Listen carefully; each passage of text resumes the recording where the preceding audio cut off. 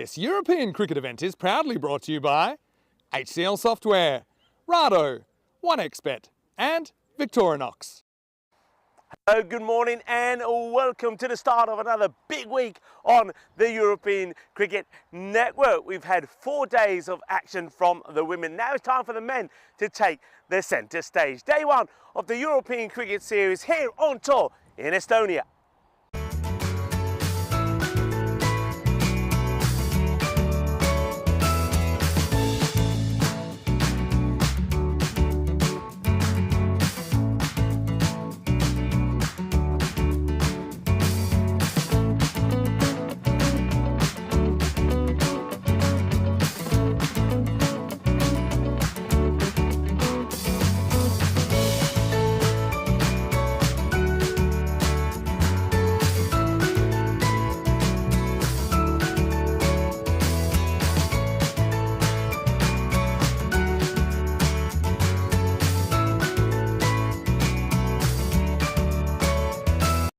Day one of 7 of the European Cricket Series here in Estonia at this beautiful international cricket and rugby ground.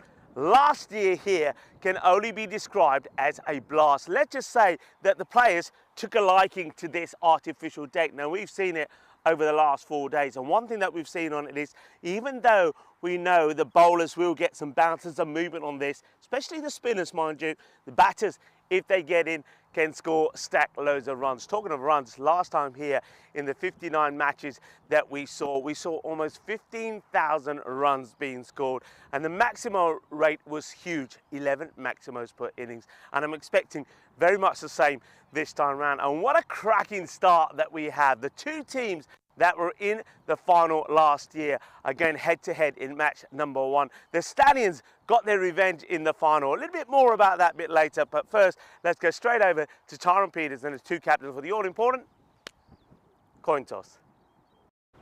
The Talon strikers to call. Head. Head is the call. Oi, oi.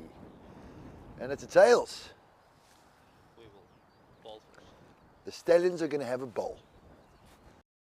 The Tallinn derby, the Tallinn Stallions taking on the Tallinn Strikers, and it was the Stallions who were victorious here last year, but they had their blip. Remember, in that qualifier number 1, they were blown away by the Strikers, 254 to 139, and it was Arslan Amjad of the Strikers who scored that incredible 183. It's right up there as one of the highest scores that we've seen on the European Cricket Network, and the record that he did produce was the most number of sixes in an innings. He hit 25 sixes on that day. The thing was, though, the Stallions in the final did get their revenge. They blew away the Strikers for just 72 and then knocked them off to be crowned the champions. Some of the players that we expect to see here, Arslan Amjad from the Strikers in incredible form. Somebody like Shahan Khan, he was superb last year as well. We know that he almost did score a century. I think their captain Habib will be a big part of that. I know that there's going to be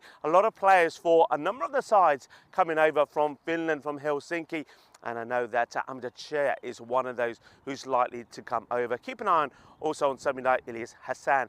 But the Stallions, they've got their stars as well. In that final last year, it was the bowlers that came good. Pranay Giwala, international player, is in their side, and something like Adnan Sahid is going to be key as well. And they also have a Helsinki addition coming into their side as well. Someone like Junaid, he's going to be fireworks as well. But a big name for them has to be Saif ur Rahman. If this guy can get going, and maybe he can get some partnerships going there with Ram Krishnan, then they can go on and score stat loads of runs. Stat loads of runs, stat loads of star players. That's what we're going to see on day 1 of this European Cricket Series. I'm very excited for it. I'm excited to have Marco back in the commentary box with me as well. Together, we'll be talking you through the action. Join us back in the box for the start of ball number 1. Hello, good morning and welcome to, I'm pleased to say it's all there on your screens, a very sunny, clear day in Tallinn. Not a cloud in the sky. Plenty of those geese, by the way. They're all going to be coming in and having a field day in the field behind us. That's for sure. But, well, they better watch out because the Grizzlies are going to be flying today. Two top teams, two teams that met in the final last year. It was the Stallions that were victorious.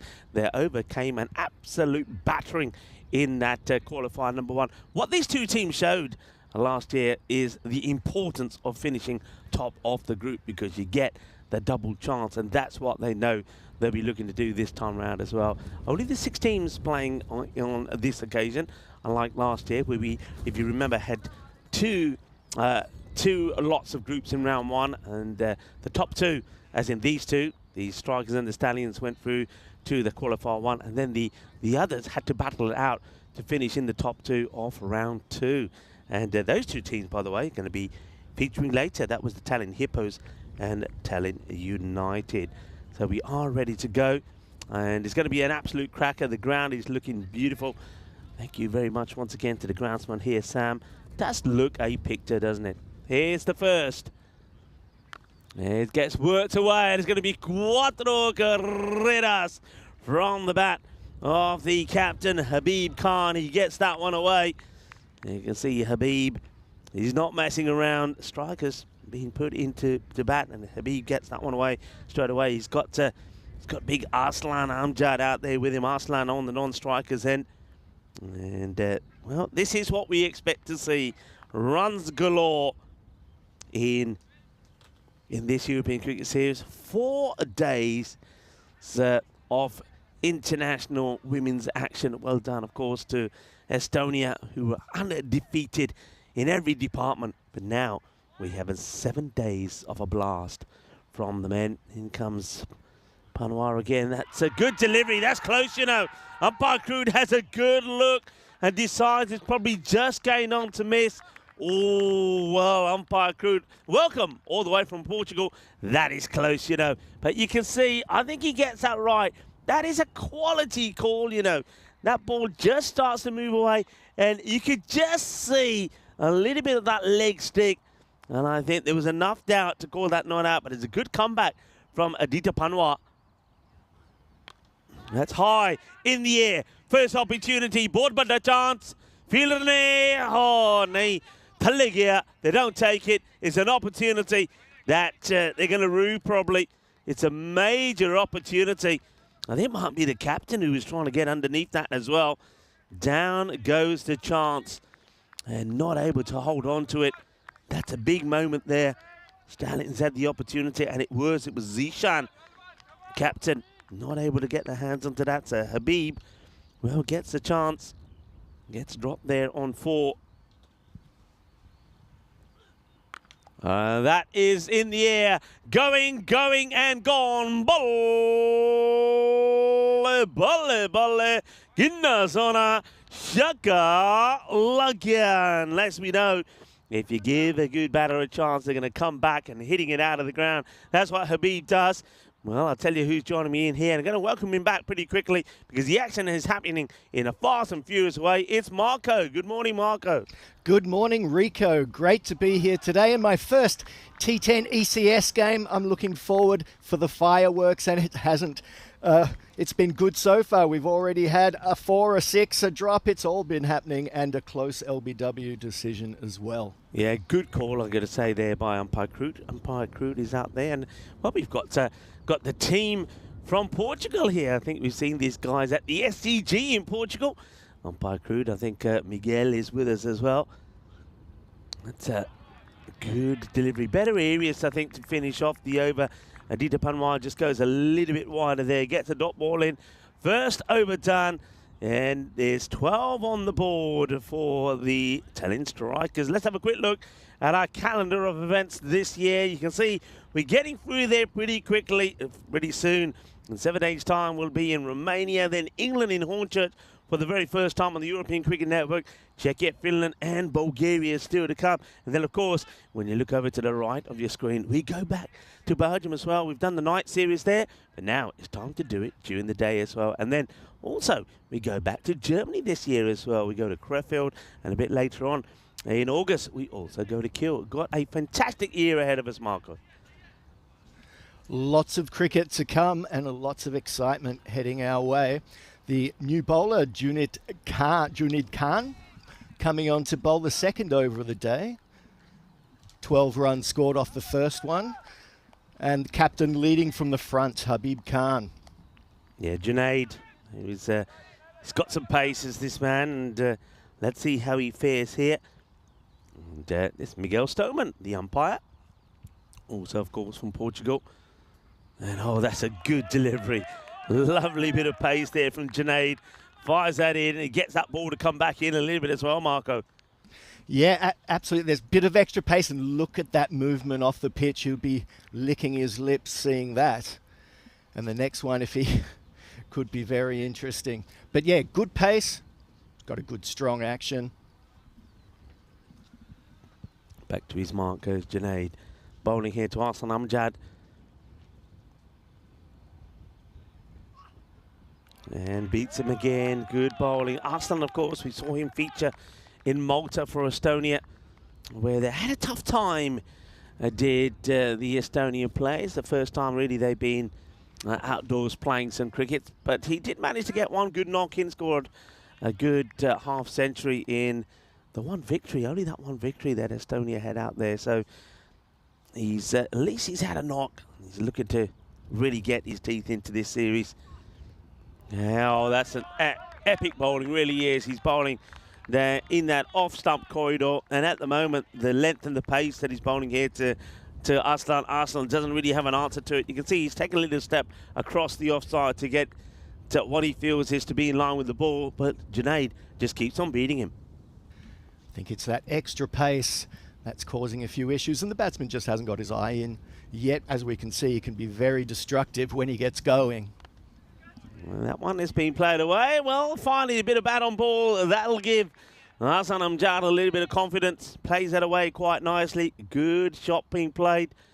It's going to be 4 runs, so the first runs on the board from the dangerous Arslan Amjad. Now, I don't know if you had a chance to do your homework on Arslan, but this guy here last year, Marco, 183 he pounded, and he hit 25 humongous sixes during that innings. I played for 20 years and didn't hit that many sixes. So I thought you were going to say you played for 20 years and never hit that many runs. But anyway, that's another story. In comes Junaid again. And a slower delivery, a little bit high. I think we'll have a look at this side on. In fact, Krup Patel at square leg has called it on the field, and I think he's spot on. I think it's the attempted slower delivery. There is pace off, but you can see it's waist or above. That is above. The batter also on tippy toes. Good call, great call from Krup Patel. yeah, tight call, but correct. Just over. And the batsman now getting a free hit. And he hits that pretty well. 1 bounce, 4 runs. It still goes too full, does Junaid. I think he's just trying to get the Yorker going here. Not quite executing it right. It's another full toss. No problems for Habib, the captain of the Strikers. He hammers that to the boundary. 4 more. I think he also tried pace off on that ball. I think he's, after looking at that first ball, hit the deck, hit that seam. Oh, that's good comeback. That's a good comeback. And they're asking a question, and he's going to be given. In the end, Miguel Stoneman is given the opportunity for the batter to go. Habib stays in his ground, and then Miguel says, you're going to have to go, buddy. Puts the finger up. Great comeback from Junaid Khan after over-pitching a couple of deliveries. He bangs that one into the deck. He gets good carry through, good pace on this deck. Gets the edge of the bat. On the way through, he's trying to loft that over the offside. You can see that. No mistakes there behind the stumps from Vimukti. Well, Vimukti, the man who takes the catch. Remember, we saw him umpiring the women's games, and now he is. He's got the gloves. He's down there doing the wicketkeeper's job. Holds on to it. First wicket goes down. 22 for 1 at the end of the second over. Well, as we said, it was, hit that pitch hard, and he gave himself a bit of room and just got the outside edge. That extra pace in the end doing some damage, and that saw the end of the captain. But 16 runs off just 8 balls, so he contributed. And the next batsman in will be, let's have a look at my team list, which I can't bring up. Shahan Khan comes in, at number 3. He's a very exciting player. I don't think we saw the best of him consistently last year, but when he got going, we saw him scoring a crunching 98. But he's an exciting batter. He's got a unique style. If he gets going, he's pretty unique. Now, these two were, I think, the key for the strikers last year, this pairing. Let's see how they go here. That's just going to be hit straight back at Panawar. Aditya Panawar, bowling his second. His first went for 12. I wonder if the scores this year, Marco, are going to be anything like we saw last year here. It was a feast. We're used to seeing big runs in places like Barcelona, for example. But here, it was almost like Barcelona, number 2. They were scoring an average about 137. So it'll be interesting to see what the scores are here today. That's hit well, but it's one bounce to the fielder. And they have put the 2 men that are allowed out at the moment there in that mid-wicket and long-on area. And you can understand that to the hard-hitting Arslan Amjad. So Shahan Khan then gets ready to face his first.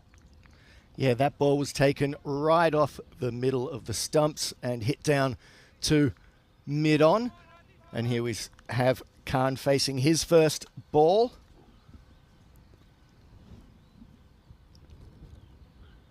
And gone! Jog the Pate! Kidney Badia bowling. It's a boogie, oogie, woogie, grizzly fire ball, full and straight. And Cheyenne has got no answer to it. He tried to swing himself out of the trouble here, but that ball was just too good. It was on the money, and Panawar gets the prize wicket as Shahan. Not a good shot. Plays all the way around it. The stumps are knocked over. Timber, Chagawate. Another one bites the dust. Yeah, it was a good delivery by Panwar there, just angling it in. And the batsman isn't going to hang around. He's not looking to get any singles. He wants to just hit the ball, and he hits all around it, and the stumps go flying. That's a duck to Shahan Khan. And 2 wickets now down for the strikers. Mohamed Thian comes out at number 4 after the dismissal of Khan. And he is in the air, just out of the reach of the captain. Zishan will chase it, but well, he does flick that back. You can see the boundaries also. A few people may have noticed it's just been pushed back a little bit. And about 50 metres now. I think yesterday around there was just about 45 metres, so they have gone back some 5 metres, and that stops that ball going to the boundary. But it was uppish, only just out of the reach of the captain there, Zishan Ali. But it was good fielding there in the deep. He stopped the ball from rolling over the boundary and really got it in quickly. That was good stuff out there in the deep from the Stallions.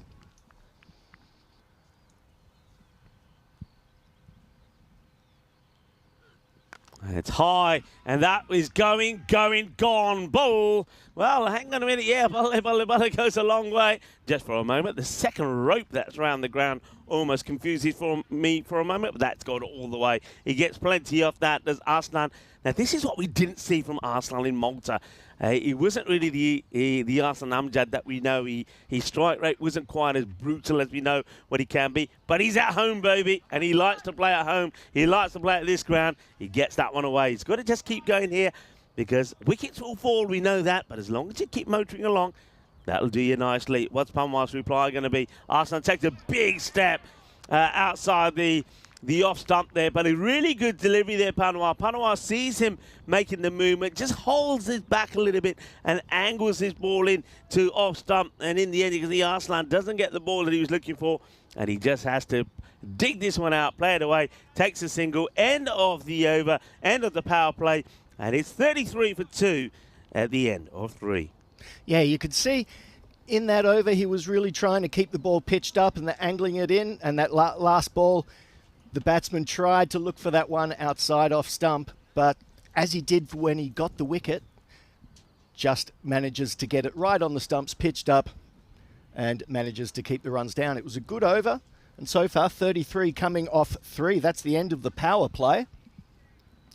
Yeah, power play has been done here, and I think we've seen a change in the bowler. It looks like they're looking to hold back Junaid, who bowled a pretty decent one, took a wicket, only for 10 runs, and this looks like they're going to go with Ashwin Santosh who's going to bowl over number 4. And he'll start bowling to Arslan Amjad, who's on, oh, he's got to be careful. He's on the 13, is Arslan. Not sure if he's superstitious at the moment. The expected score around that 120 mark. I think they're like to push on to 130, 135 if last year is anything to go by. And it is the Stallions, big-time favourites at the moment here, 64% to 36. So let's see what Santosh can do here with the ball. Well, I think both these teams seem so dynamic that even if one big score's up on the board, that's not going to mean much. The next team will have a good chance. It's going to be tight, I would say, all round. And as we saw in the series last year, they were beating each other. They've been the dominant T10 teams over the last few years in the Estonian League, with the Stallions being the current T10, the local T10 champions.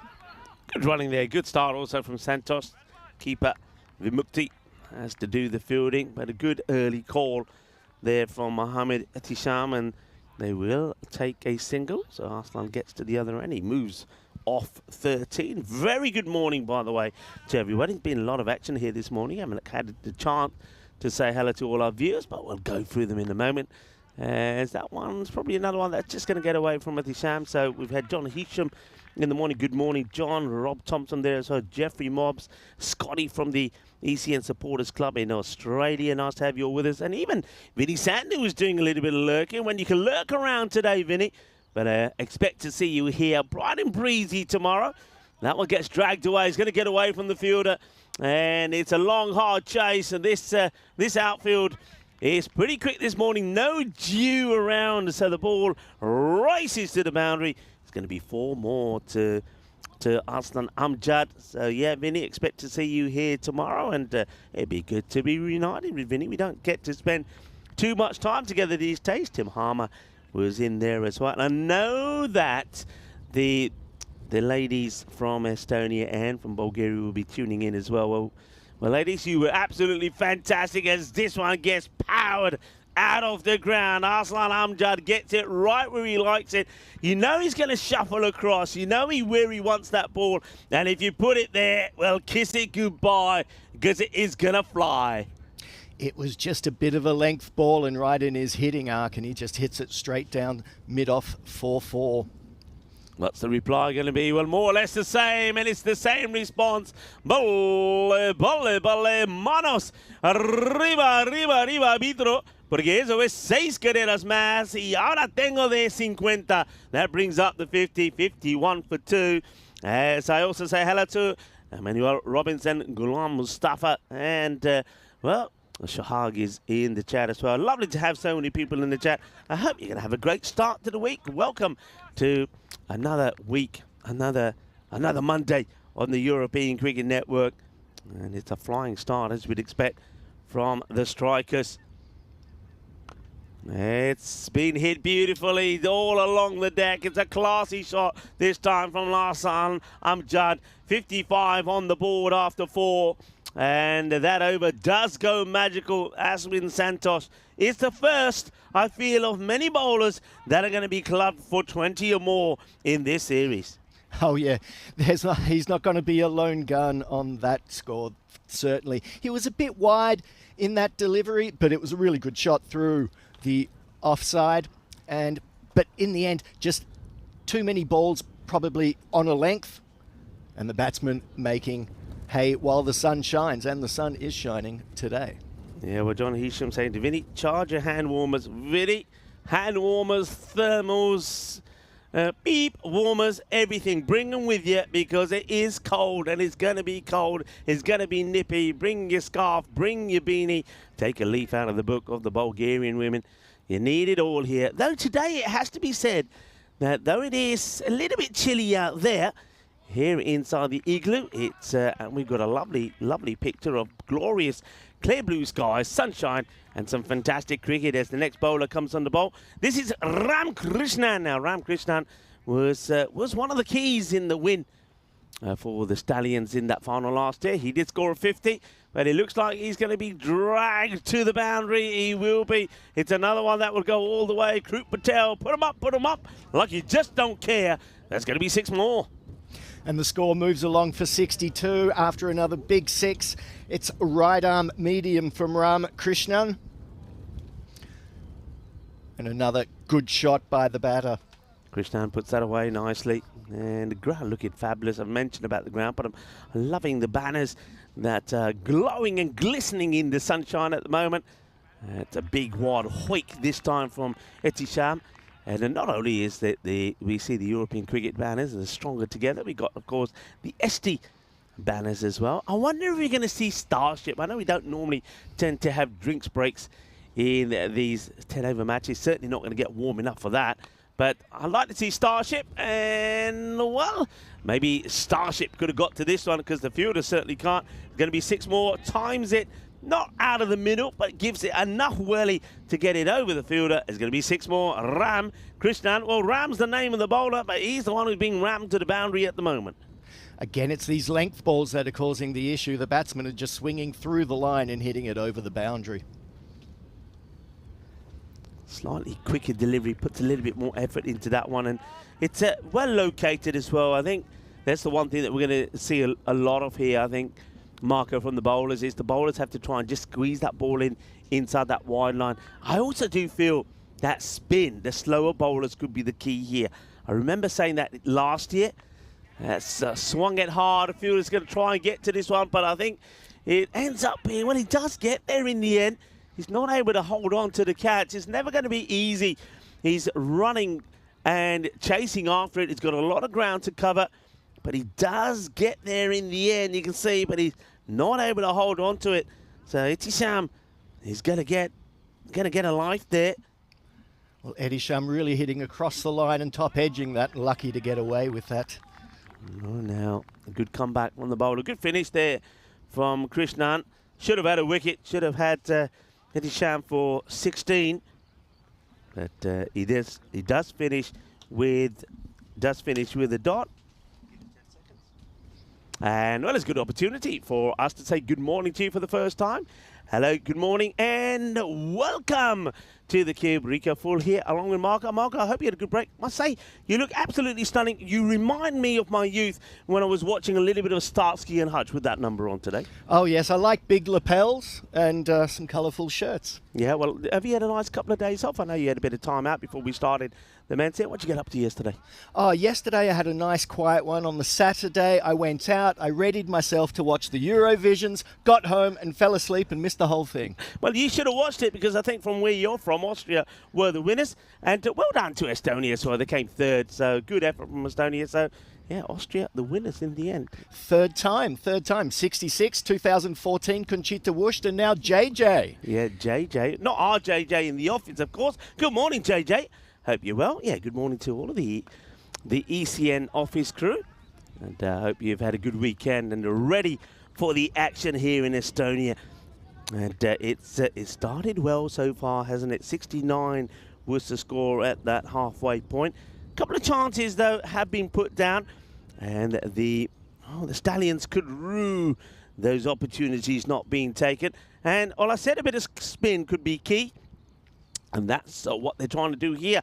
That's been sort of dragged to the leg side. It's just going to be a single. It's Zahan Khan who's coming on to do a bit of bowling here now.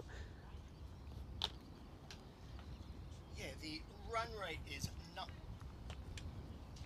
The run rate, they're scoring at a good rate. We'll be looking to get into that 130 sort of score, and I think that's what they're going to need. I think the ball's going to be flying all day today.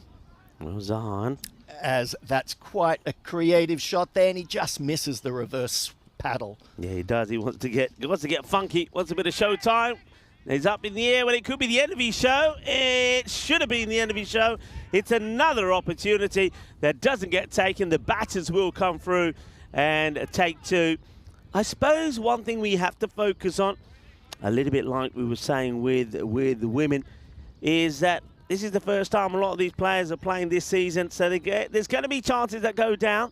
There's going to be some rustiness, but they've got plenty of time to get it right. And I think if you want to be the champions here, you've got to get it right. The Stallions, who are the champions at the moment, not getting it right. And how many times have we seen that, Marco? After a catch goes down, the next ball gets dispatched to the boundary. Yep, the bowler just pitched that one just slightly short, and the batsman took full advantage of that, smacking that.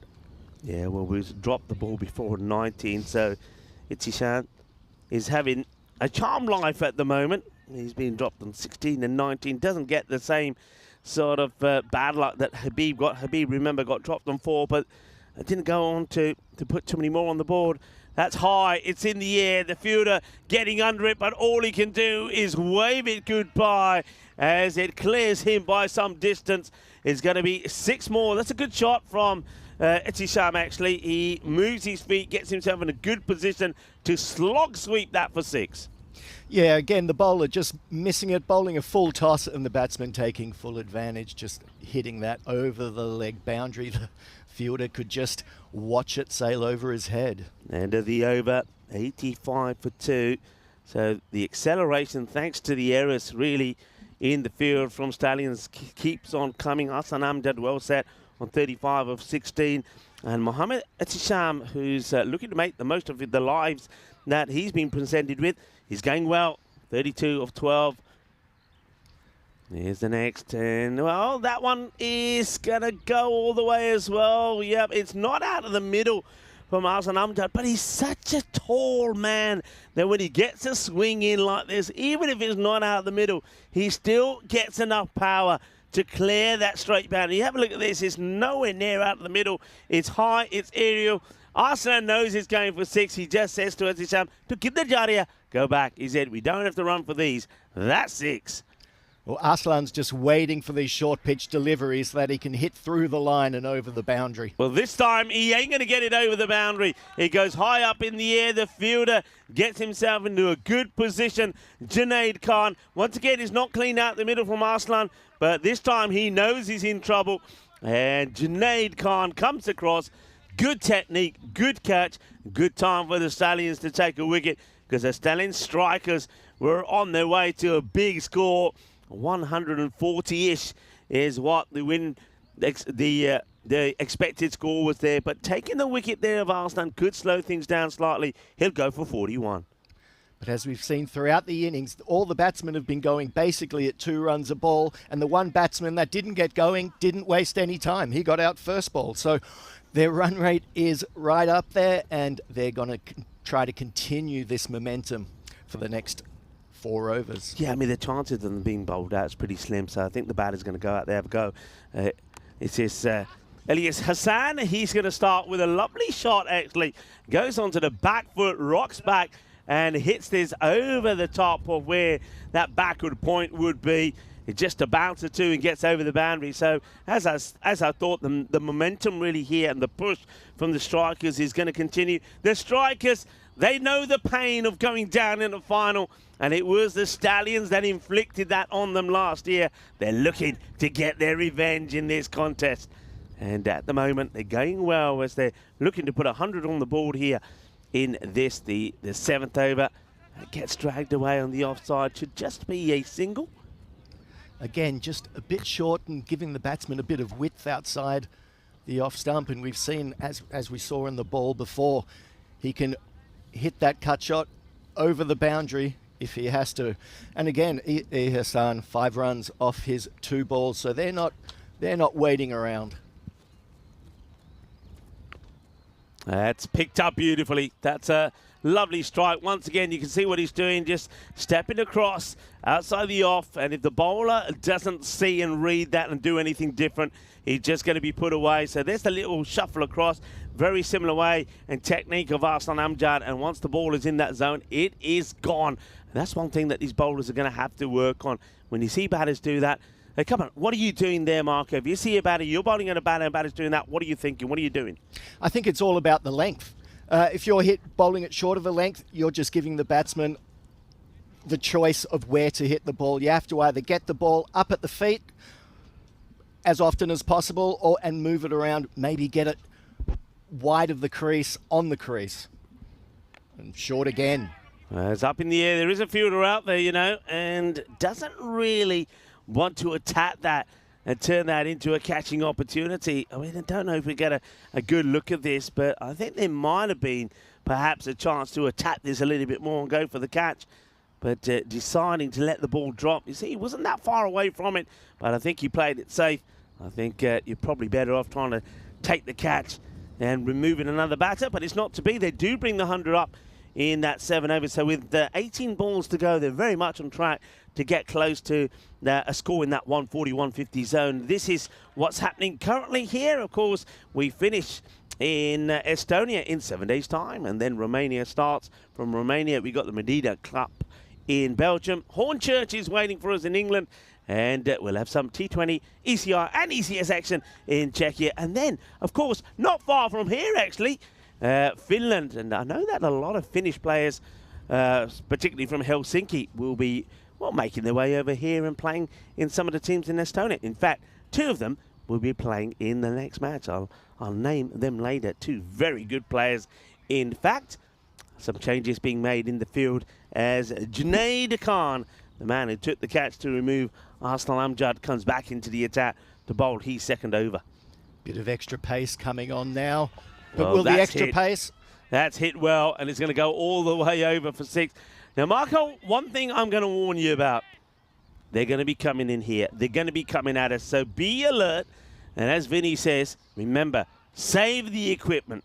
To be honest, I say save yourself first, never mind the equipment, but just be warned, they'll be coming our way. It's a big hit to get it this way, actually. We'll talk about that in a moment.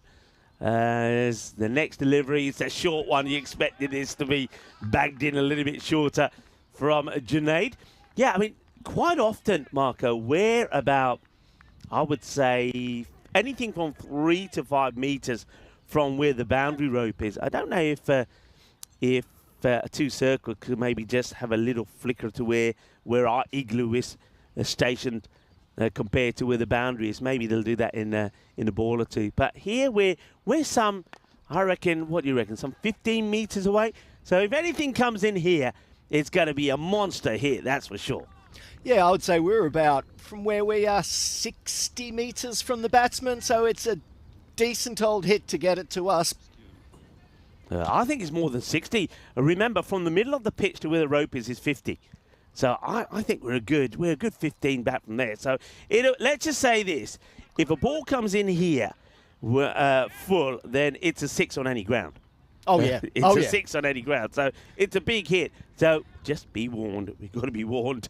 So this good from Junaid. I think they've gone back to Junaid here actually a little bit earlier than they would have liked. I think this is the captain, Zishan Ali, saying, I want to get one of these or 2 of these wickets here now rather than keep you to bowl the 9th or the 10th over. Let's see if Junaid can oblige. Oh, well, they're asking the question and he's gone. Good bit of bowling. Well, I like to see that as well. A little fist pump between Junaid and Mohamed Ittisham. He does get that breakthrough. Very clever bowling. I asked you the question, what would you do? And Junaid Khan, I think, answers that beautifully. He knows where the batter's going, watch, and he follows him, and he bangs it in shorter. It probably would have been a wide, actually, because remember, the wide line does not move with the batter. Would have been a wide, but he's committed to playing the shot. Ittisham continues with it, gets an edge, gets caught behind, is another victim for the Mukti.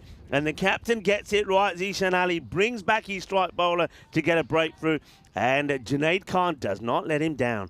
Well, Etishan just the batsman got himself in a bit of a tangle, and really good work from the bowler because he saw that and said, I'm going to aim that straight at his chest. And he really got himself into a tangle, and it was a good edge and a good ball. The extra pace, I think, also doing a bit of damage. Yeah, next batter, this is Ashraful Shuvu.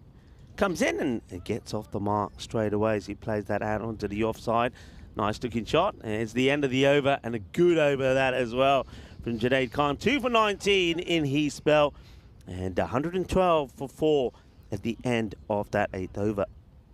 That was a good 2 overs by Junaid Khan, and he did right by his team. You got the 2 wickets, and you can see just from the graph that we have in front of it that the score has gone down, or the run rate has gone down just a little bit with those 2 wickets that have fallen in the last 2 overs. Yeah, well, that's you get a good over in, and it can change the momentum, pick up a couple of wickets. We know that it can change everything. But the thing is, they've used him now, and that's what the Tallinn strikers will be thinking. They've lost 4 wickets, but they're not going to have Junaid charging down at them. We also know that Dita Panwar has also bowled out, so they're going to have to use bowlers who have been expensive already, and one of them is coming on to bowl here now, Ashwin Santosh, who, remember, went for 20 odd in his first, but different batter, different ball game, just a single to start. And it was first delivery was a good one by Santosh. Got it right on the stumps with his left arm spinning action, the ball coming into the batsman, just cramping him for room. That's well bowled again. Well, there's a little bit of the inside edge. It won't go to the boundary, I don't think. The fielder makes sure of that, comes back, tidies up. The batters will come back for a second. Yeah, I think just his, again, the left arm spin is just cramping the batsman for a bit of space. And the inside edge going down to fine leg. And it's a good start to the over from Santosh. Yeah, better from Santosh. He hasn't got Itisham or Arslan attacking him. That's shorter. Drags that down, but it is a quicker delivery. And once again, it sort of surprises the batter a little. So Hassan just takes the single. Hassan started with a good boundary himself, but they're just slowing the rate down a bit here now. So this is good from the Stallions. It's good work from the Stallions, putting a bit of pressure back on the batsman as that one's just outside off stump. But again, it won't get to the boundary, and they'll just go through for another single. So really good comeback over after the first over from Santosh. Went for a bit of stick. Goes back to what we were saying, I think, or what I certainly was saying. I did feel that I maintain that a good slower bowler could be useful here. We know that a lot of these batters do like the pace on the ball. That one, they're just going to stick with the single. There's good backing up actually from the fielder who is at long on. He sees that Ram Krishnan doesn't take this cleanly, but he's there to help him. That's Junaid again, Junaid Khan. He's been very good here today, this morning, with his bowling and in the field. It's up in the air, and it should be gone, and it's going to be dropped. Oh, dear. And the fielder who puts that one down, the captain, Zishan Ali, is not going to be happy for 2 reasons. One, it is on the live stream. Secondly, Dana Oroz, the ECN photographer, has got a shot of this as well. Click, click, click, smile. You're on camera, or maybe don't smile. Puts a routine catch down, and Santosh should have finished with a wicket. He won't do. There's a big life there for the batter. So Hassan will hopefully be looking to capitalise on that. End of the over, 119 for 4. And a good second over there from Santosh after his first one going for 22 and only 7 coming off that over, including the drop catch. And you could see it was a bit of early season jitters with the hands by the captain, Khan, from the Stallions. Yeah, he's had a couple of chances he hasn't been able to take. Right, they're going to continue with the slow stuff. Zahar Khan. And he also, by keeping the pace off the ball, is not allowing the batters to get the boundaries that they're after. You see there, the batter on this occasion looking to wanting to come back for another. But it's not going to happen. The Shuvu stays at the non-strikers, and Hassan, 10 of 6. Really does want a good over in here. They still do, I think, want to be around that 135 mark. Not another good delivery. Yorker-led delivery is pretty full. Can't get underneath it. Oli will get a single. Well, this tactic of putting the pace off the ball for the last 2 overs have really paid off for the Stallions with keeping the run rate down the last 10 balls or so. And that one's just over the top of the bowler. We'll take... they're taking it on this time, and he's going to get there because the throw... Well, the arm is too strong from the captain. Well, he throws it in at the right end to the keeper, Zishan Ali, but it flies over Vimukti. He can't do anything about it, and they will come back for 2. That one is a little bit sloppy, really. You can see Vimukti saying, give it to me. He can't deal with it. And the batter, who thought he was going to be running out of space, manages to get home early, but it's another single, so this is good. Really are and have put the squeeze on. Remember, they were expected to get to that 138. Now the 138 has gone down to that 127 expected with 2 balls to go. 124 for 4. What can they do here? Hassan needs a couple of boundaries. He's not going to get one once again. They're just not being able to work with the pace off delivery, and they don't even take a single here, Marco. Well, that's a strange decision. I mean, this is the last ball, but obviously he's very confident that this is going to go over the boundary.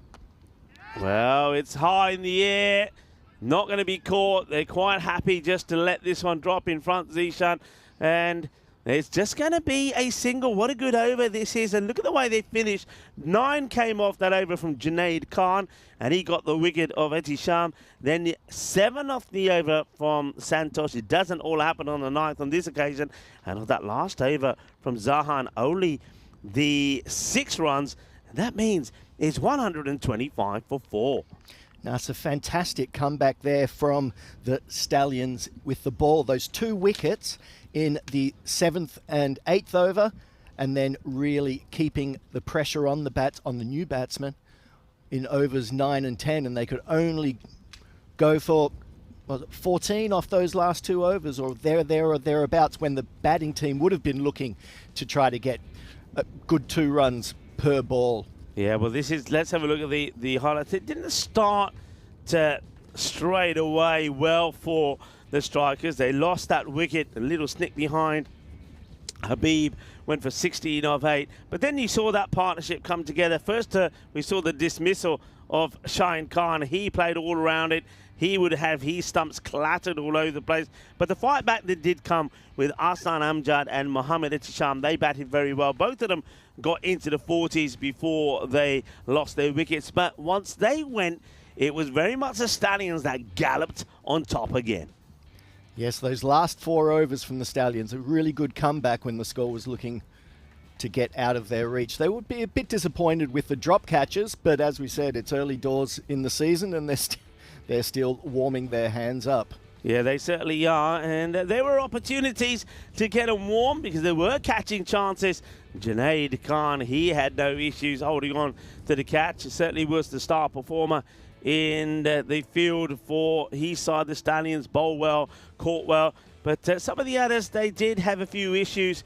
And this was the wicket from Junaid. Comes in again after taking a catch. He susses out the batter, really, Etisham. He knows what he wants, doesn't want to give him that delivery. He fires some of that sure stuff into him, gets him caught behind. Good catch taken by Vimukti. And then after that, really, they could never get going. But fair play to the captain, Zishan Ali. I think he read the script pretty well. He took the pace off the ball for the batters, and that worked well for them. And the split there, the first 5 overs, 69. The second 5, 56. So the strikers, 125 for 4 in their first innings. And I just get the feeling that they'll be disappointed they didn't get to that 135, because I think that there's no change here this year from last year.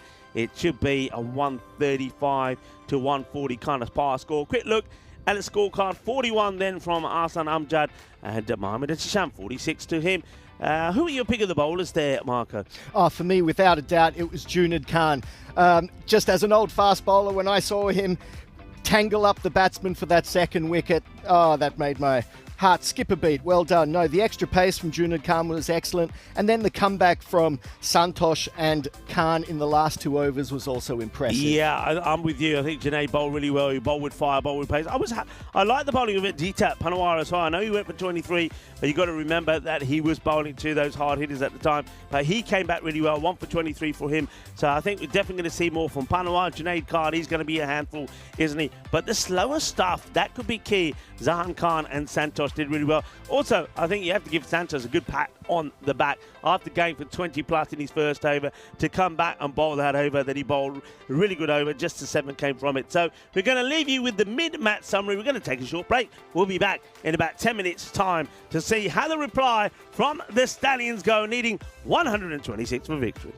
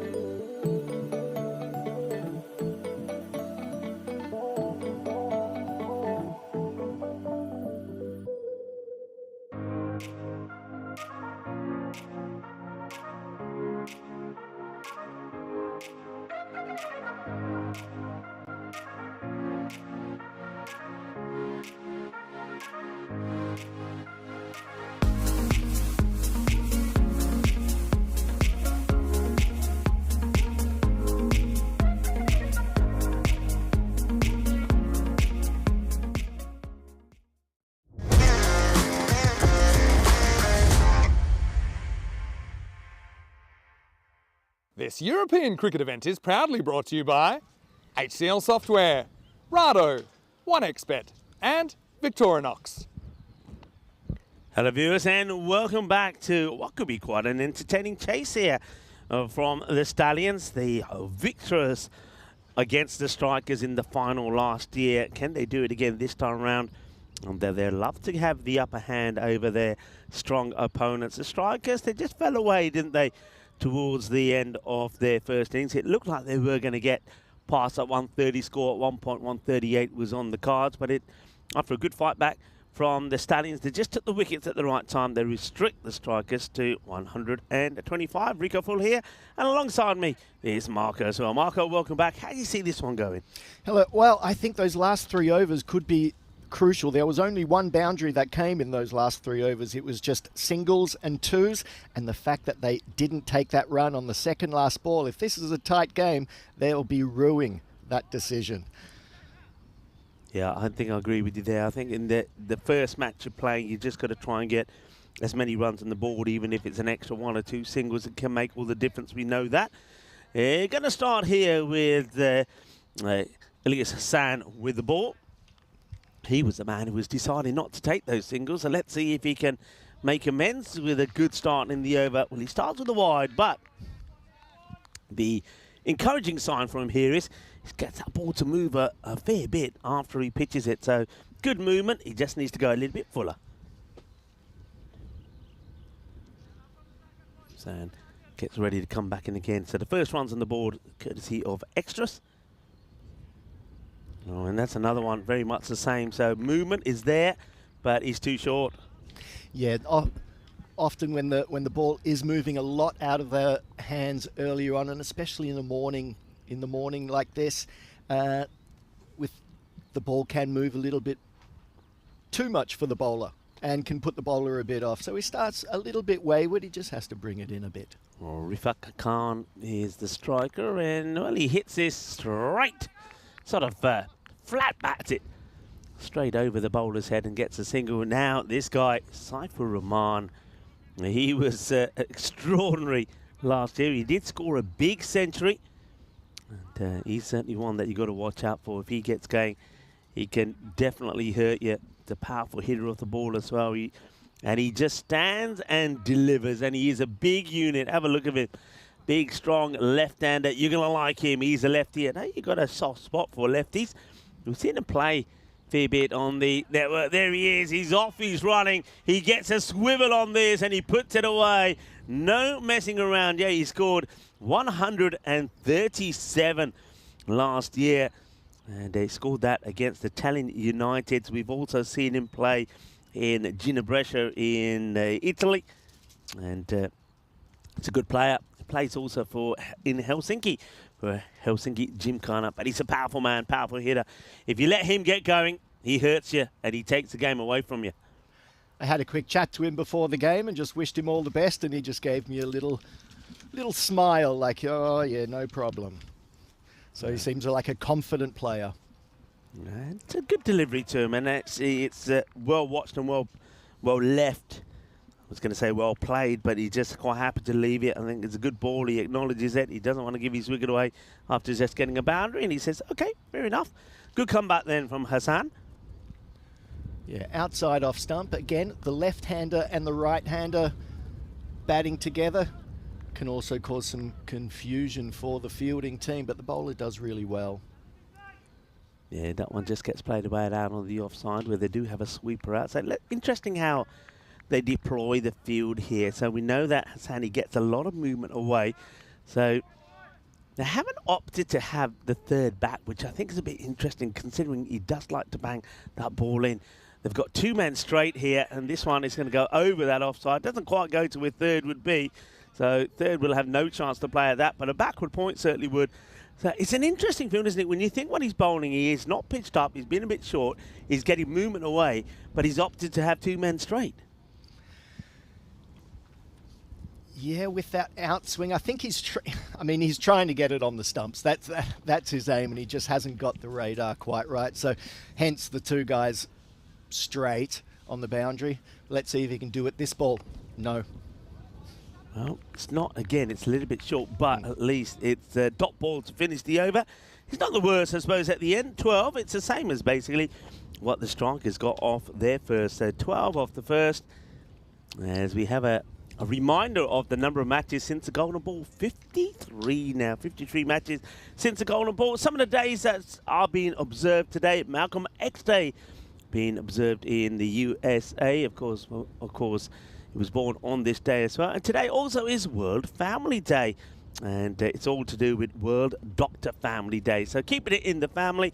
And we know that Doctor Day has now grown into a global celebration of the importance of family doctors and healthcare. So a big thank you to all the doctors out there. And especially if you're tuning in as well. Well, if you are a doctor and you're tuning in, why don't you send us a message? And we'll obviously wish you a happy World Doctor Day as well. As Zaman, this is Gul Zaman, comes and gets ready to bowl over number 2.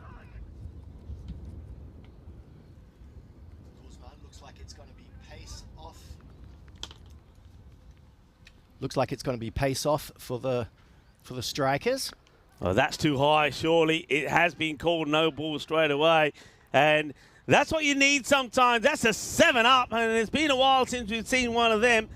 It's a loosener, a proper loosener for Zaman. A Gundy ball, as I like to call it. And the powerful Rahman just says, thank you very much. And just whips that away for 6. And a free hit to come. Well, that's not a great start by the bowler, and the batsman's eyes lit up. He could have hit that wherever he liked, and this free hit, ooh, I'm nervous for the bowler here.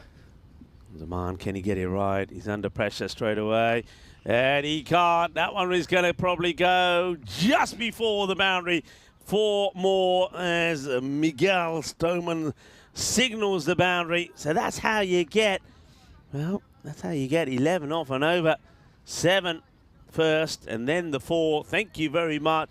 And so already the required rate that you want from this over has been accomplished just in the first delivery. It's a better delivery. Gets a little bit of movement back in to the left-hander. But, well, Saifur Rahman, he's done his job in that over already. Yeah, they only need 12.6.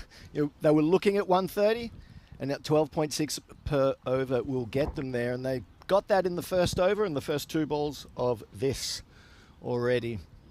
Let's see how he comes back. That's beautifully struck. It's a lovely clean hit from Rifat Khan. It's in the slot. And in fact, what I like about this shot, Marco, he's not trying to hit this ball too hard. Just gets right underneath it. Head. Look at the head here. Look how still he keeps the head. Gets right under it. Crunches it down the ground. 6 runs. This looks like it's going to end up being a big over for the Stallions. Yeah, Zaman not quite getting it right so far in the over. Let's see if he can come back for the second half. Bowls it a bit wide this time. Yeah, but he's up in the air. It's just going to bounce, and the fielder will get there before he gets to the rope. I think this field, for me, from the striker, they're very keen just to keep the 2 men straight in the power play. I think that just leaves a lot of gaps and opportunities for the batters to play different shots and get away with it. I mean, now to Rahman, they have pushed a mid-wicket back. And it's good delivery, but play doesn't get a run. It goes to point. Yeah, they pushed the mid-wicket back, good mid-wicket and longer off in place. Of course, I think they just want to get through this power play as quick as they can, and they can then start to block some of those gaps. Nice shot there of Miguel Stoneman. Nice to have him with us. We've got the Portuguese connection here. That's a delightful shot. What a beautiful shot that is from Saifur Rahman. He knows there's nobody out there. He doesn't have to hit this too hard, does he? Just beautifully timed. He kind of steps into this. Look at the footwork. Quite delightful, quite beautiful. Hits it on the up over the infielders. Classic shot to play in the power play. And again, not trying to hit the ball too hard. Just basically caresses it over the infield to the boundary. Really good batting. And a wayward over, and that also doesn't help with the field placings. If you've got 2 guys straight and the ball's going left and right, then you can't set fields to wayward bowling. No, you can't. 23 off the over. Well, we know that the strikers, they took one magical over as well. Well, it's one apiece, but that one launched, gone. Adios, Balota, 6 runs. Rifat Khan, just a sort of short arm sort of hit. He doesn't have a big swing at this. Just gets it out of the middle. It sails away. Cracking shot. And the first ball from the captain, Habib Khan, also going the distance. 6 runs. Yeah, really good shot from Rafiq Khan. Again, not trying to overhit it. And a good comeback by the bowler, by the captain, Habib Khan there. Pitches it up, but just on the crease. Just goes past leg stump. Yeah, watch this one. It gets through. Yeah, a little bit late on that one. I think Rifat this time. You can see that it's a good comeback, good ball. And, well, this one, again, it's another dot. So after being hit for a big 6, it's almost like Habib says, all right, I know where I'm not going to give it to you. That was a little bit short out. It's not the best of shots, actually, from the batter. I mean, he's just not moving. No foot movement there. Just relying on a good swing. Habib, again, well bowled. It's another dot. Great comeback. After being hit for a 6 first ball, it's gone dot, dot, dot. A hat-trick of dot balls. And he's just getting a bit of movement in to the batsman, and the batsman's just not being able to get the ball off the middle of the bat. It's been a good comeback after the initial delivery. It has been, as Group Patel on this occasion has to reset the stumps as the throw does come in. It's a direct hit, and again just holds the pace, but this time they will take the single. You can see there that I think Rifat Khan just decided, you know what, after swinging and missing at a couple, I think the best thing can do here is just get back onto that ball, take a single, and now the field has to change dramatically for Saif Rahman, who comes on strike. He knows that they've only got these 7 runs of this over. I know they won the over number 2 by a big margin. He wants to get a boundary here to at least keep up with the required rate. And he hits that well, but the fielder does the fielding. They'll only take a single, so quality comeback is the only way you can describe this from the captain, Habib Khan. The over goes for 8, and the Tallinn Stallions at the end of the power play are 43 without loss. And that's exactly what you want from your captain, just steadying the ship. And he really just 8 runs off his over, so he's leading from the front there. But the run rate is still right up to where they want, and very similar to the first innings. After 3 overs, the strikers were 2 for 33, and the Stallions none for 43. So just in front. Yeah, it's a 10-run margin, and of course, when the required rate is that around the 11, you can see that they're pretty happy with where they are at the moment. The wickets in hand, of course, are pretty key. Yes, they're going to go to Saeed Heftika to bowl the next over. In comes Saeed, and it's picked up quite beautifully. It's only a smidgen short, isn't it, from Iftikhar, but it just goes to show the kind of eye that this batter has, Rahman. He rocks back. Watch this shot, and he gets a swivel on this. It's a little bit the old, oh! On the MJ style, he goes all the way for 6. Cracking shot. And as a bowler, Marco, when you bowl a kind of a decent first ball and he gets whacked away for a big 6, it kind of puts you in the back foot straight away, doesn't it? It can, but at the same time, you know, you have to pay respect to the batsmen, and they're allowed to play good shots as well. So, you know, it's nip and tuck. Yeah, he does come back with a good delivery there. You can see that Rahman is quite happy just to say, right, this one, I can't play the same shot. I'll push it away for a single. That's 7 off the over. The first 2 balls already. He's got plenty of faith, of course, in Rifat Khan, his partner, who's on 19 of 10. This left and right combination, we do like it. We talk about it a lot, and these two certainly making it happen. That's just going to be lofted over. He plays his shot really well, doesn't he? If that ball is just a little bit too short, even though it's straight there from Iftikhar, it's too short. He doesn't have too much footwork, and that's why this sort of length works for him. There's very little footwork. It's just a good swing, gets it out the middle. It goes all the way for 6. And that was right in his hitting arc, that ball. And this one's pitched further up. Yeah, that's a better one, but it gets away from the fielder.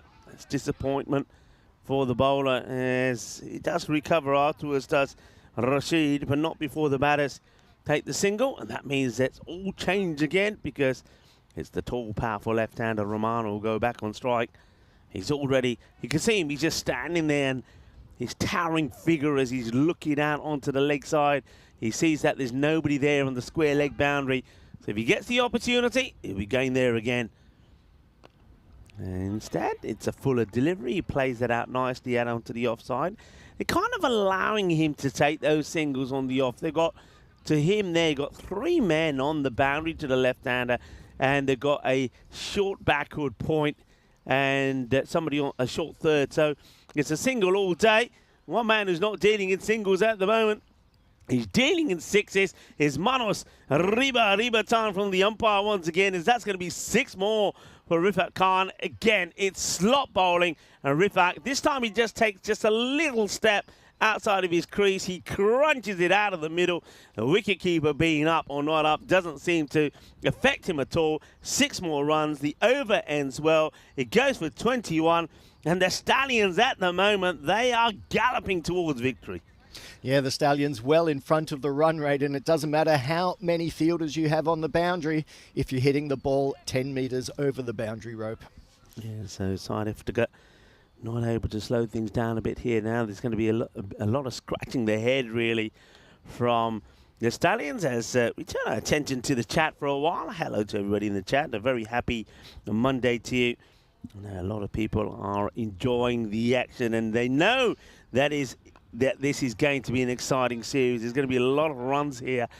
And the thing is, though, I think this is going to be hits the stumps. They're going to take another run here. That's not very clever, actually, from the fielder. There was absolutely no need to throw this ball in. The batters had completed their run. They were just standing in their crease. And the bowler just is furious at the fielder there for throwing that into the stumps. It didn't need to happen. They'll steal another.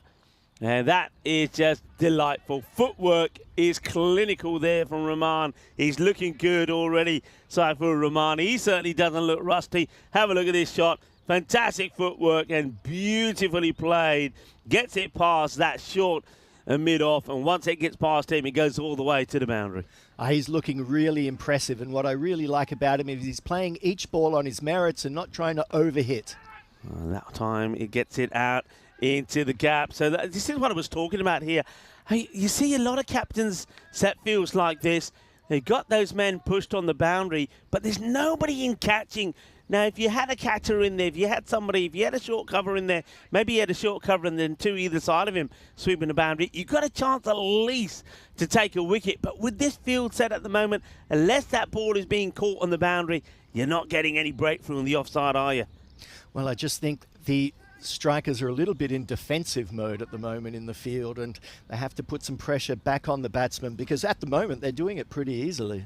Yeah, they are doing it pretty easily. Let's keep an eye on that bonus point equation, by the way. 52 of 15.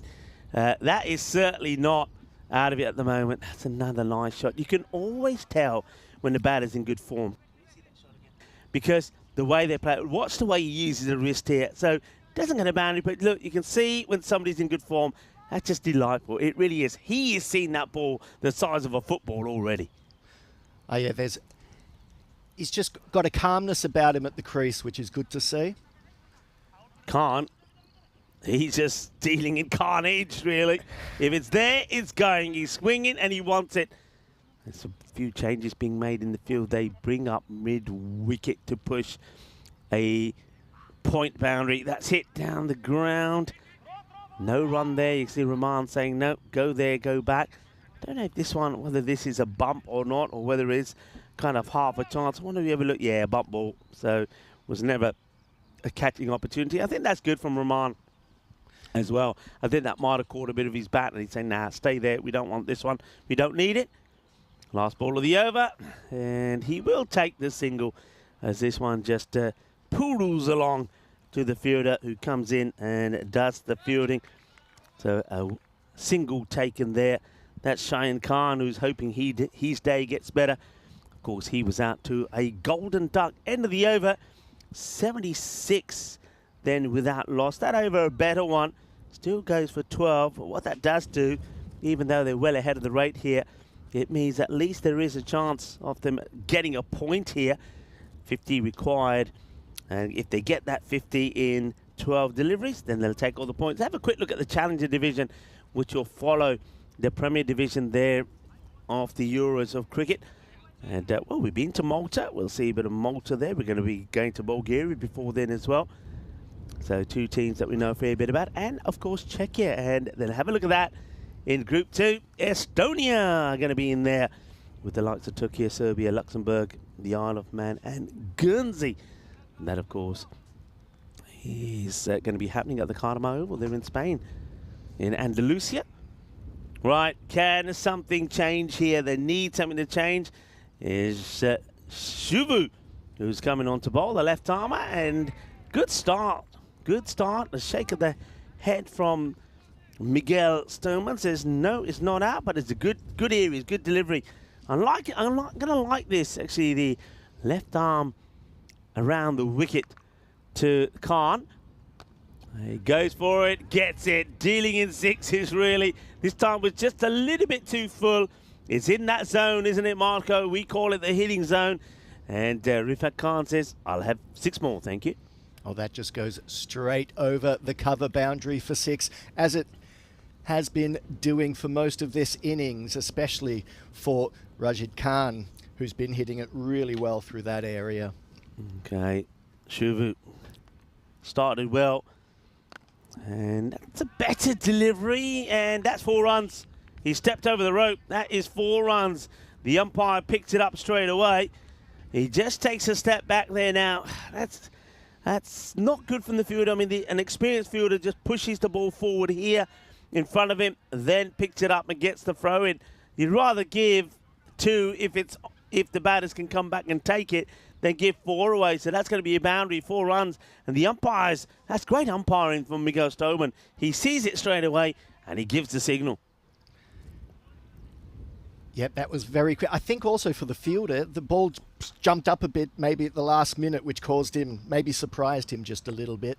Well, this one is going to get in the gap of the 2. And the mid-wicket and square leg. Not able to stop this one.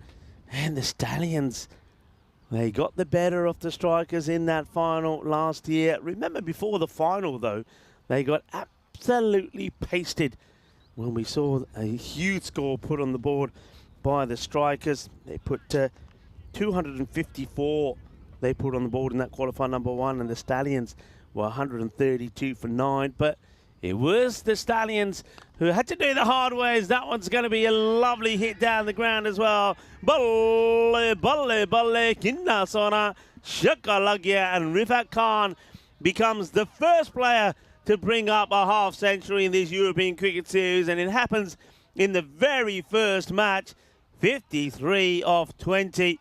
And he will raise the bat and take the applause of his teammates and some of the spectators around the ground. What a lovely knock it's been.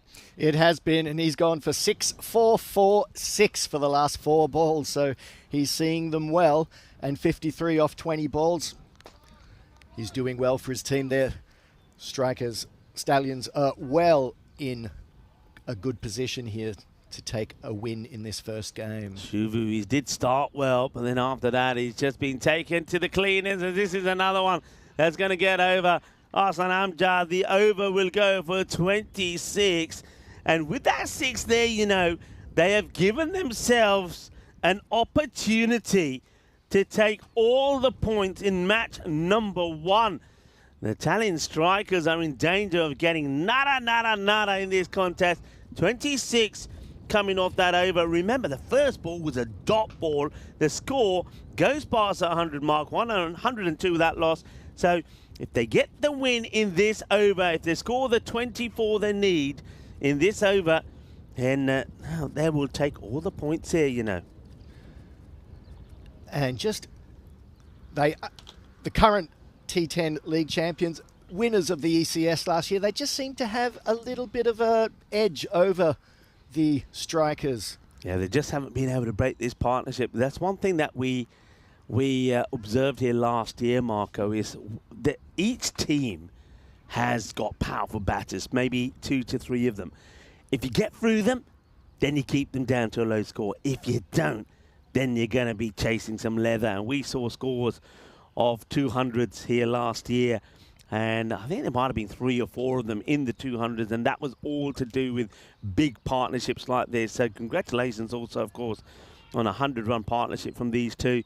But you now know here the strikers, they're just wanting 2 dot balls or 2 good deliveries here from Hassan, because that's not going to win them the match, but at least gets them a point, and that point could be so crucial. They're going to go back to, it's like going back to Hassan to bowl this over. And what an important over this is from Elias Hassan. Indeed, the Stallions cruising. Let's see if they can get this 24 off the over for this extra bonus point. Hassan went for 12 in his first over. Pretty tidy. He opened the bowling. Yeah, just saw Arslan have a chat there with Hassan, and I'm pretty sure what he just said to him there, he'd say, hey, look, just don't let them get the 24.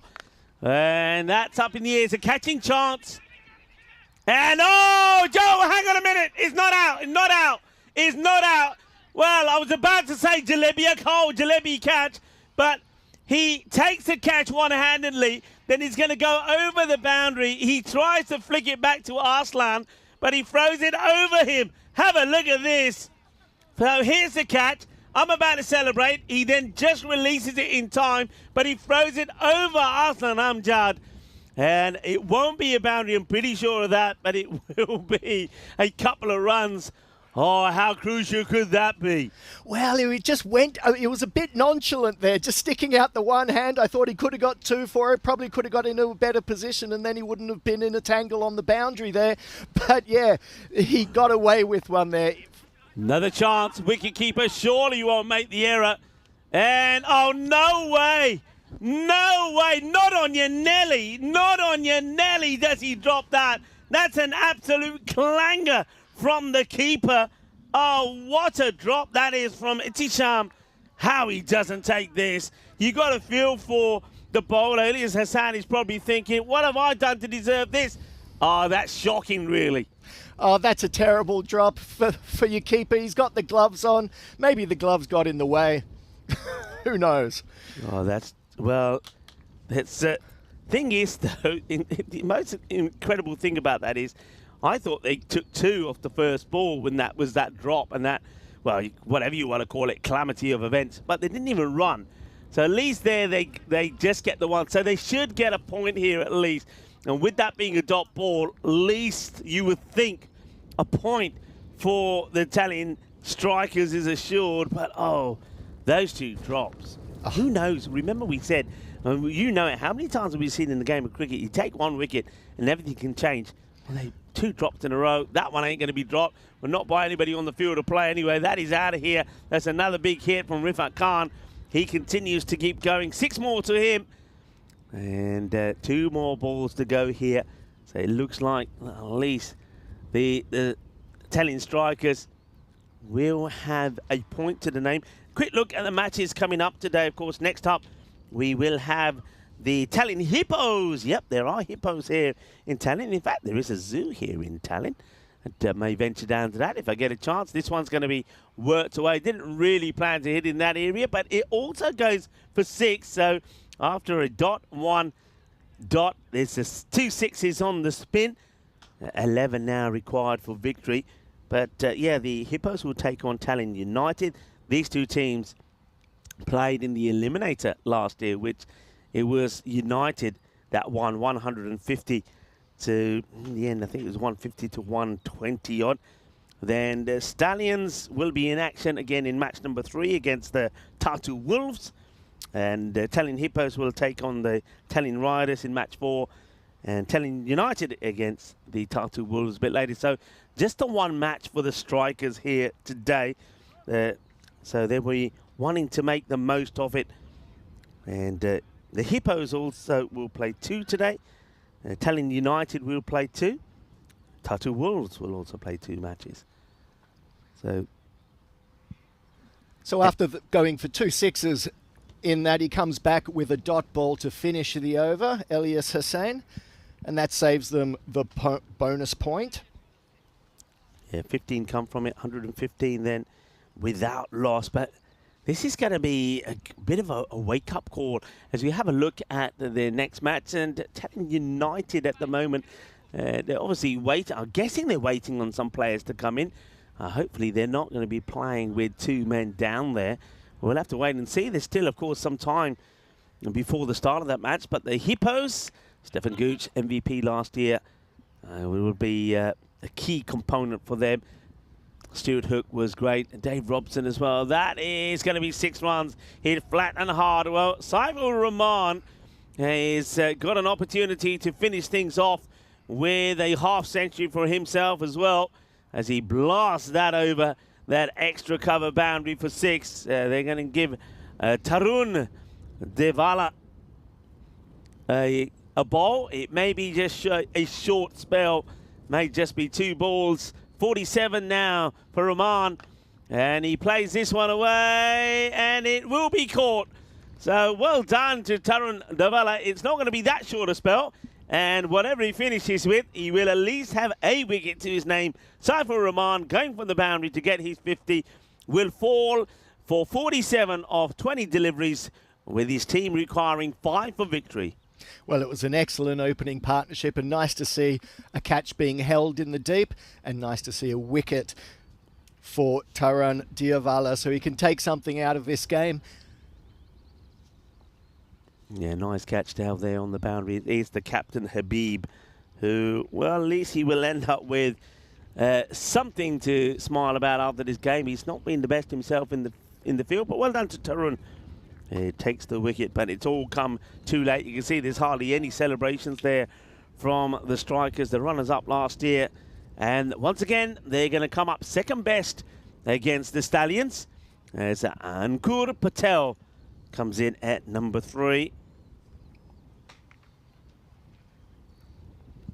And he is going to blast it for 6 to finish the match, and he does it in style. Patel, 6 not out of the 1 ball he faces. That's not a bad strike rate to finish the day on. And Rifat Khan unbeaten on a 71 of 25. The Stallions, well, they have trampled all over the strikers. The strikers, well, that's just the one match that they'll play today. They've got plenty of thinking to do. The Stallions, though, Marco, looking good.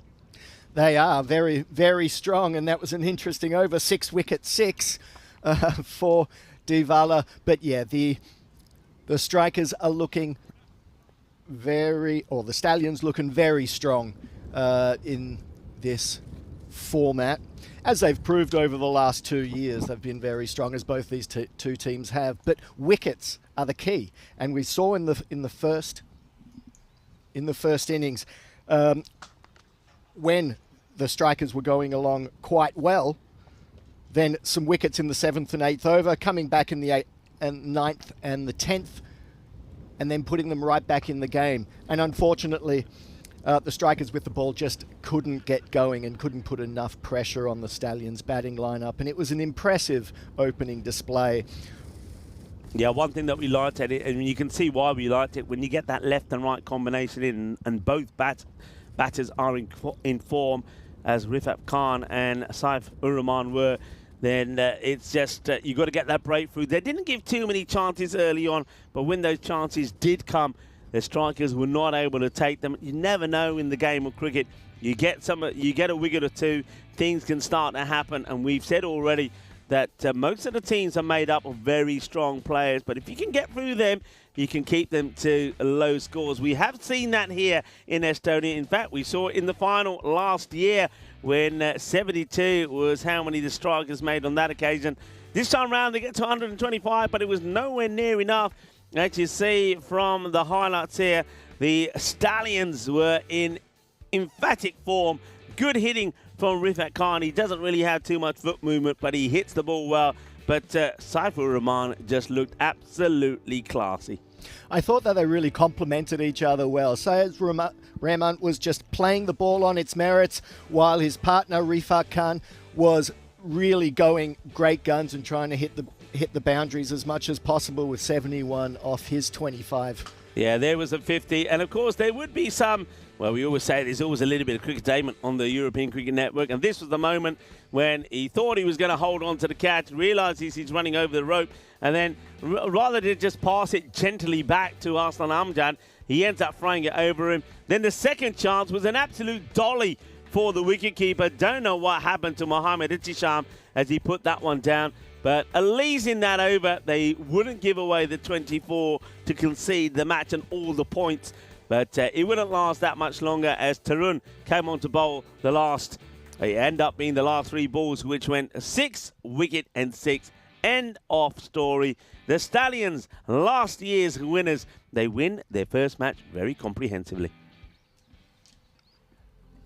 Yeah, we just wait for the tables to come up now. So there we go. 71 for Rifat Khan, 47 there from Saif-ur-Rahman, and then Ankur Patel. Well, that's the best thing you can do is go out and hit your first ball for 6 to win things. But with the bowling, there's not really too much to talk about there, really. They just didn't bowl a good line.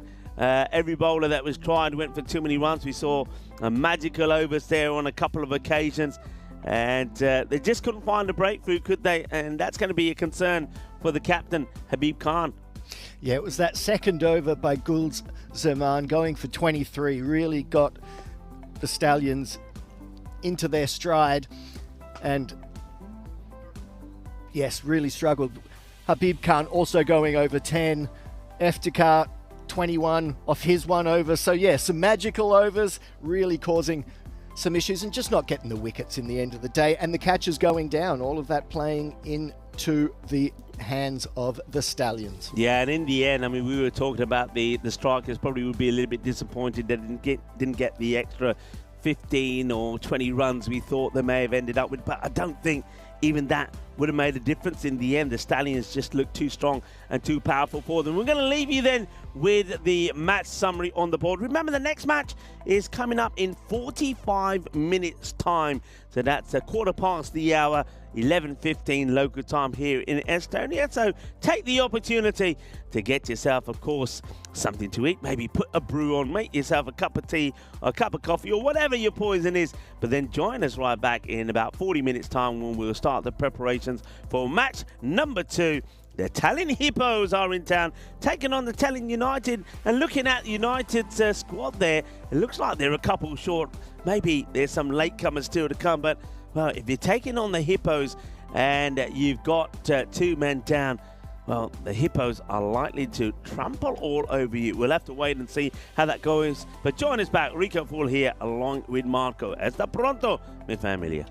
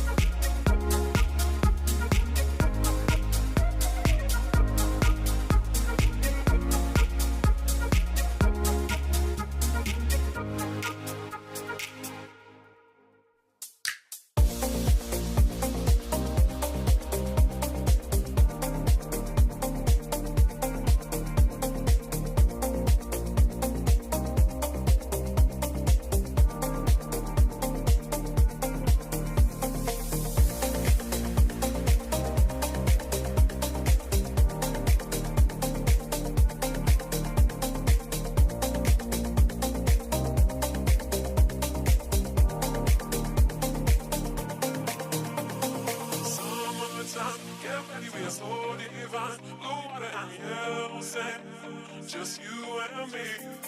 Summertime, get ready, we are so divine. Blue water and yellow sand, let's live our dream.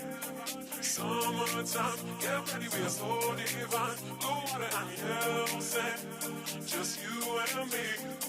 Summertime, get ready, we are so divine. Blue water and yellow sand, let's live our dream. Summertime.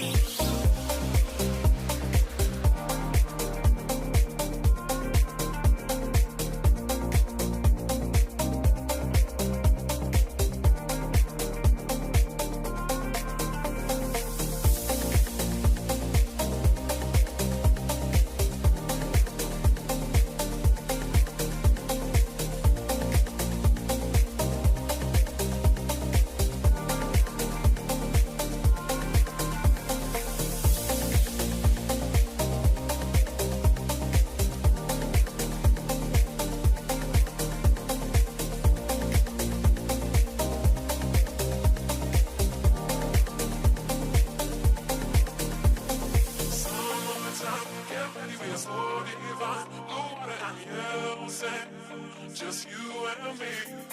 Summertime, get ready, we are so divine. Blue water and yellow sand, let's live our dream. Summertime, get ready, we are so divine. Blue water and yellow sand, just you and me. Summertime, get ready, we are so divine. Blue water and yellow sand, let's live our dream. Summertime.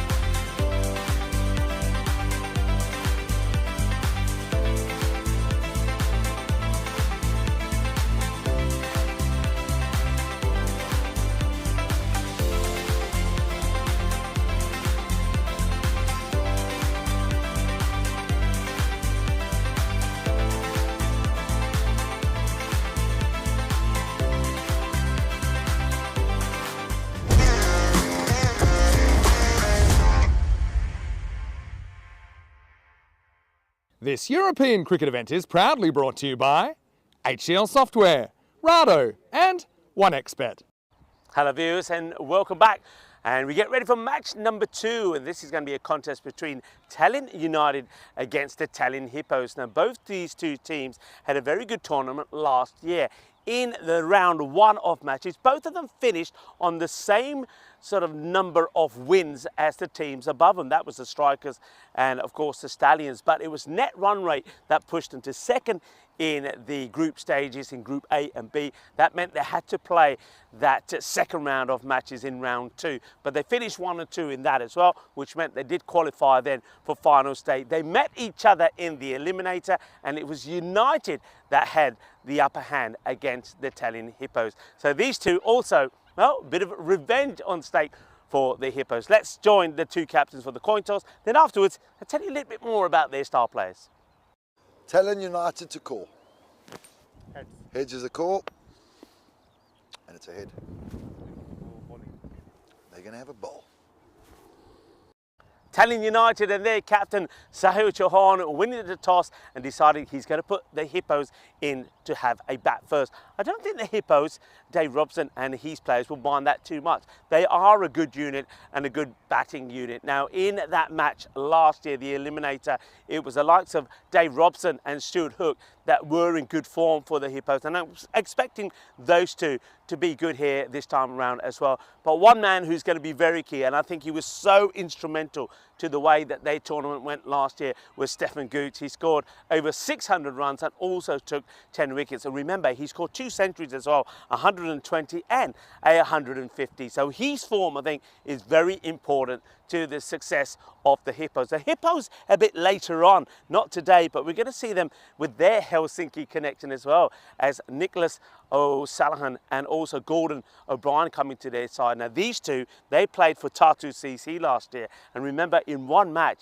the two of them put 244 on the board, with Gordon scoring a ton. So when they come into the side, they'll be stronger as well. Let's take a look at United. Of course, their captain is going to be very key. That's Sahil Chauhan. But you've got Shakil in there as well, and both the Chauhans are going to be absolutely fantastic. And then you also got Murali Ubili. He was very good with the ball, and I think he was instrumental when they beat him in that eliminator last year. Going to be a very exciting match. Let's go straight over to Marco for the first ball. And hello and welcome to the second game of today's series, the Tallinn Hippos versus Tallinn United. And as we can see there, the team lineups, the all-important Stefan Gooch for the Hippos, Stuart Hook. And as you can see, Tallinn United just a couple of players short in this game. That might be a bit of a interesting struggle in the field, but I'm sure they'll get through it. So they're going to bowl first, and as we saw in the first game, I think the scores that we're going to be looking at are going to be around 130, 140, high-scoring games, and 125 in the first game just wasn't enough to get the win.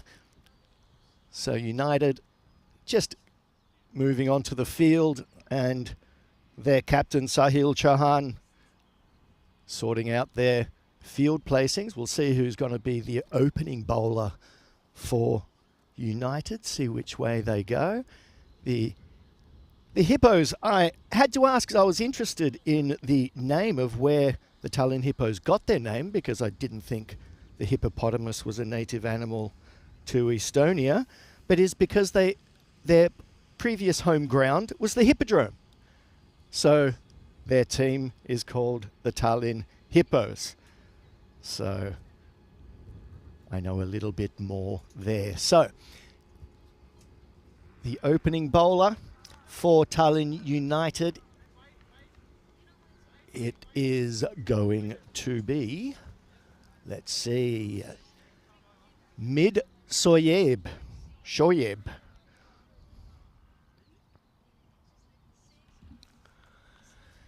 And just looking at the field, there's a man on the deep cover boundary. As the first ball gets bowled in, it's pace off, bit of spin, and it gets played into the covers for a single, as I'd welcome my co-commentator Rico to the second game of the day. Second ball in. It was a good ball to start things off with. Yeah, well bowled. This is Mohammed Shoaib. Welcome back, viewers. And plenty of people in the chat. Welcome to you all. Hello to Thomas Martinez. And hello to Ragnar Halleck, who is in the chat. Of course, we saw Ragnar playing for the Estonian women, saying, "Go Hippos, go Hippos." Hello, Ragnar. Hope you're well. Hope you're having a good rest after the marathon of 4 days that you had and all those matches, seven T10 matches, and also the T20s before then. Hello to Shauna. Shauna saying she's nervous. Don't be nervous. Don't be nervous. Everything will be fine. So Holly also in the chat. So Stefan Gooch out there in the middle with Stuart Hook. These two did play very well last year. Stuart Hook, of course, in that eliminator that they lost to United. So a bit of revenge up for grabs here. He did bat very well, along with Dave Robson, who was the captain on that day. And Ian remains the captain for the side. It's nicely played. A bit of a high delivery, just punches that down the ground. Yeah, Shoaib is really bowling well this over, keeping the ball pitched up and only allowing the batsmen just to hit the ball into the gaps, just working their way around just for singles at the moment. With 2 balls still left in the over. Yeah, I'm looking forward to seeing Stefan Gooch and Stuart Hook play. I've heard quite a bit about them over the last couple of days. And this ball is hit away to the mid-wicket boundary, stopped. Not trying to hit it too hard, the batsman not going over the top for this one, just hitting along the ground and just getting their eye in for this early part of the innings. But it's been a nice tight over by Shoaib, and now the left-handed Stefan Gooch is on strike to face the last ball of this over. And this one's a bit shorter and hit high. And it just gets over the field. The player on the mid-wicket boundary was going along nearly in there for a catch, but it just went over his head for the first 6 of the innings. And that takes the score along to 10. But it was a good, tight 10-run over, I would say. Wouldn't you think, Rika? Yeah, I mean, he bowled pretty tightly. You felt that Stefan Gooch has backed himself to play that shot. He does use his feet really well when he plays down the ground. Doesn't get it out of the middle, not the cleanest of contacts, but fortunately enough for him, with the boundary it's just being 50 metres, he does enough to get it wide and over that boundary. 6 at the end of the over. 10 come off the first. You can see the percentages there, 61% to 39%. Italian Hippos favourites to go on and win this match. Now, one guy who bowled superbly well for United in that eliminator last year was Murali Obili, and he will bowl over number 2.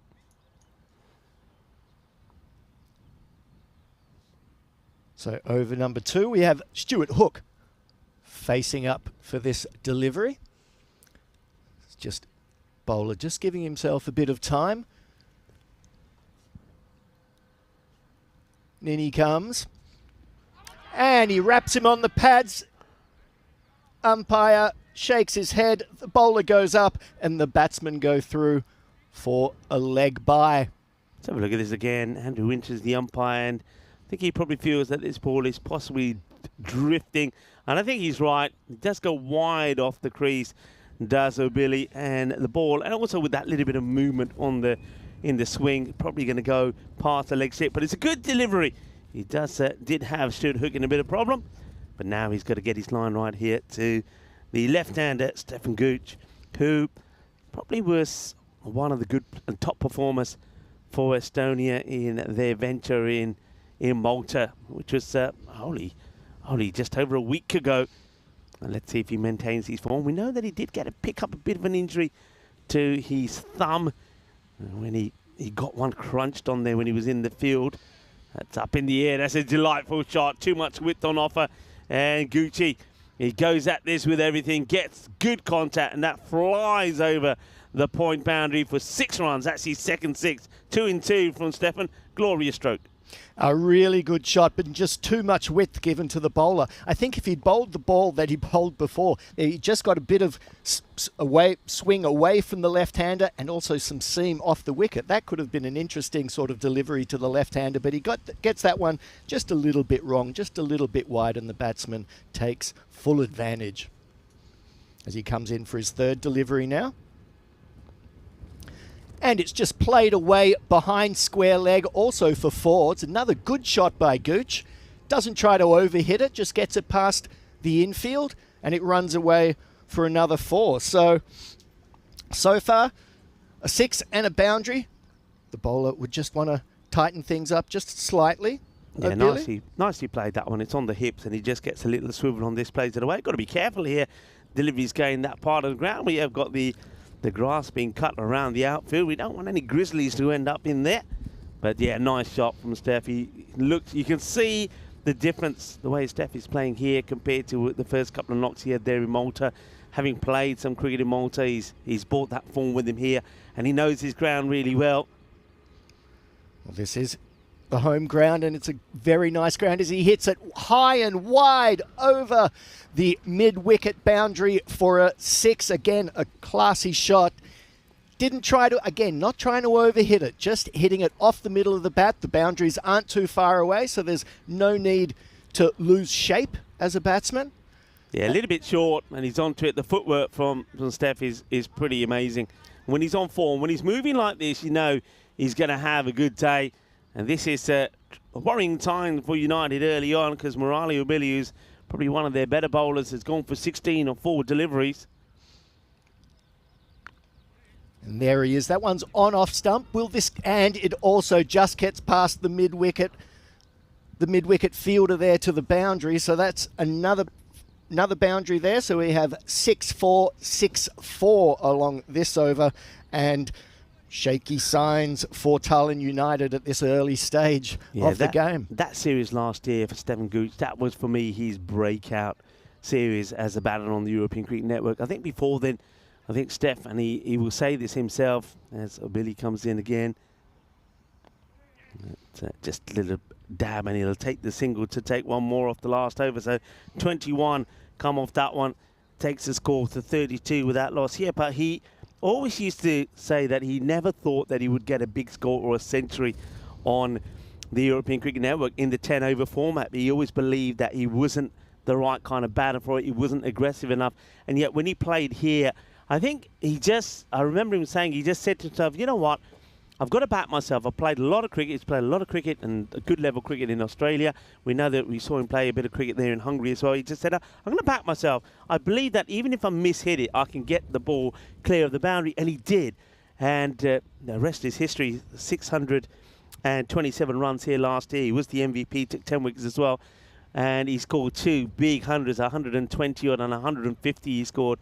And after that, in this format, he's never looked back. We've seen him score hundreds also there at the Cardamom Oval. And he just feels confident in his ability. He feels confident that if he plays his shot, if he goes to the big hit, he's going to get it, even if he doesn't get it out in the middle. And that, if you like, Marco, was how he started with that first 6 down the ground.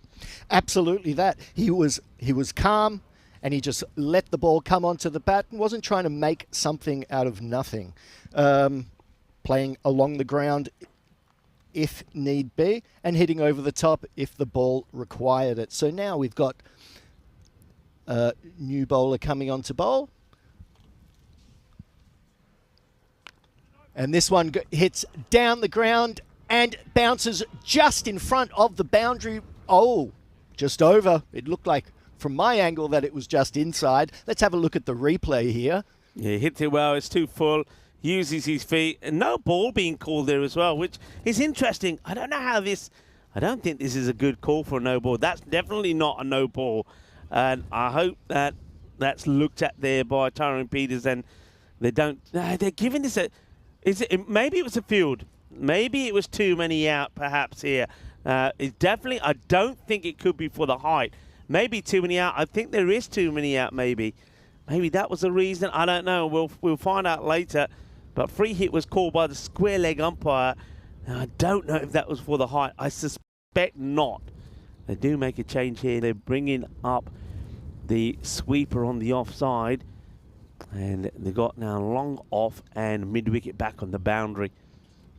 So on the bowler, Shahzad once again pitches it up. The ball goes high, but it is going straight over the bowler's head for 6. Just a little bit short there, and Gooch once again just holding his shape and deciding that's all mine. So Shahzad, a bit wobbly at this beginning part of the over. I also thought with that, with the no ball in the first over, that with Gooch coming down the wicket, it's also sort of negates the height. But here we are, Shahzad with the third ball, second ball, and this one played square through mid-wicket for a boundary. Once again, good shot from Gooch. He's looking really good, isn't he? Yeah. Looking really. Normally, Steph, I've said this a lot of times when he goes at the bat, he's usually the kind of batter who's quite happy to, old school as I like to say, he's quite happy to push the ball around, take a few singles, gets to about 5 or 6 deliveries, and then he really starts to open up. And he's just gone right from the word go here. 45 of 11. He's on course for a 12-ball 50. That's really going to be something spectacular. What can Faisal Shahzad do about it? He's gone for 17 of just 2 deliveries. Yes, he's going to want to tighten this up in the second half of the over as he comes in, and that's a better delivery on off stump. But Gooch just nonchalantly plays it away for a boundary. Well played. Just hits it through Point Gully region on the offside, and that's a classy, good-looking 4. Yeah, good shot. It just goes to show that on this ground that you don't have to always belt the ball to the boundary. You can use your timing and a bit of finesse, and that's delightfully played. Moves to 49 of just 12 deliveries. And well, we've also seen with the extra sunshine in the sun today that the outfield might be a bit quicker, so the ball might be rolling a bit quicker over the outfield as this one's played into the leg side to the sweeper there on the boundary. And there's the 50 for Stefan. Remember in Malta we saw him bring up 2,000 runs on the European Cricket Network. And in match number 1 here, there's no messing around from Stefan. Brings 50 up, 50 off 13. And United, if they don't get a few wickets here pretty quickly, they're going to be chasing a lot of runs. Indeed, and there's Stefan Gooch's 50, and with the team score on 54. Good comeback delivery there, just sort of angling it in, cramping the batsman Stuart Hook for space as he tried to make room to play it away on the offside, but then the movement off the wicket making it all a bit tight. So good comeback from Shahzad for that ball, but still 22 runs off the over. Let's see if he can finish off this over with another good one. This one just played away for a single, down to the sweeper on the leg side to Hook. As Hook gets another single and brings his score along to 3. Compared to Stuart Gooch's 50. But Stefan's also faced a few more deliveries, I must add. Okay, so the score then. The Hippos bringing it along to none for 55 after 3 in the end of the power play. So now some more fielders can be put out on the boundary, and I think that will benefit Tallinn United. Mohamed Shoaib looks like he's going to come back. He's bowled the first over, it went for 10. So with that field, as you say, Marco, now spread out a little bit. He's going to come on again and hopefully see if there could be a miscue or something here. The problem here is they pushed everybody back to Stewart. Now, Stewart probably doesn't have to hit big. He's quite happy, perhaps, just to take a single or 2. This one is going to just stop before the boundary. They should come back and run 2. It's going to be a wide ball as well. It's not a good delivery from Shoaib, the keeper. It's going to really have difficulty trying to get anywhere near that. That's Jeswin, who's behind the stumps here. So that gets past him. And it's going to be 3 that they run. So still 6 balls in this over, Stuart Hook facing, and this one's a bit over pitched and swiped down the ground for 4. Good connection there from Stuart Hook. Yeah, well struck. It's a little bit too full. And Stuart doesn't really have to move those feet at all. It's just in that hitting range.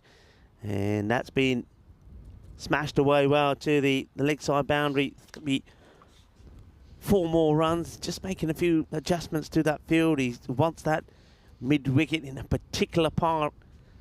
But very quiet out there is Tallinn United. Things are not going well for them. They need a wicket or two to try and perk them up and get them into this match. Well, I think on that previous delivery, as it was a bit over pitch, Stuart Hook just placed it in between the 2 fielders that they have set up there. And once again, this one's on leg, just played into the big, vast area on the leg side where there is no fielders. The bowler has to do his own fielding because everyone out there is on the boundary. So Stuart Hook then moves 8 off 8. 2 balls down in this over. And Stefan Gooch, who's been rollicking along, back on strike. And once again, hit really well. Is that going over? Yes. That's between the fielders and over the rope for 6. He's just taking on every delivery, Steph. If it's not quite there, he's backing himself. It's what I was saying before, what we saw him do here last year. He said, you know what, I'm backing myself. I'm going to be aggressive. I'm backing myself. He knows also that they have got so much depth in their batting as well. That certainly helps as well. This one's being dragged away. It's going to get in the gapman. This time now he's playing around with the field. You see the bowler moves the fielder who was out there in extra cover, moves him where the last ball went. And then Steph says, all right, then I'll put it where he was. So it's just toying around with the field. They're not having a good time out there first up, are Tallinn United. Well, in the first over, Shaib was a bit not quite on the money at the beginning of the over and really tightened up as things went on. But that one was in just that length where you can pick where you want to hit it. And he does the same again. And this is going close to us. And that's going 10 metres over the boundary for a big 6. And Gooch motoring along. A lot of double teapots out there. Stefan Gooch again, look, just gives himself a little bit of room as he dances down the wicket. Got plenty of room as he gets the legs out of the way to crunch that over the top of long on. It's another big 6, and right here at the moment, Sarah Chauhan, who has to fetch that one, is probably wondering what has to be done to stop this onslaught. Well, that's a better delivery. It's fuller, and Steph can only get this one away for a single, but he will go straight back on strike as over is called there by the umpire, Andrew Winter. Also, of course, made the journey there from Portugal. So we've got Portuguese officials as Andrew Winter and Miguel Sturman are doing the umpiring for this one. We've also got Krup Patel. Had 80 on the board after just 4 overs. And the expected score, well, pretty soon. I mean, at the moment, we're looking at around about that 180 mark. But I think if these two keep on going, and if Steph particularly keeps on pumping it to the boundary, not only is he, I think he's eyeing up a big score here already, dare I say it. 100 definitely, perhaps another one for him. He scored 2 here last year and perhaps wants to get his team to that 200 mark. Well, he's not going to be far away. They've been scooting along as this one goes down the leg side. And 200 will be way out of reach, I would think, for Tallinn United. That would be a bit much for them to get back. So this one, this delivery, Gooch just, did he get an edge on that? I'm not quite sure. We'll have to wait on the call from the umpire. He doesn't give it as byes. So I think we can say that that's a miss from the keeper. There's definitely a chance. Gets edge on this and the wicket keeper. I mean, it goes pretty quick past him. But I think one thing that you can see here from Ansel Sasindran, it's not actually Ansel Sasindran, beg your pardon, that's Fernandez who's out there. So he's the keeper. I know that Sasindran was listed before, but yeah, he's probably not as nimble as a keeper should be. And he's not able to get anything on that. That goes pretty quickly to the boundary. So Gucci continues on his quest to bring the magical 100 up. The thing is about the way he's going at the moment. I mean, a lot of people saying, Rico, stop. You're gonna put a curse on him. I don't believe on such a thing. No such thing as a confidence curse.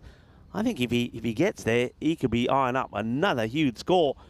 That's played away by Stuart Hook, and now there's a chase on for the fielder. But we'll just get there in time as that's picked up by, that is Jaswin Sasindran. He was listed to be behind the starts first up, but he's been replaced behind there by Fernandez. That was a nice little shot by Stefan Hook. He just sort of played it, just waited on the ball to come to him as he comes in for the 4th over. Stuart Hook facing again. This one goes into the outfield, into the deep cover region, and that brings Stefan Gooch on strike. Let's see if he can add to his 72, and I'm sure he will. Shakil Chauhan, one of the Chauhan brothers. It's a hit well, and over the top of the field was on the boundary. And Steph, he's just in a different zone at the moment as he moves into the 80s. Shakil Chauhan did play very well in that eliminator, and it was last year when he scored 40. And they had the likes of Morali O'Billy in the team as well. He took 2 wickets. And Ali Masood was playing for them as well. Ali Masood, of course, is now, since then, has moved over. No Ali Masood in the side for United. So really, Shakil and Sahel Chauhan, you would feel with the bat, are going to be the key main players. But even that one, still an expensive over. They're just going up magical overs here at the moment. That one goes for 16, but before that, we saw 3 overs in the 20s. It gives us an opportunity to invite you into the commentary position. A very good morning to you around the world, wherever you're tuning in from, and welcome to Estonia. We promised you high scoring matches, and this, I think, is just a taste of what's to come. Indeed, we're going to have runs aplenty. We're going to have lots of boundaries and a lot of action. We are at the halfway point. The Hippos already with 96 on the board. Gooch facing again. Doesn't quite get the connection he would have hoped, but that goes again to the deep mid-wicket boundary for a single, bringing Hook onto strike.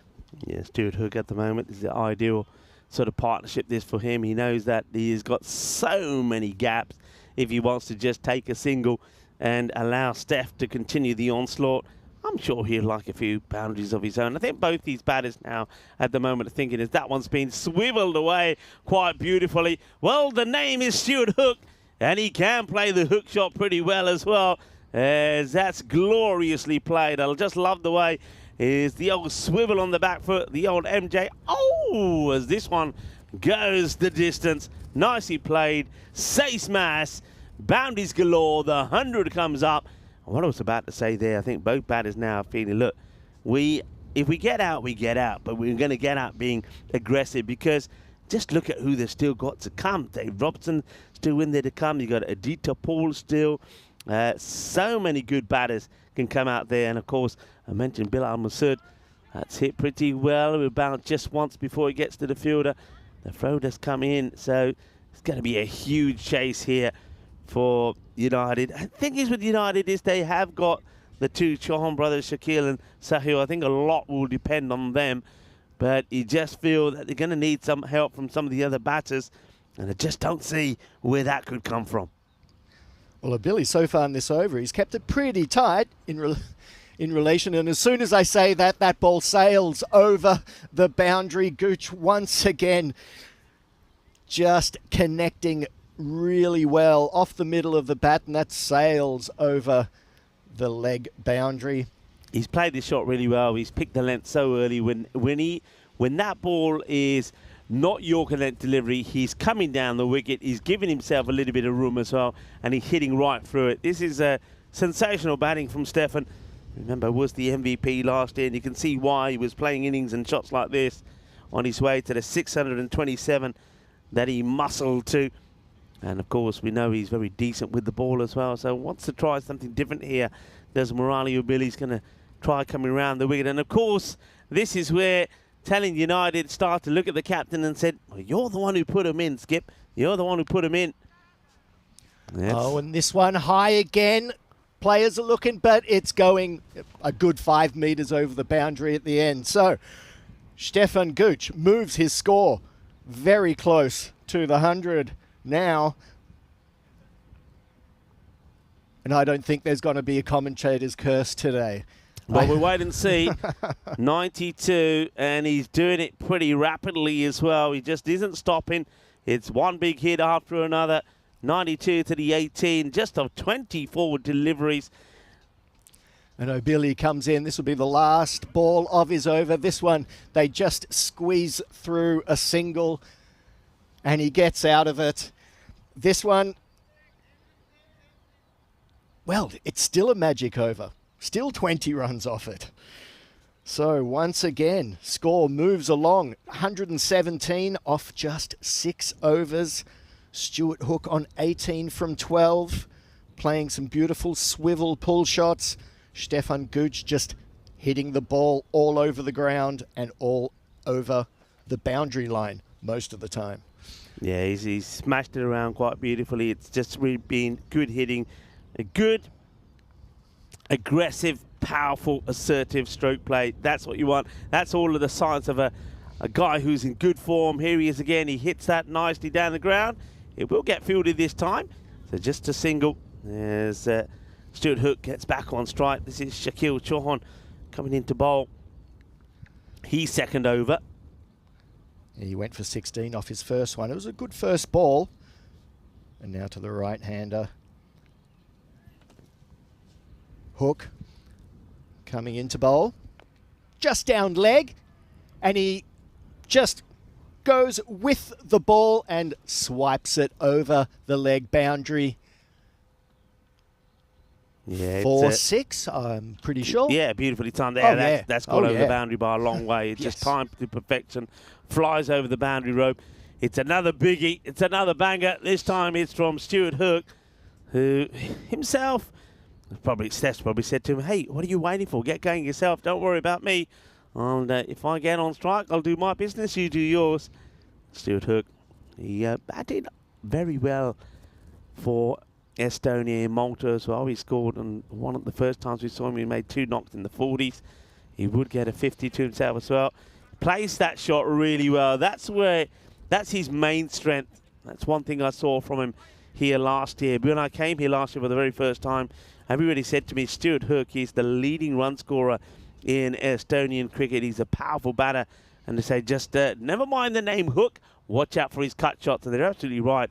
He plays that shot so well on the offside.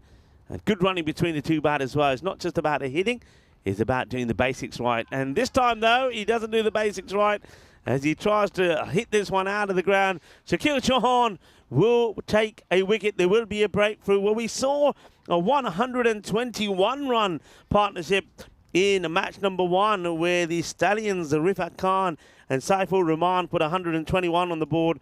Well, in this match, the two openers, they put 126 on the board. Stuart Hook will go for 26. Now, good ball from Shahani, angling it into the middle stump, and Hook, a bit of a wild swipe, I must say. He's always looked very composed. That was the first time the head went up, the bat went across, and the ball didn't miss. So, yeah, good delivery by Shaquille, but they're going to need many more from where that one came from. Yeah, they are. The stumps go down. The stumps go for a walk. 126 for 1. Shaquille Chauhan gets that breakthrough as Bilal Musud comes out into the middle. Takes guard here. Stefan looks pretty composed and very comfortable at the other end. And let's see how Bilal goes about things. I get the feeling that he's probably given the license to go ballistic from the word go from his captain, Dave Robinson. Well, there's only 3.2 overs left. They've got 9 wickets in hand, so there's no reason not to absolutely go for every ball that gets delivered as that one goes through to the keeper. David Robinson, of course, played a massive part in coaching here I know that he's been watching and working with Anu, the coach of Estonia. So he's somebody who really is actively involved, not just, of course, we know, in the coaching side of things for the women's side. I'm sure he's heavily involved with the men there as well. But also, He brings a lot of cricket to the youngsters here in Estonia, and we're going to see some of that, I think, during our time here. I'm pretty sure that on finals day we're going to get some of the kids coming down and playing in some of the gaps that we had between the matches here on finals day. And I'm told that last year alone they had up to 3,000 kids coming to this international cricket and rugby ground, which is great news. That's the Premier Division. And that's how things will start off in the Euros of cricket there at the Karma Oval. And looking forward to that. That's whipped away beautifully, so getting forever closer. 2 now required to bring up another century for Stefan Gooch. That one is on the pads. He gets whipped away. 4 more runs. And he moves to 98 here now, Marco. 98 off just 27 deliveries from Samir Khan's first ball of the 8th over. And so he's staring a century in the face off just less than 30 balls. You know, watching cricket as a kid, that was unbelievable. That would have been unbelievable, unheard of. Welcome to the T10 format. And Steph, here he is, eyeing up what will be another century. He's quite happy just to take the single on this occasion. Moves to 99. Of course, he's trying to keep that out of his mind. Of course, he is. It doesn't matter how good a batter you are. When you're in the 90s, it does play in your mind. So 99. And does he look nervous? Maybe just a little bit, perhaps. Let's see what Khan can do here. Khan to Bilal. Bilal hits it into the offside to a mid-on, deep into the boundary, and that gets Gooch on strike. I thought he's got two runs for that last ball, 2 runs to bring his 100 up. He might have been the mindset that he wanted just to hit it to the boundary, but he was happy just to play it along for the single. I think that shows. There we go. This is Stefan Gooch, old school, single. There you go. Single to bring up the 100. That's what it's all about. He might even want to come back for 2. He will. And 100 on the board. Well batted ball, Badania. Stefan Gooch. He does it again. First time of asking here in Estonia. The national team player, big smile on the face of Gucci. Last year alone, he scored 3 centuries. 2 of them were here, and they were big ones. This one could also be a big one. Then he scored an incredible one there at the Cardamom Oval as well, scoring over 1,171 runs. Well batted, and you can see that he's strong on all parts of the ground. Yeah, that's an impressive-looking wagon wheel there. That's one you can make a T-shirt out of. So this one, down leg, plays away just for a singles. Yeah, fantastic innings from Gooch, and he still has 2 and a bit overs to really make hay while the sun shines. Yeah, Zelly can 10 sixes and 7 fours on his way to that century. And United are just trying to keep this score down to something that they feel that it could still have a good chance to chase. That's nicely hit down the ground, but will just be a single. But you can see the difference from the way Gucci's been tying the ball from the word go, the difference between him and some of the other batters. Gucci hits it stays hit, where some of the others, they're just taking the singles. That one keeps him off strike, actually, from Bilal Masood. He moves to 2. 136 for 1 after 8 overs. And that was a good over by Samir Khan. Just 9 runs coming off it, and just the one boundary. And the rest were just singles and 1-2. So you can be happy with that, and good for the team as well. As I said, the score, 136 for 1 off 8, still 2 overs to go. At one stage, it looked like they could be getting close to 200. Yeah, the 170-plus score was always on the cards. That's hit really nicely. That's a good one. He's scuffed at a few, has Bilal. 4 balls for 2, but that one he has played nicely. He sort of waits on this one, hits it good, hits it clean, hits clean through the ball. It's nicely timed. It wasn't the worst of deliveries actually there from Faisal Shahzad. Remember, he went for 23 off his first, and well, Faisal is probably thinking, uh-oh, here I go again. Just trying to fill the gaps in the field, I think, United, and they're not able to do so. And gets that one through, dot ball. You can see one thing that Steph's probably thinking at the other end, one thing he doesn't want dot balls, and I'm pretty sure that he'll be saying to Bilal, hey, buddy, no dot balls. We're not going to underestimate our opponents. We know they've got 2 very good batters in there, they can put a big score on the board. And then just when you think things couldn't get any worse for you, there's a little bit of luck. We've seen this a couple of times. An edge, that goes through. It's going to be 4 more.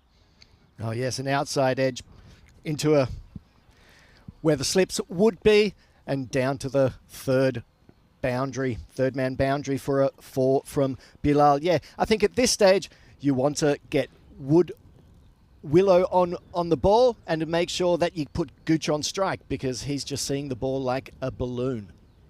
As this one gets pushed down leg past the keeper and running over the boundary for 4 byes. Yeah, hits the pad.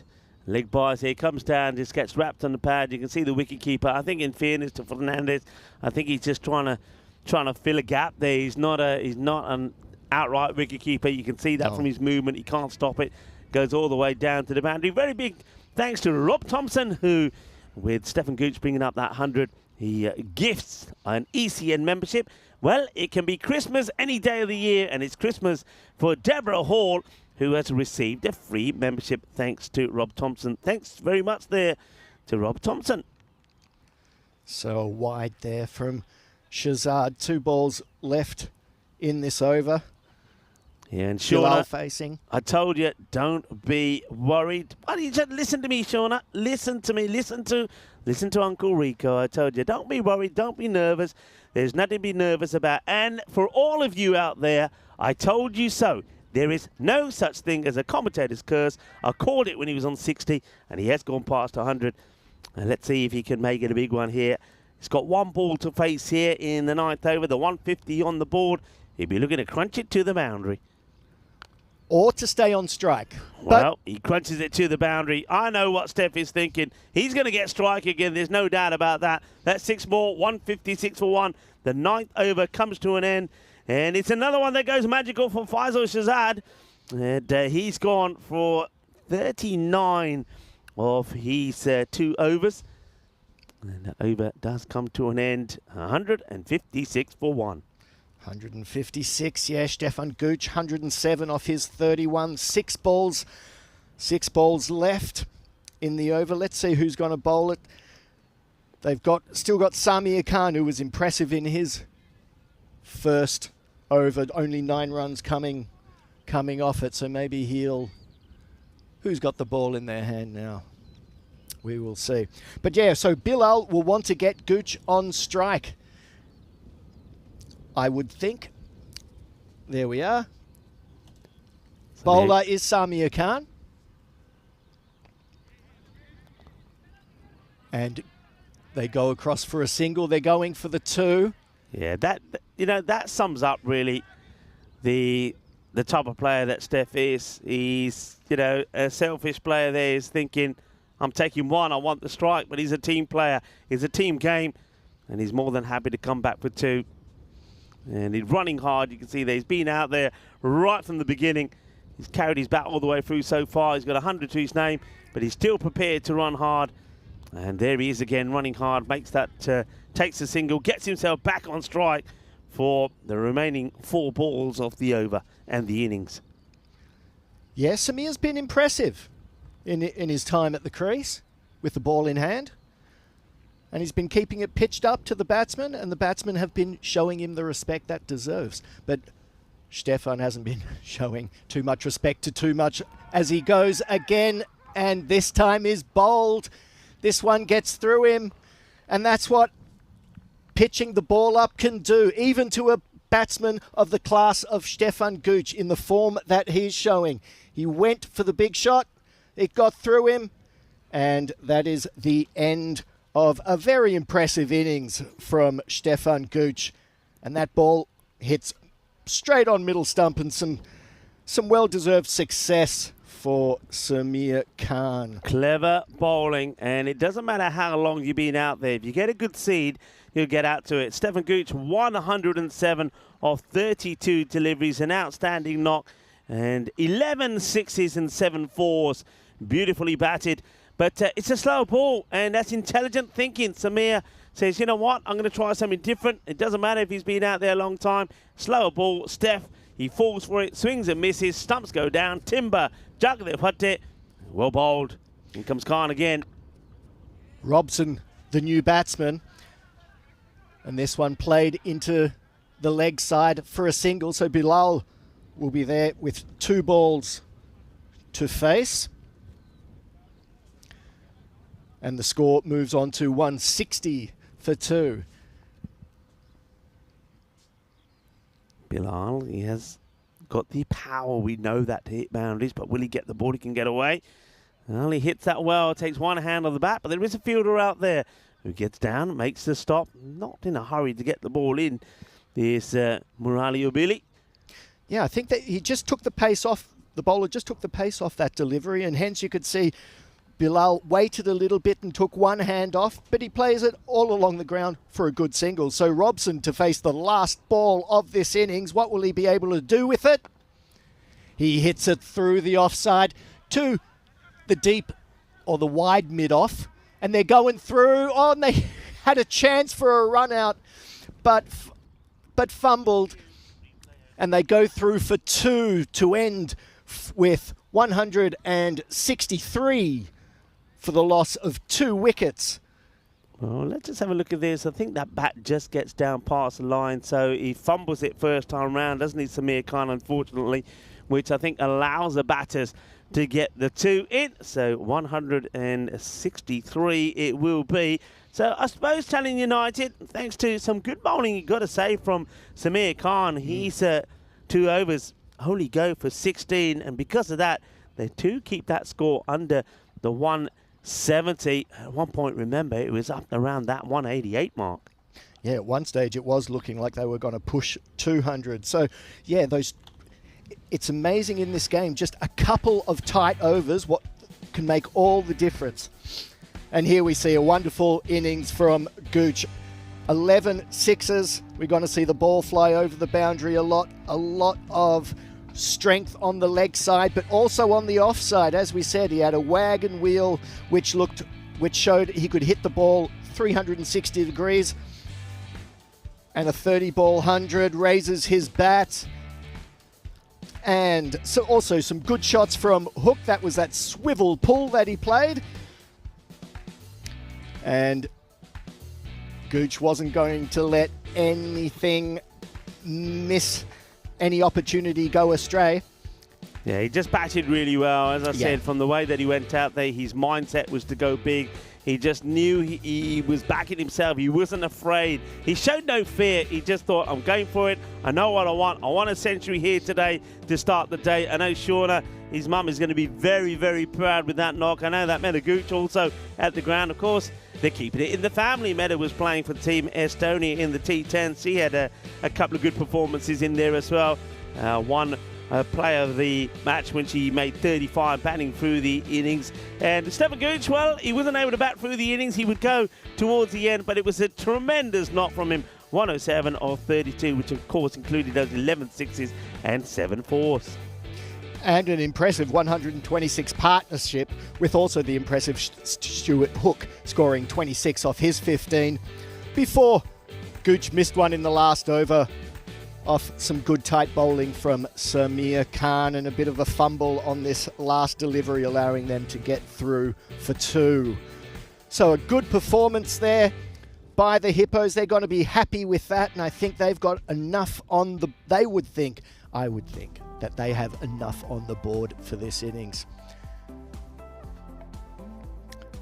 So, as we get the batting card up, as we've said, Stefan Gooch bowled Samir Khan 107 off just 32 deliveries. Stuart Hook bowled Shakil Chauhan 26 off 15, and the not-out batsman Balil Masood 15 off the 12 deliveries he faced, and the captain David Robson coming in the last over just to score a couple of runs.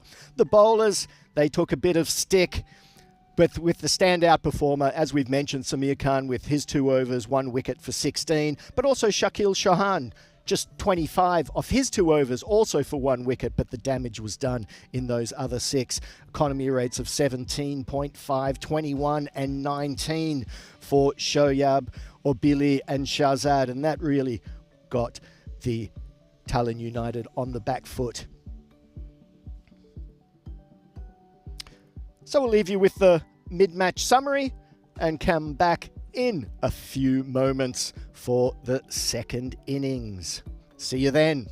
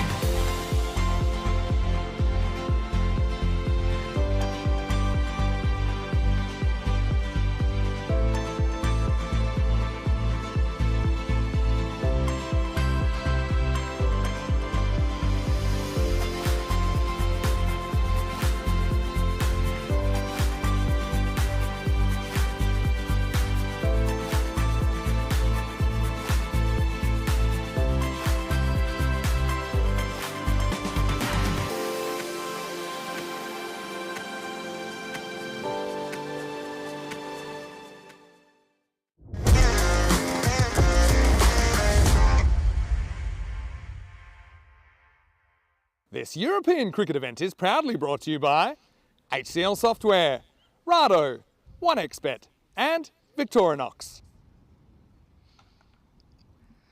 Well, hello and welcome back to the Estonia National Cricket and Rugby field for the reply from Tallinn United. They need 164 off the 10 overs to get past the Tallinn Hippos total.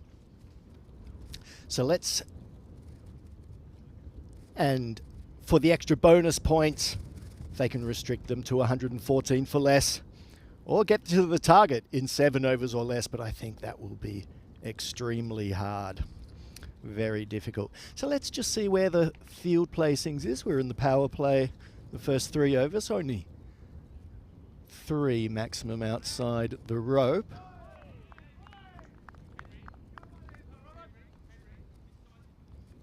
Two maximum outside the rope, sorry.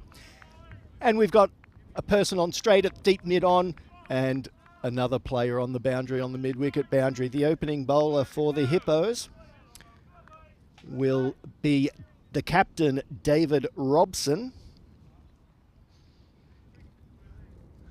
So we'll be starting with pace on as he comes in for the first delivery, and that's wide outside off stump. That's a bit of a loosener. And I think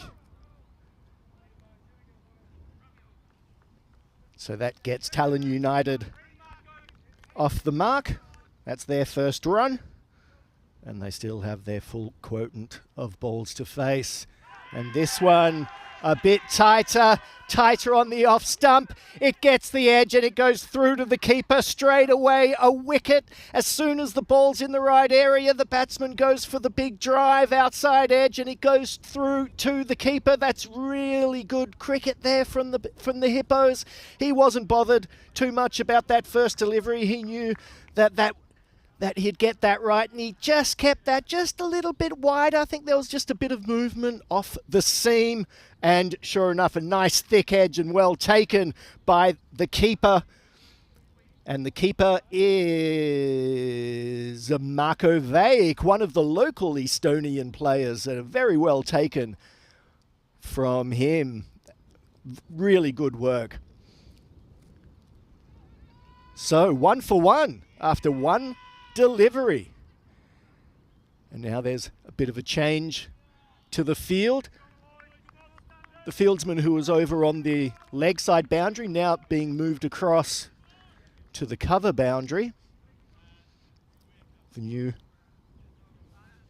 batsman is Shakil Chauhan, who was quite impressive with the ball.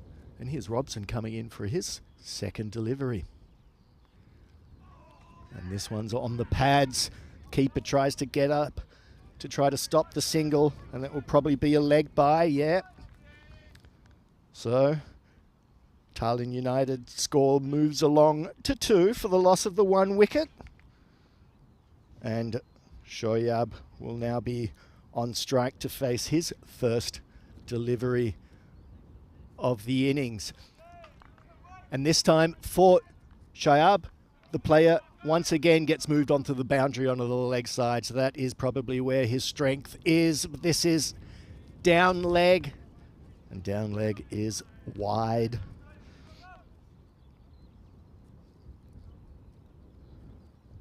Yeah, just a bit astray there. There's some good pace, and there's a bit of movement there as well.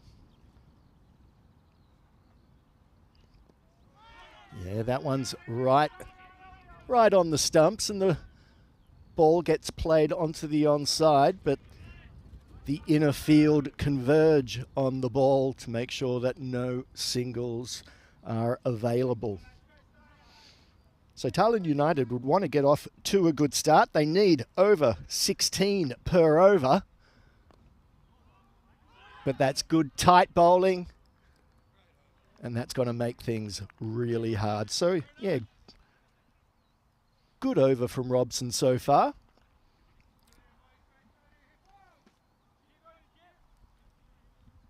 Shoaib on strike.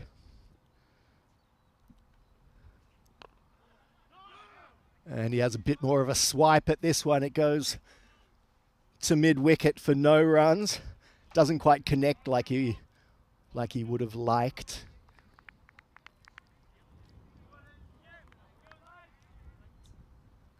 But again, yeah, his strength, he is looking to hit the ball over on the leg. He's batting outside of his crease. And that ball's pitched up again. He gets a bit of movement, swinging into the batsman's pads, and the batsman just squeaks it out onto the offside. And it's a good tied over. There was a couple of wides, but he ends up with the wicket, only letting 2 runs go and 3 off the over all up. So 3 off the first over for the loss of just 1 wicket for Tallinn United. And that isn't going to be enough for them. They're going to have to pick up the pace a little bit, but of course the Hippos aren't going to make it easy for them. So let's see who the next bowler is going to be. Looks like a young strapping lad.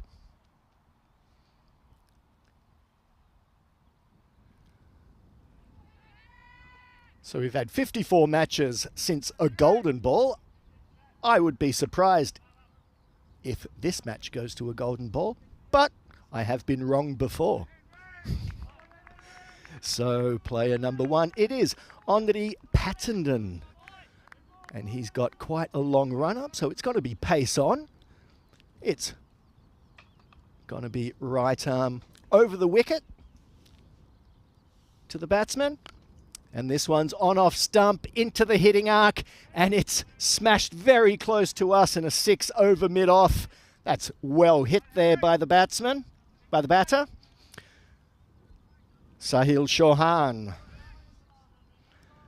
Good connection. So they're going to need lots of that if they're going to try to get close to this target of 164. As Pattenden comes in for his next ball. And this one, a bit shorter. The batsman tries to blast it through the leg side, but doesn't quite connect, and the ball goes through to the keeper. Good comeback. Good comeback, mixing it up, not hitting it in that hitting arc of the batsman. And, you know, for years I was taught line and length, line and length. Well, that's out the window here. Here you have to mix it up, pitch some short, pitch some wide. You have to keep the batsman guessing. Third ball in. And again, smash down, good fielding on the straight boundary. The fielder getting it in. They only get through for a single, so not much damage done there. Pattenden only going for 7 off his first 3 deliveries. Looks like he's got a good high action. Hits the pitch nice and hard. And Shoaib yet to get off the strike off his 4 balls. This one, a little bit over-pitched. Swished across to the mid-on boundary, and just the ball rolled back to the bowler. And Shoaib gets off the strike and gets his first run of the day. But the boundaries aren't coming, and the boundaries are what Tallinn United really need.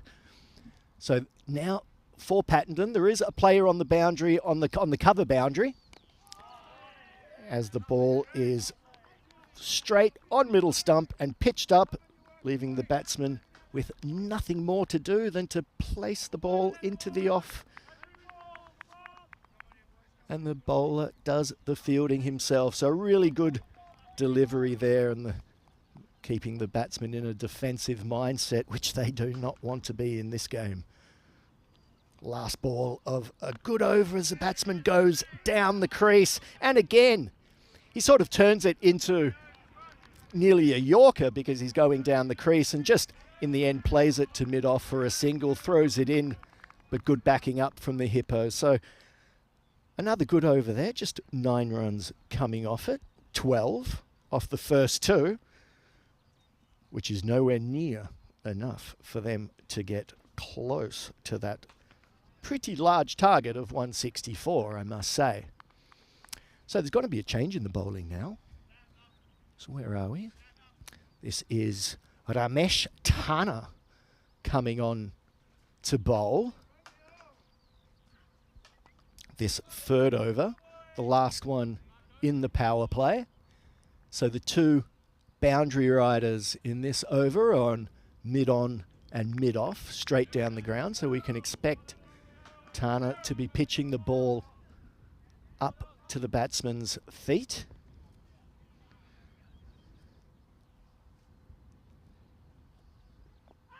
And that's exactly where it goes. As the batsman tries to play across the line, gets some bat on it, it goes to a backward square leg position. There's no runs for the bowler, but that's exactly what we expected with the field they set. It was a tight LBW call, but the ball was probably just angling down leg. And it goes there again. This one a bit further down leg, but he connects and he plays it to the 45. And again, it's pitched up. The boundary riders at mid-on and mid-off might get some work. This one a bit shorter. The bowler screams catch, but the ball lands well away from the fielder. And they only go through for a single. So far 3 balls, only the 1 run from it. It's been a good tight stuff.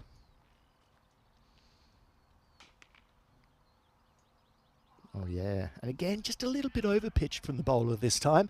And the batsman takes full advantage of that, swiping it away to the square leg boundary all along the ground. And did the umpire call a no ball on that one? No, I don't think so. No. So Tana, he's maintaining his length. And making sure if the batsmen do want to play to their strengths, which seems to be on the leg side, that they're going to have to take a bit of a dangerous approach to it. And this one through to the keeper, just misses the stumps. The keeper doesn't take it cleanly. Oh yeah, just misses the top of off, and you see the bowler, he's well taken from the keeper. Well taken from the keeper, but the batsman's foot was well in the crease. So last ball of this very impressive over from Tana. And again outside off and easily taken by the keeper. The keeper's been impressive, I must say, in the few balls that I've seen him play. So after 3 overs and the end of the power play, Tallinn United just 17 runs on the board, Rico. Not enough, really. Not enough. It's having lost Shaquille, that very first ball for a golden duck doesn't help the matters. A good catch there taken by Vake off the bowling of Robinson. And you can see now that the Hippos, they're just thinking, you know, we're well ahead of this match. 147 needed or 42 deliveries. They've got to go at magical over pace, 21 over. And you can see that at the moment. It's a bit like the medal podium at the Olympics, isn't it? The way those overs have gone, 3, 9 and 5. It's not what they need.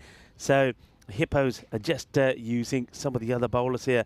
Okay, Vispalu coming on to bowl. He's got a good record out here in Tallinn, playing, of course, on his home ground. And he's somebody who certainly, I think you like Vispalu's bowling. He looks like he's going to get really to come in quickly, but he just holds the pace back, and he does get a little bit of movement. But I tell you who else likes it. Sahil Chauhan as the captain of the Tallinn United. He gets hold of this, and that has gone a long way for a big 6. Oh, yes. That one was just in his hitting arc, just a little bit pitched up, just a little bit too short, and he just swipes it straight back over the bowler's head. Yeah, I do like to see the local cricketers get in amongst it, and he looks like he's got some good pace as he comes in. And once again, swiped through the boundary, driven through the covers by Chauhan. And that's 2 boundaries much needed by Tallinn United. Yeah, can Chauhan he certainly is a man who can turn it on. Here's a question for you. I know that you're new to us. Who holds the record for the fastest T20 International 100? Asking the question, and the umpire says he's out. And while you're pondering that, I'll just tell you, you just saw him get out. Who's out there? Who just got out? Chauhan? Yeah, Sahil Chauhan, that man over there, has the fastest T20 international century. And he did that. I had the pleasure of seeing him do it in Cyprus last year. And that's a big moment then for Kalle Vislaput because he has got him out. Yeah, he beat the record that was held by, of course, the hard-hitting man himself, probably the hardest hitter that we know. And who would that be? Come on, big man. Come on, West Indies. Chris Gale. I just had to put you on the spot there. Yeah, but I mean, I know he's gone here now. Probably you could say that probably was the commentator's curse as I started to bring him up. But yeah, Sahil Chauhan, he gets done by a good delivery. Shouldn't have been going across the line here. I think there's no doubt about that at all. That is absolutely plumb. He should have been going down the ground. But yeah, he holds a record. And I had the pleasure of being there in Cyprus to see him do it. It was absolutely amazing when he did that playing for the Estonian team. Incredible. Here I was trying to think of these big international names, but no, he's right in front of me. He's right in front of you, and that's, Estonia. They've got some good players. We know that, and hard-hitting players. We've talked a little bit. Arslan Amjad, who scored that 183 here last year, 25 sixes in that 183, and that's a record in itself on the network. So yeah, they've got some good players. So, John, it just hasn't found that form for me yet this year. It's early on the season. I know when I spoke to him in Malta, he did say to Enrico, well, he just started playing again, haven't held the bat since he was there. And that is just full and straight. It's not a good shot at all from Fernandez. It's a straight delivery that he plays all the way around, and it's going to be the second wicket in the over for Kalle Vislaput. But you see what I mean about him. He comes charging in, but when the ball comes out of his hand, it's not coming through as quick as you think. He's played that far too early as Fernandez. As another one has to take that long and disappointing walk back to the team dugout. And he's going to have to go the same way that Sahil Chauhan did. It's a similar delivery, plays around it, and he's going to go for a 2-ball duck. Well, I tell you one thing, it's the same thing that we've been saying every day I've been here. You pitch it up, you pitch it on the stumps, and the batsman's under pressure. It doesn't matter in what form of cricket that you're talking about, and especially when the batsmen are trying to attack as much as they are in this game. So really well done from Vislaput, and he's got 2 big wickets. He does. He always manages to pick up wickets here. He's a difficult guy to get hold of. He normally bowls wicket to wicket. I mean, sometimes, like we all do, you get a little bit of tap, but he's a quality bowler on the stumps, 2 for 10 with a ball to go in this, the 4th over. Well, in this format, I think every bowler, irrelevant of how good they are, is going to go for some tap at some stage. And a great last ball there. So 2 for 10 off a really exceptional over from Kalle Vislaput, and he can walk back to his fielding position with 2 important wickets in his back pocket. Well done. Yeah, well done indeed. 27 for 3. They are a long, long way away from that 164. And you could probably say they're a fair distance away from the 115. That would get them a point. So they certainly don't want to be going into their final match. It's going to be later on today against the Tartu Wolves without a point to the name United. And you can see a massive gap between where the 2 teams were at this point.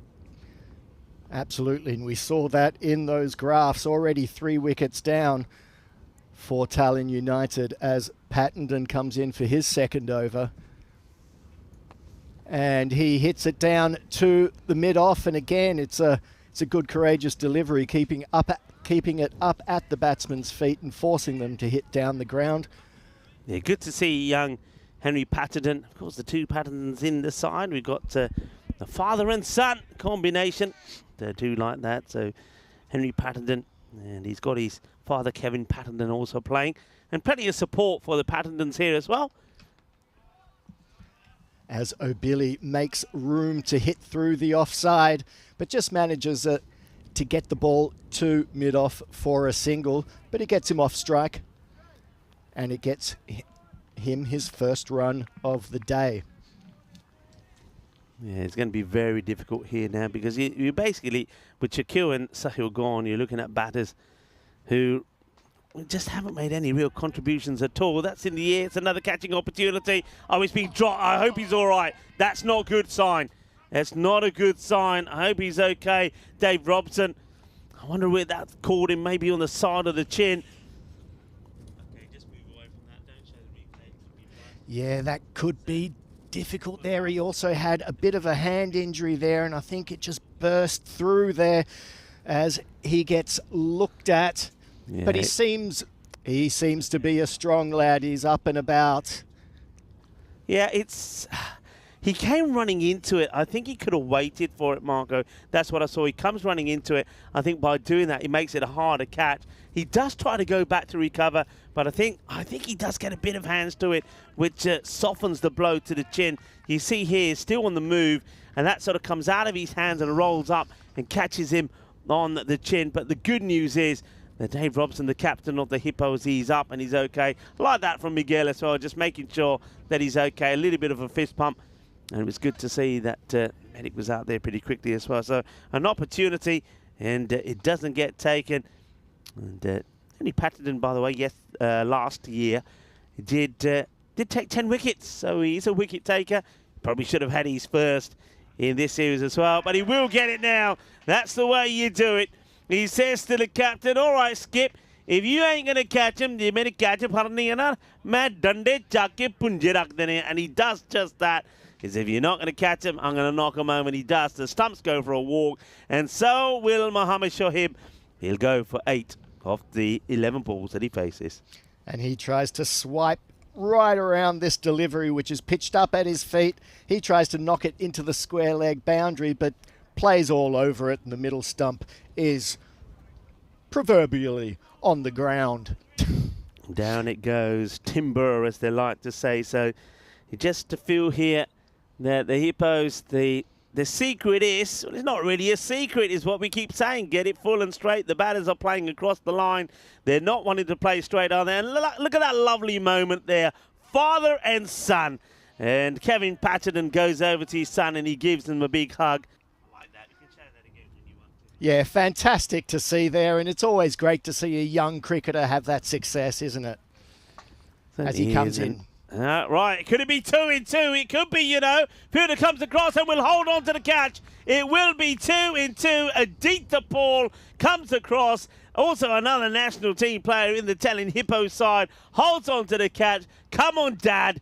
Give him another hug, because just like that, Patterson is on a hat-trick. Young Henry Patterson, 2 in 2. It's going to be the end of the batter. Samir Khan, I think, here is going to go very first ball for a golden quacker. That was very impressive, Rico. You haven't heard my derricks before. No. Well, there's plenty more surprises from me to come. Samir will go for 0. Yeah, Samir Khan gets a big, fat top edge on that one, which just goes down and is well taken. It was well held by the fielder at mid, on the deep mid-off boundary. Right, Henry on a hat-trick, the young man. Just when I said that he picked up 10 wickets last year, he picks up 2 in 2. Is he going to get a hat-trick? He's bowling to Faisal Shahzad.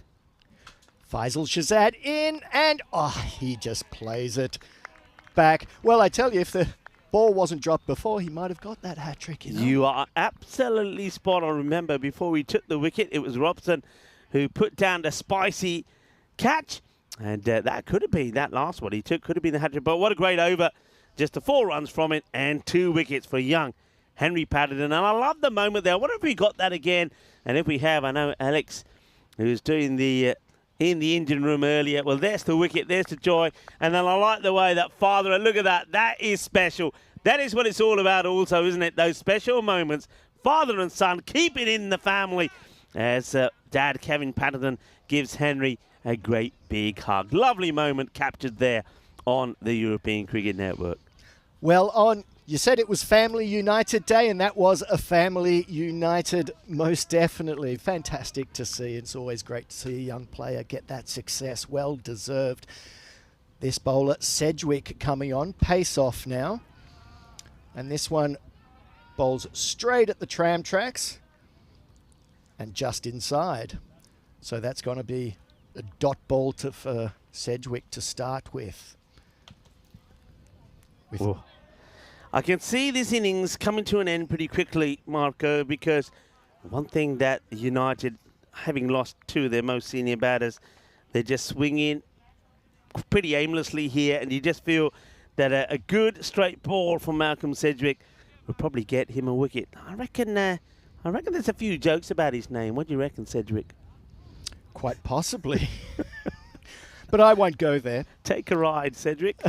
I won't go there. Well, I'll tell you what he will take. He'll take a wicket, will Malcolm. And they're just checking to get this field right here, I think, on the leg side.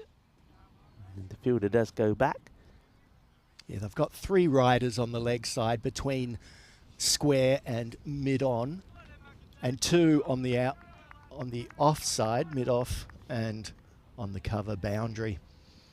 With Sedgwick coming in for his 3rd delivery, bowling to a Billy. And it just sort of drifts down leg, unfortunately, for Sedgwick. And just a straight one. If he can get the straight one, he's got the drift, hasn't he? He's got the length. If he can get the line, you can see this one either being missed or just being lofted up in the air.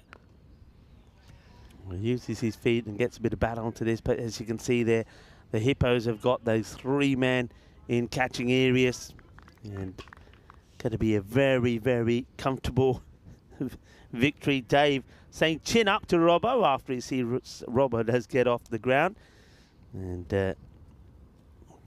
John Heesham saying gotcha as the young man does pick up the wicket afterwards straight away. And that's always good from a young bowler, isn't it? Because I know it's very easy if you're a bowler and you see a catch go down, you can get a little bit disappointed and your head can go down. But Henry came back and he did the best next thing. Got it straight and knocked the stumps over. Yep, he went from despair to absolute joy as there another wicket goes down, an edge through to the keeper, and Sedgwick sticks to keeping the ball pitched up. The batsman swiping across, gets an edge, and the keeper, who's been impressive for this whole innings, I must add, has taken a nice sharp catch, and another success for the Hippos. Oh, it's a top edge, well taken by the keeper. And Sedgwick, yes, enjoys that one, and so they should. So just the 3 runs so far off this over. The new batsman is Shafi Jaffrey.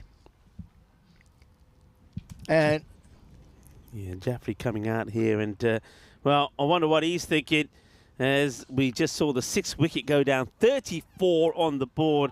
Jaffrey joins Fazal Shahzad out there, and Malcolm Sedgwick is eyeing up a potential another wicket. 1 ball in this over.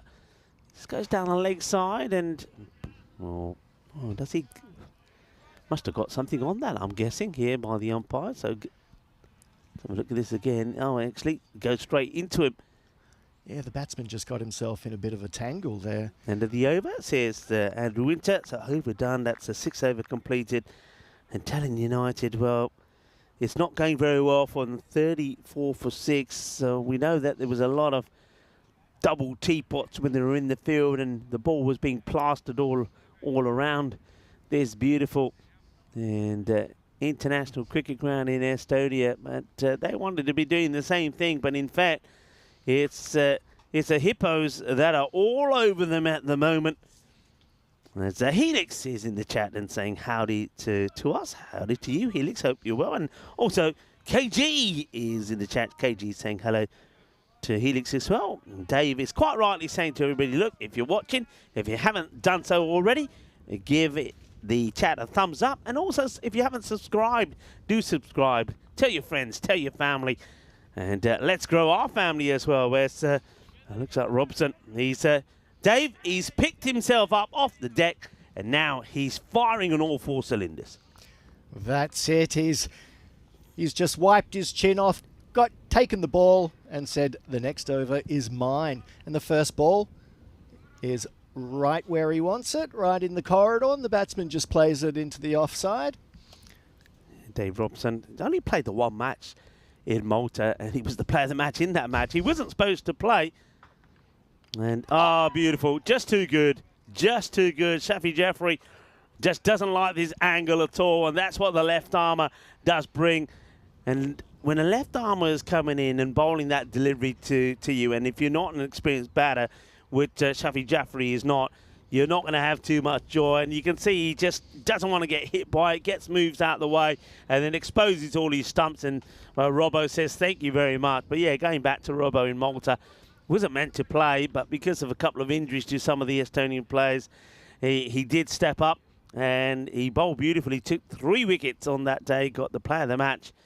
And, well, maybe he could do the same here. He starts with an absolute beaut. So 7 down now, United, as Jeswin Sasindran comes in here. And I think Robbo will be looking to do very much the same here, Marco. Oh, yeah. I think the batsman got himself into a real tangle there. He got himself outside the line of the ball and then tried to play it, and in the end the ball just hit the top of off. If he just stood there and played a pretty standard defensive shot, I think he would have been okay. But a good bowling by Robson, putting the stumps into play. He comes in, and this one now left-hander coming in, Jeswan Sasindran. And so we got lefty to lefty. And I often find lefties like left-arm bowlers like bowling to left-arm batsmen. Then the slip goes in straight away. And that goes through to the keeper. Yeah, this is when you're a bowler, this is when you want to be bowling. You got the tail enders in, they're swinging and missing. You got your tail up. He's got the field tight. He's got fielders in close. He's got a slip in, as you pointed out. Stefan Gooch is pretty close there in cover. You got mid wicket up. The strays there. But sometimes you can just try too hard as well, can't you, Marco? You think, yeah, I'm going to get another wicket here. You got the adrenaline is flowing, but you try too hard, and maybe they will just go back. And he's a coach himself. We know, we mentioned already, he's been coaching the women's team and supporting Anu there. He's been coaching the youngsters. He'll go back to basics, and that's actually well played, well dug out by Jeswin. And that's the ball he's been looking to bowl. That one pitched on, middle and off, up at the batsman's feet. They seem to be playing all around them, and if he just, either for that delivery or if he just pitches it a little bit outside, he's got that cover in the slips cordon there, which is nice to see. It's up in the air. It should be done. It will be done. And that will be that. That's going to be also the end of this innings, because remember that Tallinn United were a little bit short in personnel as well. So the Tallinn Hippos are going to win comprehensively. That's a huge victory by 128 runs there. Not only are they going to take all 4 points in this contest, their net run rate is going to look pretty spectacular as well. It's got to be huge, I would suggest. Now, big performance there by the Hippos, and Tallinn United just not quite on the money in this game, and not being helped by the fact that they're a couple of men down. But great bowling by United. We can see for the next game we have the Tallinn Stallions against the Tartar Wolves. There's a few changes to the Stallions lineup from the first game. Hamad Khan coming in and Arsalan Aranzamzeb, sorry if I've said that wrong, coming in to the team. And we're going to see the Tartar Wolves for the first time today, the only team in the tournament not from Tallinn, from the next biggest city here in Estonia, from Tartu, about 200 kilometres southeast. As we look at the highlights, and there was some good bowling straight away, good keeping, an edge from Robson through to the keeper. There weren't too many balls which went to the boundary or over the boundary, but there were quite a few balls which went close to the stumps, as Romeo Ruse not quite getting that one, and this one hit up and over, but eventually, as you'll see, this was their big batsman. He hit all around that one and was plumb LBW. Yeah, no doubt about that. And Vislapu didn't just get one, he got two. And he just had the fielding, the feeling there with Shaquille and also Sahil Chauhan when they went back that this innings was going to come to an end pretty rapidly. And Dave Robson just coming back to finish things off. They do it in 7 overs. Robbo finishes with 3 for 4. And well done to the youngster, Henry Patterson. He takes 2 for 13 as well. He bowls superbly well. And it's a man who is only himself just turned, I think, 15. So fantastic performance from him. Now, that was, for me, the highlight of the game is watching him bowl and get that success. And that was great. Very good bowling at the end by Robson. He knew what he had to do to get the wickets. And that was the end of the Tallinn United innings with that catch at a shortish cover.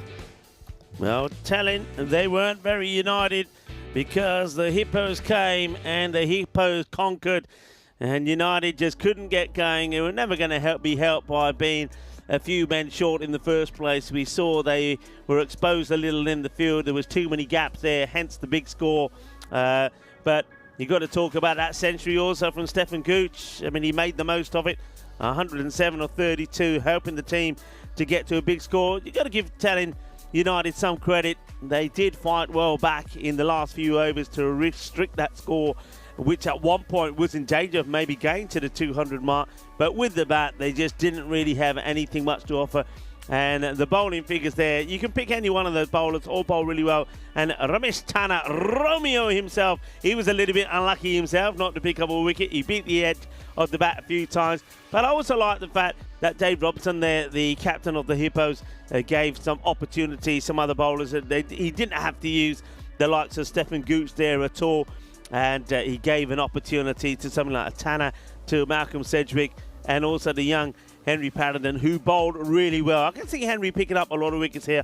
I just feel that this pitch is going to work well for him. The same way, I think Dave Robson, the captain, if he can keep his fitness in shape for the next 7 days, he's going to be big, and he's going to be a massive key to how far the Hippos go this time round. Yep, I think if they continue that style of attack and pitching the ball up and at the stumps, they're going to have a lot of success. And their catching was also pretty handy. Yeah, it really was. So the next match we've got scheduled is going to be coming up in just under half an hour's time. It's going to be another good match. We're going to see the Stallions, the reigning champions, back in action. Of course, they were in, they weren't in the mood for messing around in the first match when they blew away the Strikers. They chased down the target of 126 in no time at all with 15 balls to go, with Rifat Khan scoring 71 and Saif ur Rahman scoring 47. So they are in action and they're taking on the Tartu Wolves. The Wolves, they finished 4th in round 2 last year, didn't make it through to finals day, but they've got some good players. Watch out for the likes of Mohammed Usman Zinia, Ali Raza and Asif Sata. Well, Marco, I think we get a chance to walk over to the refreshments tent, maybe pick up a beverage or two, and maybe even lunch might be here actually. We can have a bit of lunch, and we will be back though, like I said, in under half an hour's time to talk you through match number 3. So do join us back in a little while for the excitement and the entertainment to carry on.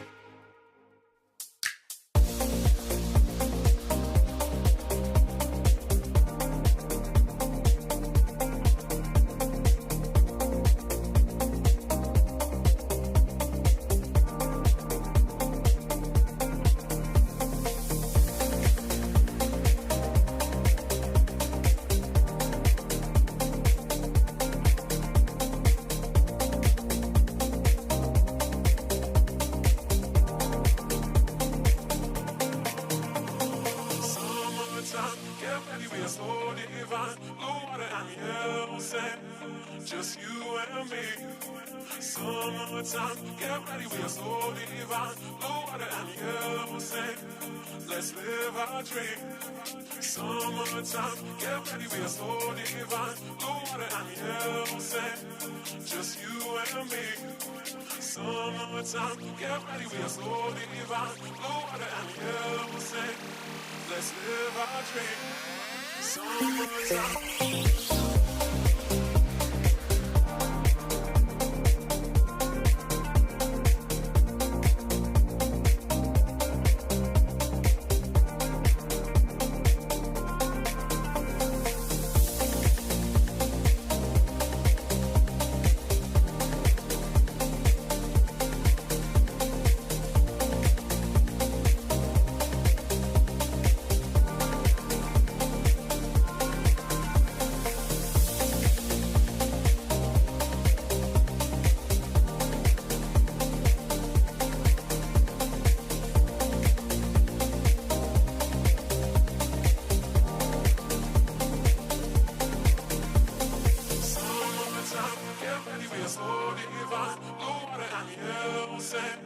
Just you and me. Summertime, get ready, we are so divine. Blue water and yellow sand, let's live our dream. Summertime, get ready, we are so divine. Blue water and yellow sand, just you and me. Summertime, get ready, we are so divine. Blue water and yellow sand, let's live our dream. Summertime.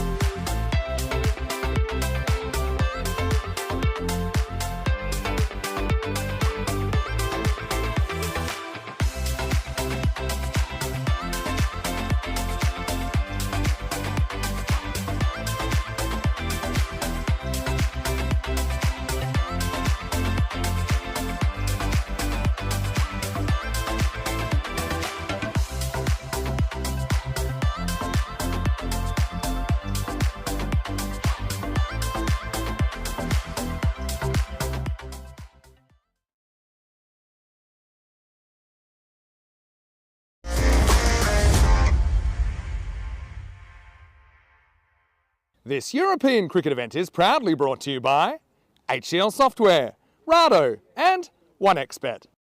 Hello viewers and welcome back on a glorious sunny day here in Tallinn in Estonia. We get set for match number 3 and the reigning champions, the Tallinn Stallions, made a cracking start beating the Strikers the same way they did last year in the final. They're hoping to keep that momentum going. Next up, they got the Tartu Wolves. Let's see what happens at the coin toss.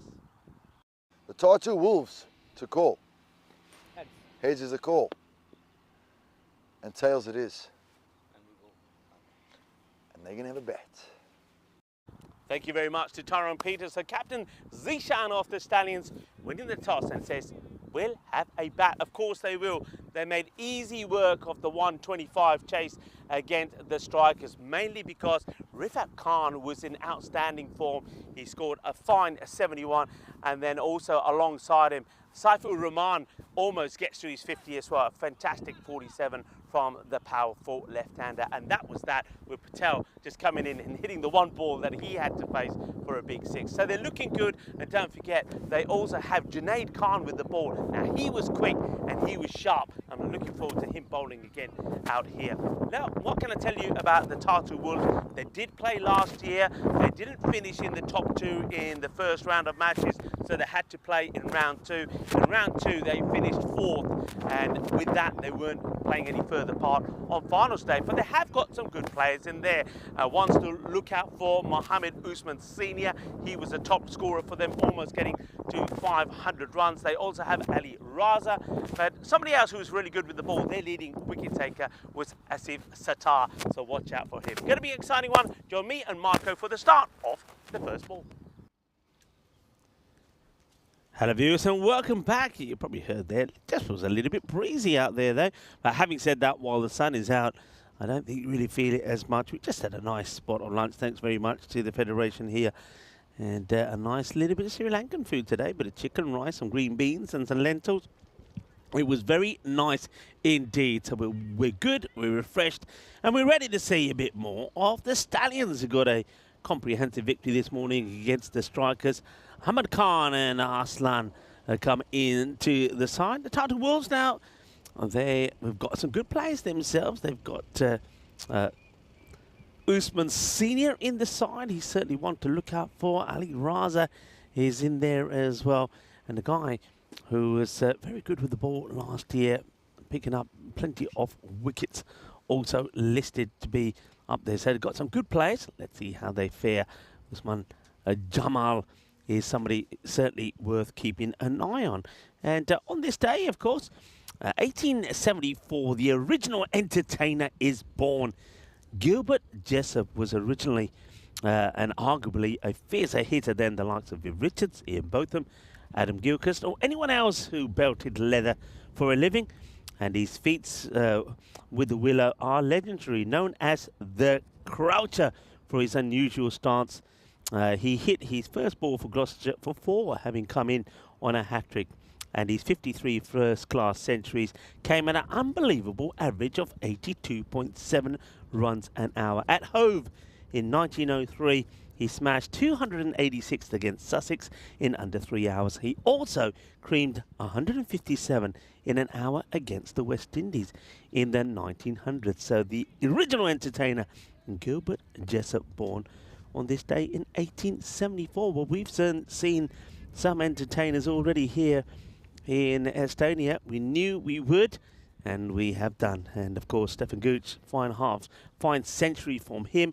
We saw half centuries before that from Rifat Khan. He batted beautifully for 71, and of course we're going to see him in action again, I'm pretty sure, as the captain, as you saw at the coin toss for the Stallions, Zishan Ali, saying that we will have a bat. It's a beautiful afternoon to have a bat. You can see that. It's glorious sunshine.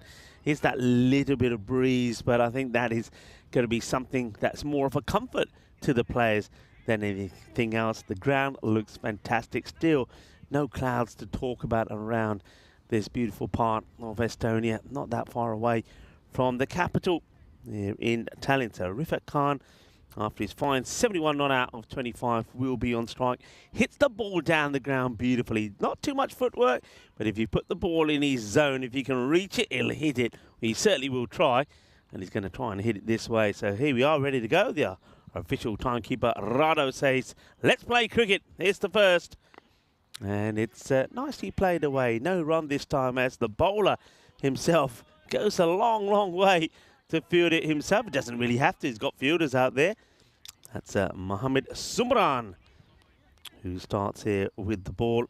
Good afternoon, of course, to everybody in the chat that joins us back. Hello to Helix. Hello to John Hisham. Rob Thompson is saying hi as well. Lovely to have you guys with us on this beautiful Monday afternoon.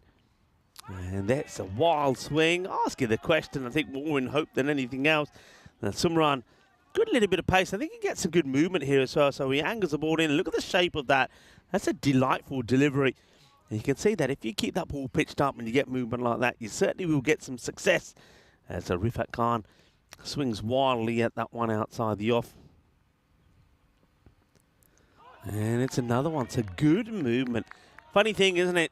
When that ball swings around, a lot of people, the experts, as they will call themselves, will say, well, yeah, when it's cloudy and overcast, you'll get the ball to seam around on a sunny day, not so much. Well, I tell you what, Sumran, he's getting that ball to move around, and it is beautifully and sunny. That's picked up lovely, though. That just happens to be in his zone, doesn't it? The only difference, if you look at the first couple of deliveries, they're coming in and moving away. This time he goes fuller. He's at the body. And Rifat goes, boom, shakalagya, 6 runs. It's a lovely pickup. That's gone a long, long way as it sails over that long on boundary for 6 runs. What's the reply going to be from Sumran? Well, he goes back outside the off and he goes back to dotting them up. Rico full here, and after a nice spot of lunch, I'm well refreshed. And I think Marco, who joins me back, is pretty well refreshed as well. I most certainly am, and looking forward to this third game of the day. And that line outside off stump is good against this batsman because he's trying to hit the ball down the ground. They've got a boundary rider at mid-on and on the mid-wicket boundary. Straightish mid-wicket. End of the first over. 7 come from there. That was the one big hit that went for 6. And they'll take a single there of that last one. So 7 off the first. And that means that Rifat, having taken a single, will keep himself on strike. So you're not going to see Saifur Rahman just yet. But he batted beautifully as well, as we take a little preview at upcoming events on the network. And of course, we have Romania going back to that Muara Basia cricket ground. Beautiful ground that is. We're spoiled for some of the grounds and locations we go to on the network. Belgium, the Medina Cup, that's coming up there. We go to Czechia as well. Plenty of cricket. Hornchurch, be going to England, and the Hornchurch ground, of course, last year went to Rains Park. We will be going to Rains Park a little bit later, but Hornchurch, and I know that we'll see quite a lot of our chatters there as well, some of the moderators. Hello to Viking Bay, who's also come in and saying hello to everyone. Good afternoon, that's what I say. Right, here we go. And what's Viking? He said he's got an early 1900 picture of Jessup on the wall behind him. Well, how about that? Well, he was born today. And he was, as most people call him, one of the original thumpers. I love the way when they say, nobody belted leather for a living better than him. Gilbert Jessup, born today in 1874. Good to have you with us, Viking. Here's that delivery. It's going to be too wide, and the umpire agrees. Krut Patel. I think the umpires are men in black. They're well refreshed after their refreshments as well. He came in very early this morning, did Krut, so he's good to see he is nice and fresh. I think by the time he got in, it was about 2 in the morning. And Krut. They've got Miguel Stoneman here, and also Andrew Winter. It's always nice to see some of the match officials coming from other parts of the world. It's good for them as well, good for their CV, and all very good, accomplished match officials as well. That's a nice delivery. Gets a good bit of in swing here. Does Sawa? This is Jazib Sawa with the ball. Yeah, just gets a bit of movement in. And Rehman, as he's done all day, just plays it really nicely out into the covers. And the bespeckled, sunglassed Sawa gets hit to the boundary out at cover. And a good little cut, a good big cut shot from Rehman. Good work from him, boundary, to get him off the mark. Good shot, just a little bit straighter this time, but I think it's more the length than anything else. And one thing that Saif Rahman showed us in that last match when he made the 47 is that he will play to all parts of the ground. So we see him play a lovely cut shot there. A good shot to play in the power play because you've got that point. There is a point there, but he's cleared him quite easily. But he's brutal on the leg side as well. So he's a 360 player. He gets set for the next one. And it's going to be down the leg side. And that's one that he does miss out on. I think, once again, the movement is definitely there from both the bowlers. So Sawa gets his ball to move, but it's moving the wrong side of the stumps for him. And it looks a good shot. A good shot for a wide ball, but he gets another one. Let's see if he can get it away this time. And it's just chipped up into the pocket of space.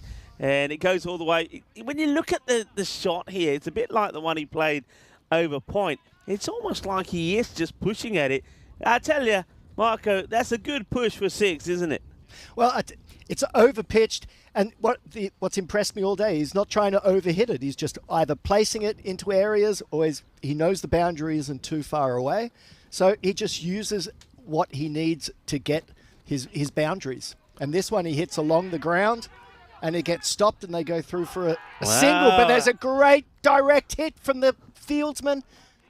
This is going to be, it's a direct hit. When this direct hits, there's always a chance that the batter maybe isn't sliding the bat in on something, but you can see there he's easily past the line, and there is an appeal, but really I think they know they're just appealing in hope more than anything else. The umpire, in fact, doesn't even ask for the review because he's clearly in. But a good pick up and throw, good bit of fielding actually, because if it went past him, it would have been 4 runs. 25 without loss after 2.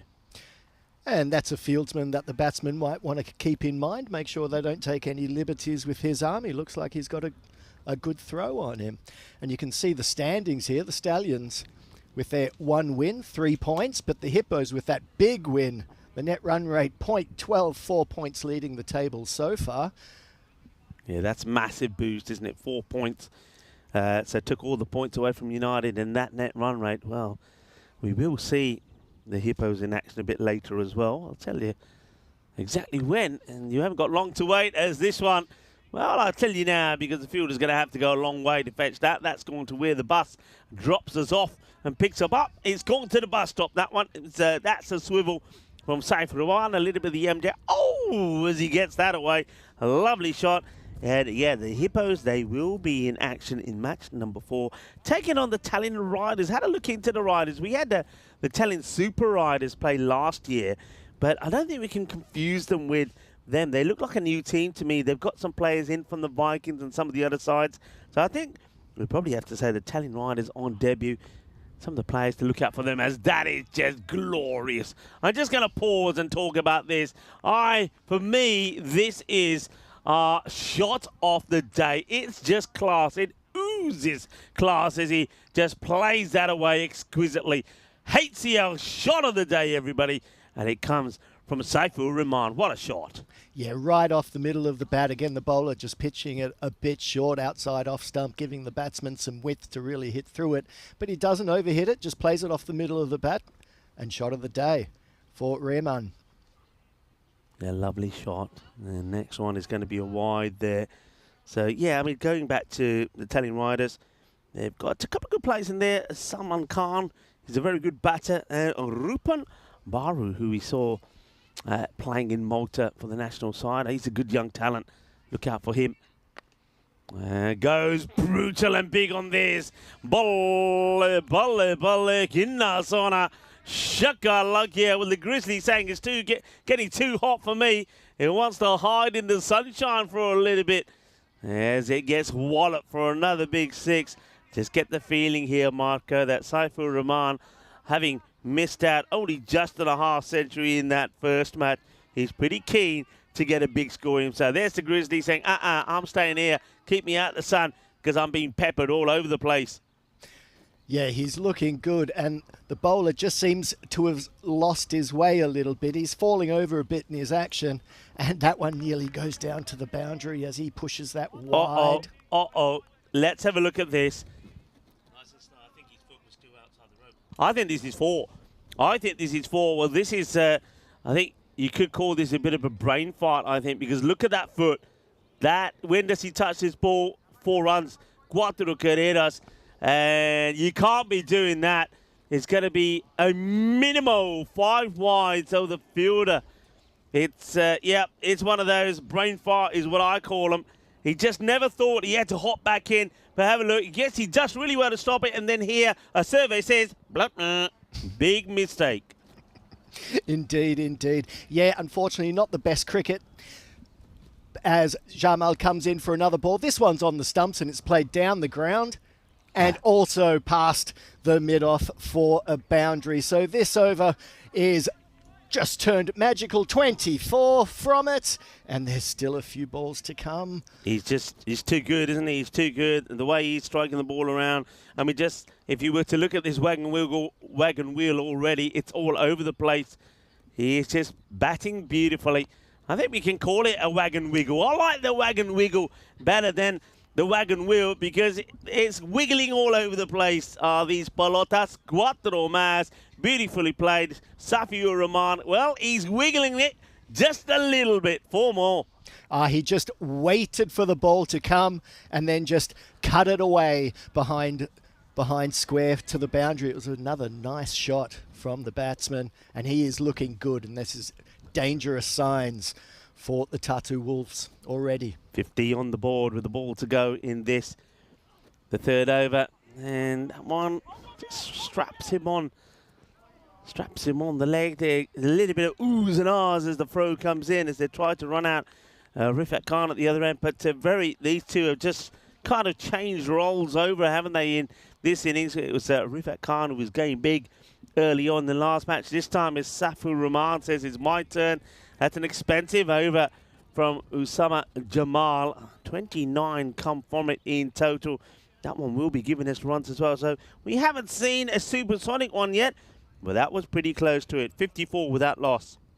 Well, it looks like a whole step every over going up. It looks like a step exercise there. 7 off the first, 18 off the second, 29 off the third. Let's see where we go with the 4th. It's the end of the power play, so there's going to be more fielders on the boundary protecting that area, but I feel that Rahman just might hit over the top of them or through them. Well, let's take a look, and if those steps do get any higher, then we will get that supersonic. Got to be careful here. So the field set at the moment here to Rahman. You've got 2 men straight, long on, long off. Got an extra cover and a backward point. That's a good delivery there. Look, if you pitch the ball up, I mean, it doesn't matter what pace you're bowling at, whether you're bowling slow, whether it's a spinner, whether it's a seamer. If you pitch the ball up, you can't do too much with it. So that's well bowled. On the leg side, they've got mid-wicket and a long on. That's 2. The length is okay, but it's ill-directed down the leg side. Yeah, just bowling to a 5th stump down leg, and that's not going to help matters for the Tartu Wolves. Jazib just wants to keep it straight and at the batsman. Short. That has been clobbered. Oh, well, I heard the sound off the middle of that bat, the middle of the willow. I tell you what, maybe it's been made from some of the wood that's lying around this ground because they look nice, chunky and bulky. That was absolutely plummeted. It's not a good delivery. He's on the pads. He's just got lovely little finesse when he plays the shots as well. He looks in the groove. Well, we've already seen one left-hander go big here today. Stephen Gooch, he brought up a century in the last match. And I saw that one coming when he got to 60. I'm not going to quite say that Safiur Rahman is on his way to one here because that certainly would be a little bit too early. But the way he's going, the way he's hitting the ball could be. And now he plays this one out. There's a fielder right there. Well stopped.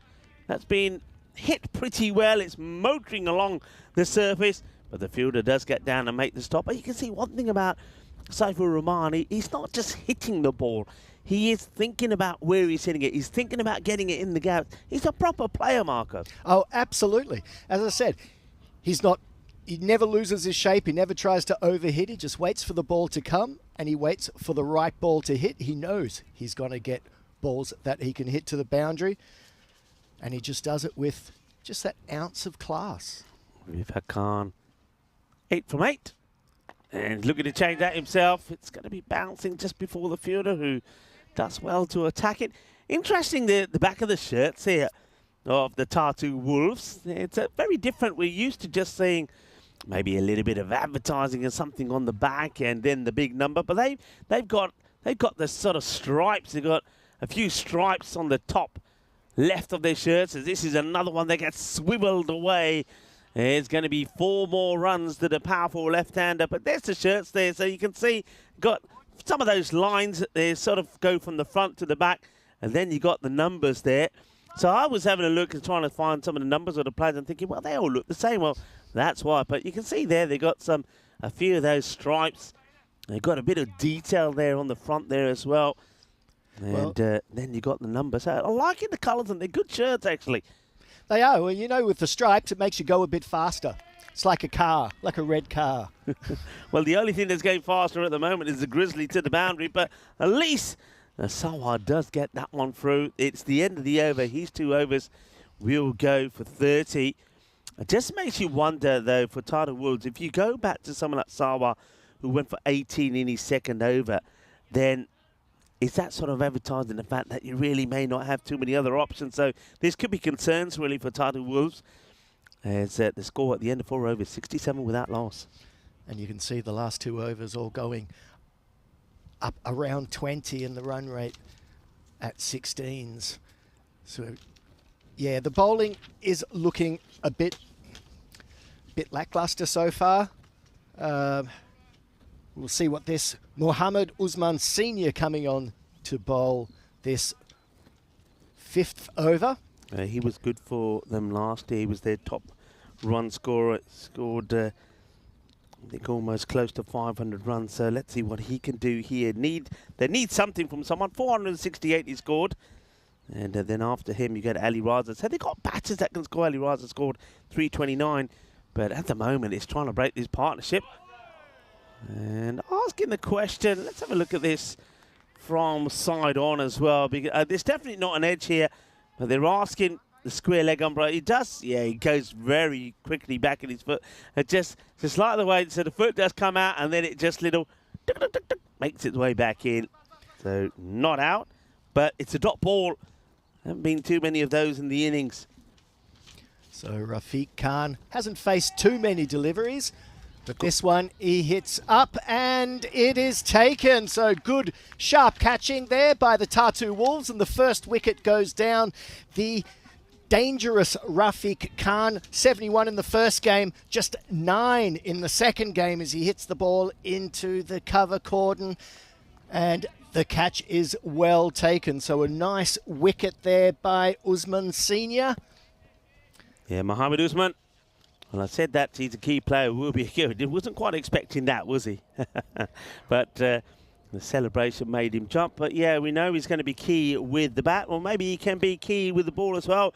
Mubashir Iqbal holding on to the catch. And you just got the feeling there that we were going to see Rafiq Khan having a go. He didn't want to be playing second fiddle to Saiful Rahman, who's already got to what he scored in the first match, 47-15. Well, Ankur Patel, he smashed his first and only ball for 6 in the last match. And he tries to do the same this time. It will be well fielded. Just going to be a single, but he does get Rahman back on strike. This is Ankur Patel taking on the bowling of Usman. Gets a single and hands the strike back now to Saiful Rahman, who will know that any boundary here takes him to a well-deserved 50. Yeah, the batsmen know, just give the strike to Rahman. He is seeing the ball really well. Just 3 runs away from his first half century. As we said, the 47 score he got in the first game. Making some changes in the field. So Usman Senior. So where's Junior? I mean, I thought you'd only call somebody senior if you had another one in there as well, but I don't see 2 Usmans. Let's played down the ground. He just get a single here. as Rahman. So, yeah, Mohammed Usman Senior. And I don't see a junior in there. I think we just call him Mohammed Usman for now. I think we can lose the senior until the junior comes along, that is. Well, we'll see. I haven't seen a junior yet. But yeah, Rahman was a bit disappointed not getting more onto that last delivery, and only for the single. With this one, short delivery played away onto the leg side for a single for Patel, and brings Rahman back on strike. And another opportunity for him to bring up his half century. Yeah, I don't think, I mean, at the moment he's got so much time to bat. You can see he's looking pretty relaxed, composed. I think in that last match you could see that it was coming towards the end of the innings when he would get out. So this time he's got a lot of time. Plays that up in the air. It'll just bobble around a few times before it gets to the fielder. And well, the man who's got a few numbers on the back of his shirt, that's Lukman Safraz with all the force. Makes the stop. Well, he's got all the force. Sanu Marji has got all the fives. He's got the 555 on his back. There's normally a story behind the numbers. The story of this inning so far is that wasn't a bad over at all. In fact, it was a fantastic over from Usman. It just goes for 4, picks up the wicket. 71 for 1 at the end of 5. Yeah, no, that was a very impressive over by Usman Senior. And just the 4 runs and the wicket coming off it. And for the first time, Rahman just looked a little bit out of his zone, his comfort zone that he always seems to be in, and just lost his shape a bit on a couple of deliveries there. But he's on strike again, facing Manu Aji. Yeah, that's a Gandhi ball, and that's enough to bring up the 50 for Saifur Rahman. It's down the leg side. Rahman this time doesn't miss it, gets it away. And that's 50 for the big man. 47 in the first, 50 in this one. So he's got 100 in the 2 knocks so far. And he's looking to go further. Well, I mentioned 100. Maybe he will be thinking about 100. He's certainly got enough time to do it. He brings up the first 50 in just 31 deliveries. Let's see what he can do in the remaining 29 in the innings.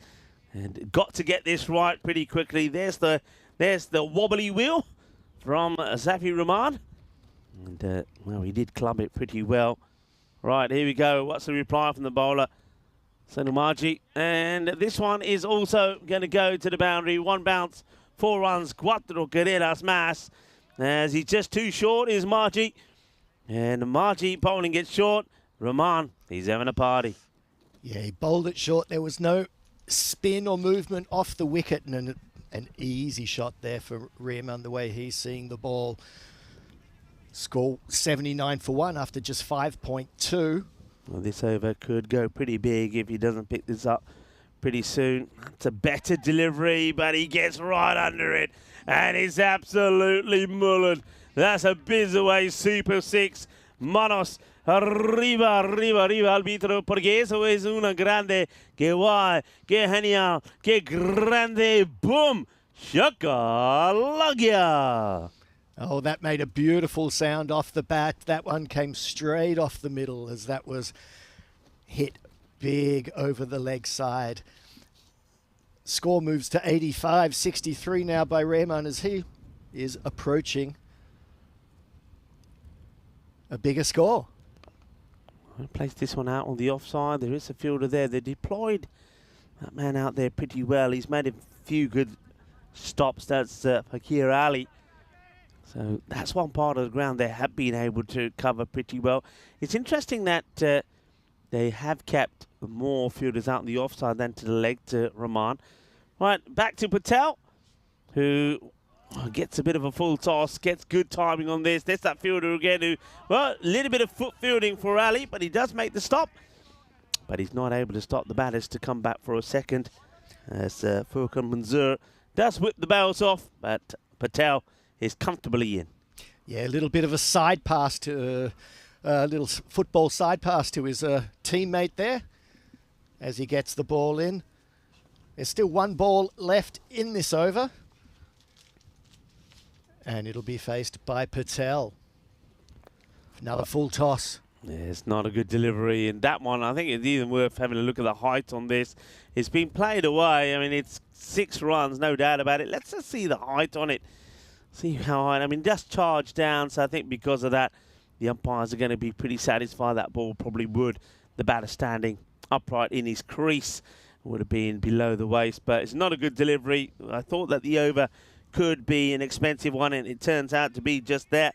It will go for 23, and the Stallions keep galloping forward, don't they? 94 for 1 after 6.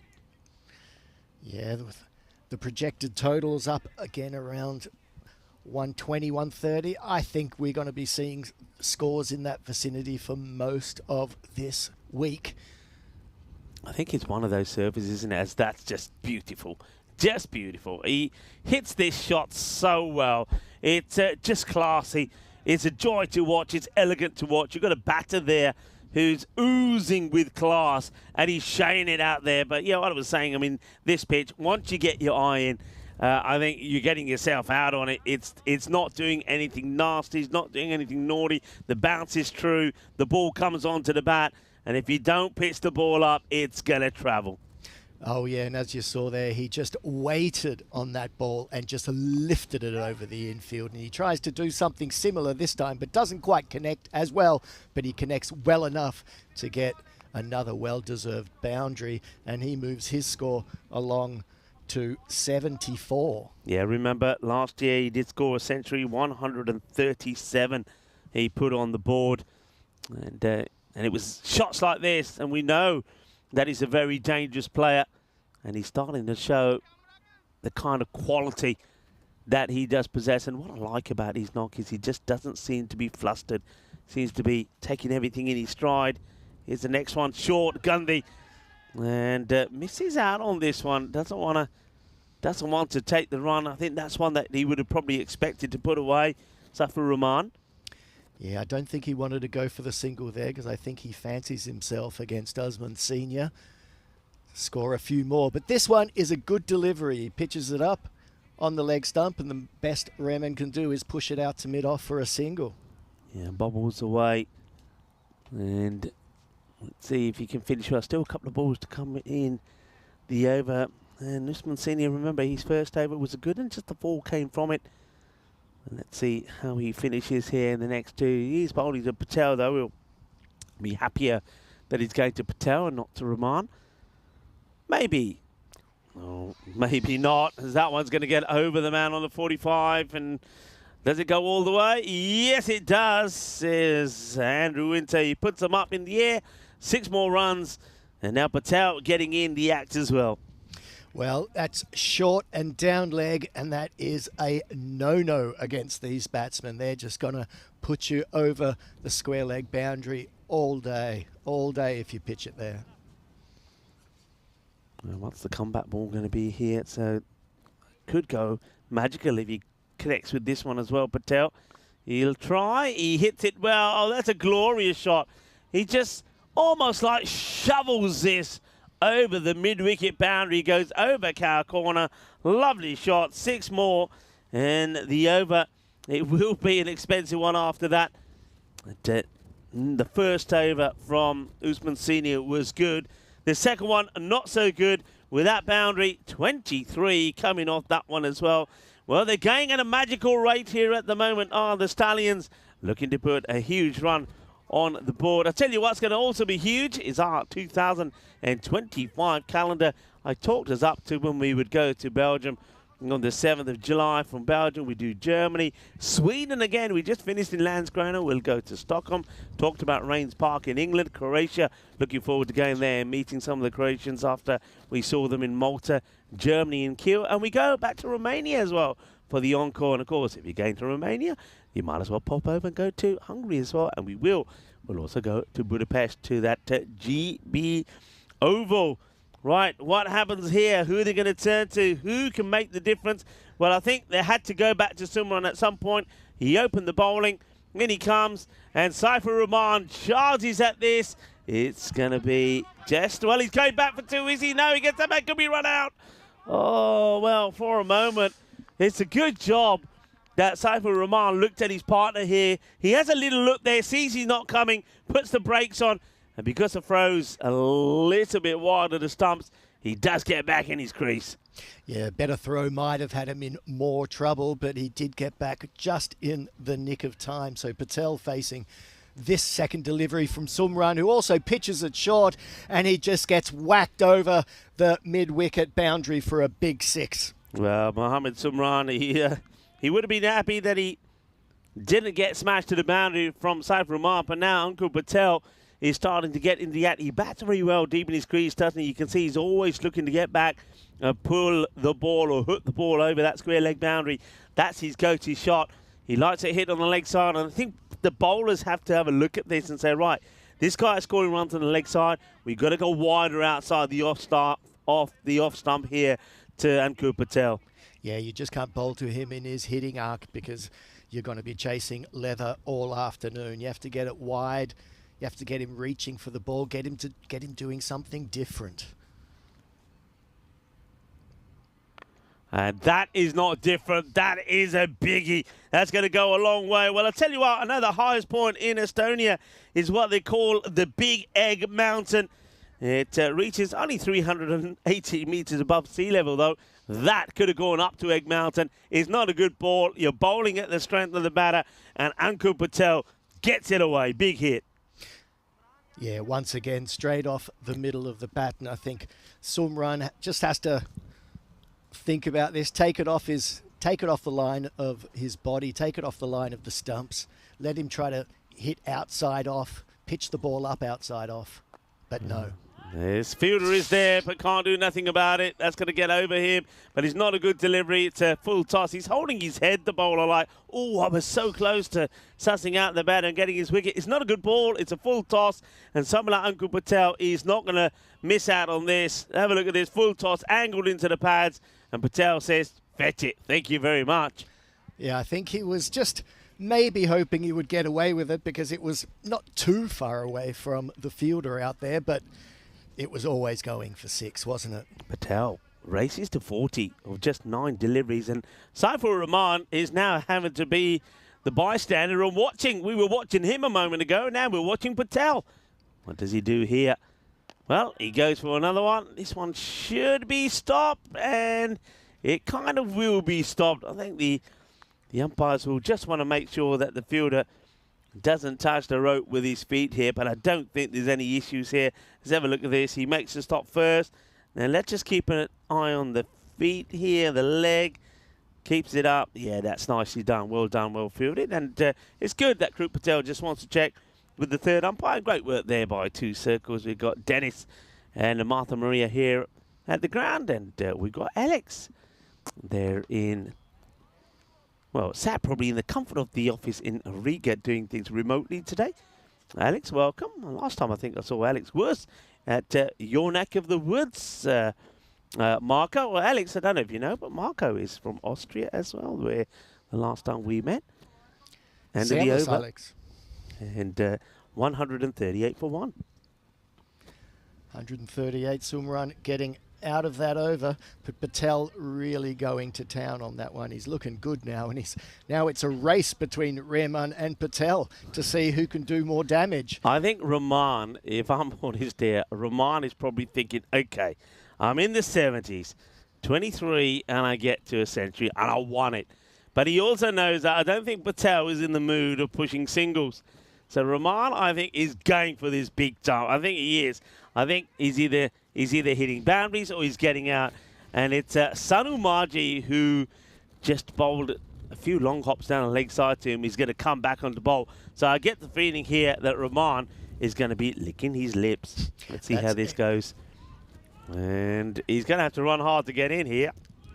He will make it. And, takes a single. So Patel is probably going to say, well, Saif, you had the opportunity, buddy.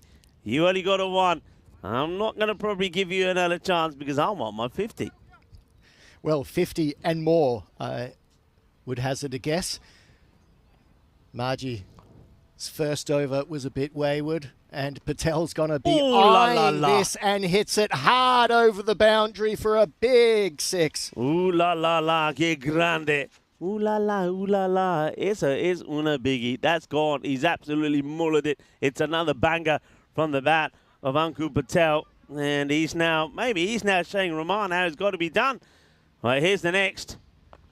And that's hit pretty well. It bounces once to the fielder. In comes the throw. So Rahman will gladly go back on to strike and see if he can now muscle a few big ones himself. If he gets a couple of sixes in this over, then I think that century is back on. Let's see how he goes. Comes down the track and he gets that out of the middle. That is a biggie. It's a monster strike. It's gone past everybody. It's still going. 6 runs, 6 carreras. Igual que genial que grande. Boom. Shaka la gaya. Over pitched, full toss, and it gets the treatment. Absolutely hammered over the leg boundary. That would have been 6 on all grounds. Well, we know that the highest score, 163, was put on by the Hippos.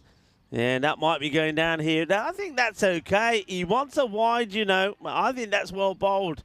As finally, Sanu Maji goes outside the off stump. And Rahman leaves it, but should have played at it.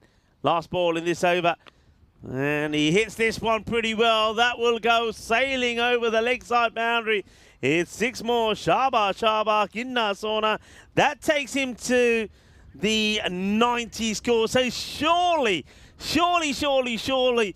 Ankur Patel will take a single to give him 5 balls to try and notch up a century here. This is going to be interesting because he's on 48 himself. I wonder if the play is, Ankur is probably saying, right, look, here's the deal. Asi ida kar diya na, main pehli ball चौका मार लूंगा अपनी 50 कर लूंगा फिर ना तेनू single दे दूंगा.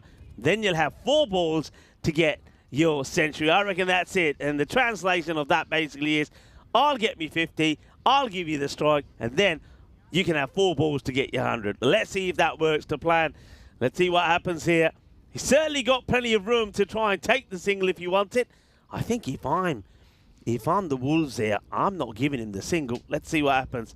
He leaves it, gets a wide, as that one gets whipped in by the bowler, but he'll have to bowl it again. The man with all the falls on his back. This is Lukman Safraz with the ball. Safraz. Yeah, I'm very interested to see how this over plays out, if they can both get to their milestones, as this one's hit to the just over the top. It looked like the fielder might get the catch, but it sailed over for 6, and that brings up his 50. Right, so that's the first part of the plan. Ball 1, boom, 6, boundary, 50. Ankur Patel, well batted, 50, and it's a quick one of 13 balls. Now, plan number 2, take the single. Let's see if he does. Or is he going to belt this for another biggie? Let's have a look.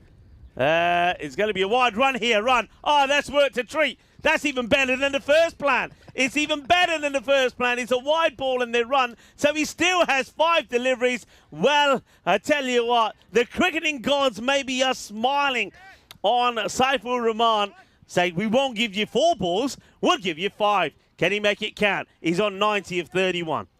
Oh, his eyes lit up as soon as he saw the wicketkeeper not take that cleanly. He was off and down to the striker's end because he knew that what that meant, and that would give him a big chance and give him 5 balls to get his landmark. Hello to Phil G, as this one has been absolutely peppered.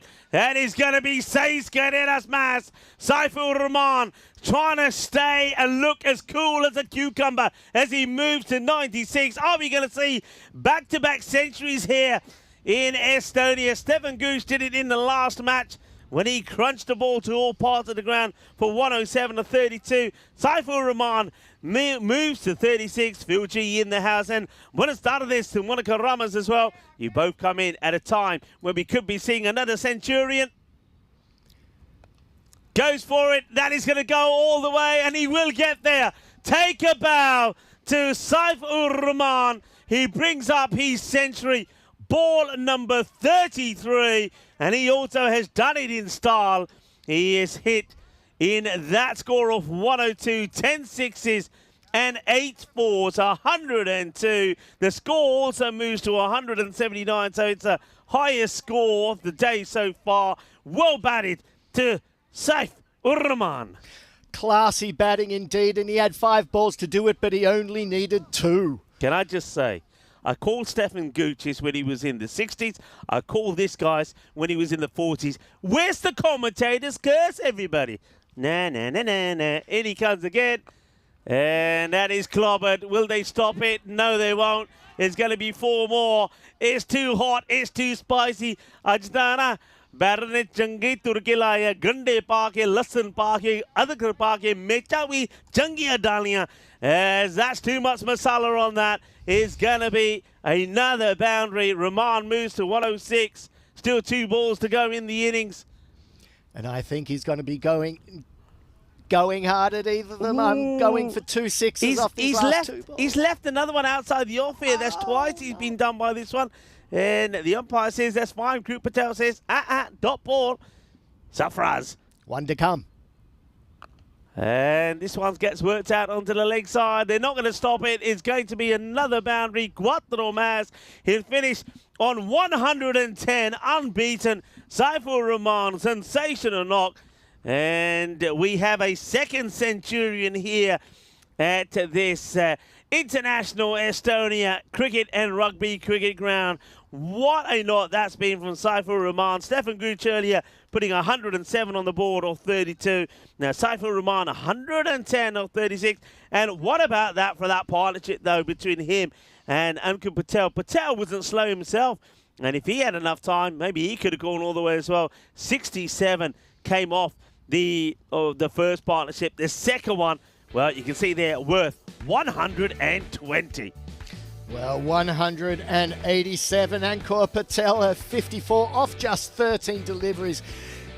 The bowling was a little bit short, was a little bit wide, and it played right into the strengths of the Stallions batsmen. Rahman not giving them any respite at all. Anything short, any width outside off stump was beautifully cut away. Anything short down leg was planted over the leg side.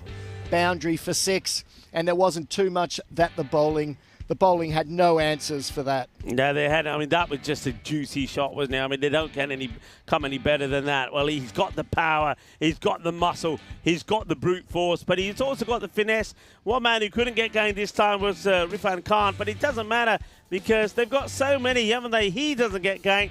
Then Patel, who we know only faced 1 ball in the victory against the Strikers, he hit 1-6, and that was all he needed to do on that occasion. On this occasion, he needed to do a little bit more, and he did. He brought up his 50, and it was a quick one. His 50 came up in just 13 deliveries. But you know when the cricketing gods, Marco, are shining on you, when things like that work out. He had to get back on strike, and then he gets a Gundy wide to get on strike. Then he has 5 deliveries, not only to get his century, but go on and finish 110 unbeaten. 10 sixes and 10 fours to get there. 10 sixes and 10 fours. And yeah, like I said, when he saw that the keeper didn't take that ball cleanly down leg, he was scooting off to get down to the non-striker's end to bring up his 100. And there he shows his joy there as he raises bat and then knocks the next one for 4 as well. So yeah, fantastic performance by the Stallions again. 1 for 87 off 10.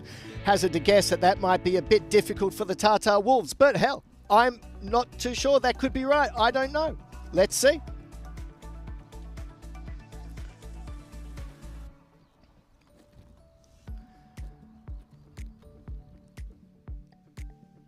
So look at that batting card. Rafi Khan, 9 off 11, didn't quite get going like he did in the first game. But Rahman, as we've said, fantastic performance. And Patel, 54 off 4. The bowling cards not looking quite so pretty. Mohammed Samran's 2 overs for 28.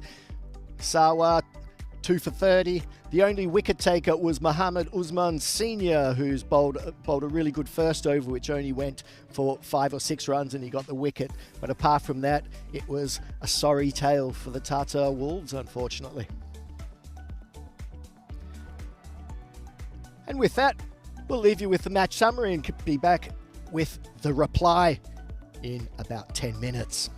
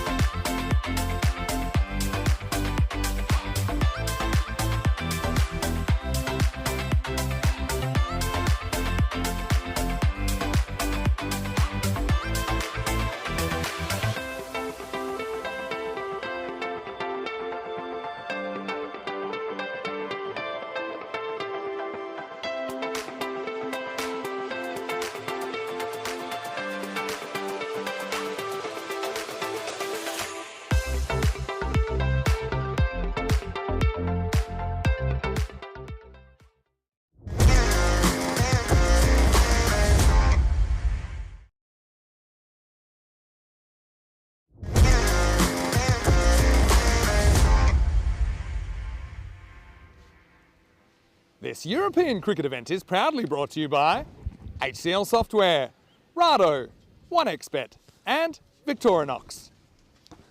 Hello viewers and welcome back as we've seen another century on the European Cricket Network. This time it's Saifur Rahman that will add his name to the Hall of Fame. What a good knock that was from him. 110 knocked out of 36 delivery in a 120-run partnership with Ankur Patel, and they scored those runs very quickly as well. So well done to Saifur Rahman. He also joins Stefan Gooch today on our European Cricket Network Hall of Fame. And of course, both those batters, it's not the first time that they've been there, and you probably get the feeling it won't be the last time that they'll be there as well. So well batted. Saifur Rahman, of course, scored 137 last year. This time round, he's in the 110 mark. Just having a look at the bonus point equation there, as you can see there, just they have to get to that 130, 131 just to pick up a point here. So this is a very good opportunity, you would feel, for the Tallinn Stallions to take all the points here. They came close to doing that against the Tallinn Strikers in match number 1 today. They won by 9 wickets, but they did it with 15 balls to go. Needed to do it with 18 to rob them off that point. That's the first. That's not a good delivery. That is probably going to go all the way to the boundary. And not a good ball that from Pranay Giwala, who comes into the side. We didn't see Pranay play in the first match, and it's just a real loosen up for Pranay. So that's going to be a minimum 5 wides. Pranay Giwala, of course, national team player. We did see him there in Malta, but that's not one that he's going to be very happy with. Sprays down the leg side, but normally Pranay, he's somebody who gets that ball to swing outside the off and swing away from the batters. This time he swings it back in. That's played away nicely. That's a good shot. So this is Usman Senior. We know that he's a dangerous batter. 468 runs here last year, and he puts away that delivery as well. There is swing there from Pranay, but he's swinging it into the pads. Put away. Rico Full here. And joining me back, of course, it's Marco. Marco, welcome back. And a good start. Needs to be a good start, this, doesn't it, from the Wolves? It absolutely does. And Giwala just drifting onto the pads and the batsman taking full advantage. And that's what they're going to have to do. It's going to be a tall order, but Usman Senior starting quite well. And he continues to go well, as that one will fly over everybody for 6 more runs. And Pranay just not getting it right at the moment. And Pranay Giwala, we've seen that he's taken 36 wickets on the network in the 3 years that we've been seeing him. His best was in 2024 when he took 31 wickets in total. But at the moment, he's probably just getting a little bit too full. And the batter just knows that this ball is coming into him, and he's whipping it away. Goes wider, and probably would have been too wide. I think the umpire's ready to call this, but he does play as it does Usman, and it's the first top ball then to Pranay. Yeah, that was one that Usman could have left and got an extra wide onto their target, but he decides to play for it, and he lets Giwala off with that one, and that one just goes through to the keeper. Big swing this time, swing and a miss. And Terry Richmond is saying to me, Terry Hummerkost, yep, same. Likewise to yourself, hello. And hello to everybody, Terry Hummerkost. I was trying to remember that, actually. I wrote it down somewhere. I thought, I know the, I knew the first bit, the Terry, but it was the Hummerkost. I've got it. Thank you very much for that, Terry Hummerkost. I should have to remember that. So, yeah, Giwala just a little bit, his radar just a little bit off skew in this over. Hasn't quite got it right. It's not quite where he wants to be as he comes in. That's another good shot. Gets a swivel on this. Pretty good. You need a good start when you're chasing a score of 188. I mean, you're going to have to go at more or less 19s and over. That's a lovely shot. He's a dangerous guy, is Mohammed Usman Senior. We know that. And he started in a powerful way. And, well, Pranay Giwala, you didn't see him play the first match. He comes back into the side here, and he's taking a little bit of a hammering. And I think probably somebody like Junaid Khan is thinking, You wanted to go with somebody different? I was here if you wanted me. Well, they know they've always got Junaid Khan up their sleeve, and Giwala probably needed the over just to get some rust out of the system. Well, that's going to be another one down the leg side. So it's interesting, this from Giwala. We know that, I mean, if he gets it right, he does get that ball to swing around quite massively. But at the moment here, you can see he is getting that swing, but he's just not able to control it. Yeah, that's it. I mean, a nice little piece of in-swing. I think he should try to stay away from the batsman's pads for a start. This one's on off stump, but that doesn't make any difference. The ball still goes over the boundary for a big, huge 6. 6 runs to finish, 29. Well, we had an over of 29 in that first innings, and it was Usama Jamal that went for 29 in over number 3. And, well, they get 29 on the very first over. So that's a cracking start for the Tartu Wolves. Well, the Wolves, they are howling, and they are liking the way that they started here. And, of course, one thing I do know is that the wolf is the national animal of Estonia, the symbol of Estonian nature and culture. So, well, they'll be well at home here with the Tartu Wolves. And that's a good start from them. So I need a good fight back, a good comeback. And I get the feeling that they're probably not going to waste too much time and go to the quick fire and pace of Junaid Khan. Yeah, here we are. They're giving them to the big guns now. I think Khan coming in off the long run. They're going to change the field a little bit. Yeah, Giwala just looked a bit, wasn't really coming into the crease and hitting the crease hard. He looked a bit trepidatious in his action, but it'll probably be better for the run out. But Tartu Wolves, good start. That's exactly what they needed to put some pressure on the Stallions, and they're going to need a few more overs just like that. Let's see what they can do against the impressive Junaid Khan. Junaid charges in, and there's the difference. Just has that little bit of extra pace, and he will extract the bounce from this pitch. And especially when he bowls at this length, it's sort of a length. You can see, look at the effort that goes into that delivery. And that's the difference. You got bowlers that come in and just bowl. You got some bowlers that just come in and bowl and release the ball. And you got others that absolutely bang it into the deck. And that's a great delivery. Yeah, he really is the one bowler of the day that has really banged it hard into the pitch and has got the rewards. Well, talking about bang, that's been a little bit fuller. And this one gets banged away. So Ali Raza, he opens his account. It's another guy who's worth mentioning. 329 runs he scored last year. The thing is, though, and that was the issue with Tartu Wolves. So that in the round 1, they finished 3rd in Group A with a 4-4 record.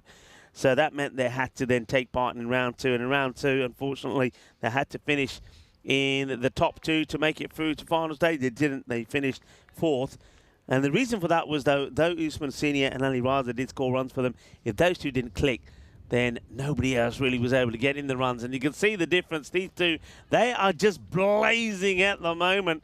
Well, the Stallions are out there, but the people that's blazing saddles at the moment is Tartu Wolves, as that's going to be another boundary, and it's another biggie. This is a cracking shot outside the off. Look at the way he opens the face of the bat and just uses that pace from Junaid Khan against him. That's 6 more. The faster it comes, the faster it goes. That's what Ali Raza's saying, and that's what he's doing. 2 good shots there. And I suggest that I think that Khan might just be banging this one in just a bit shorter. Well, let's see what he does. Either that, or if he's got a good slower ball, it could work for him. And he comes, and he does go a little bit shorter. I mean, he always gets that movement afterwards, isn't he? If you see this one, it's a little bit shorter, bangs it in short and wider. But watch the ball come back in as well after it bounces, so it follows the batter. It's a wild thing. But then I suppose Ali Raza is sort of saying to himself, you know what? If I get any of this, even if it's an edge, a top edge, it's going to fly over the 3rd on the boundary anyway. So it's if you're going to swing, swing hard, as they say, Marco. Absolutely, that's the way you have to do it, especially when the pace is on the ball like that, and that one just goes through everyone to the boundary. Oh dear, oh dear. And it does catch a little bit of the pad on the way, but I suppose that's the blessing, that it's not going to be, at least it's not going to be wide. But there you go, it's going down the leg side. Luckily, it just catches a bit of the pad, otherwise it would have been a minimo and it would have to be bowled again. So just loses his line, tries to go for the Yorker there, I think, and doesn't get it right. So another expensive over here. And the Wolves, well, unlikely as it may seem, at the moment, they're on track. In fact, they're way ahead where they need to be. Absolutely. It's been a really good start and a bit wayward from the Stallions so far. This is going to be another one that's going to get through. This time it's 4 buys. Well, if they're not coming off the bat, they're either hitting it or kicking it, or nothing's touching it, and it is still going to the boundary. This one is straight through. It's an awkward one for the keeper there. I think Vimukti just needed to take one more step. The problem was, though, that ball was right on his toes. He can't stop it.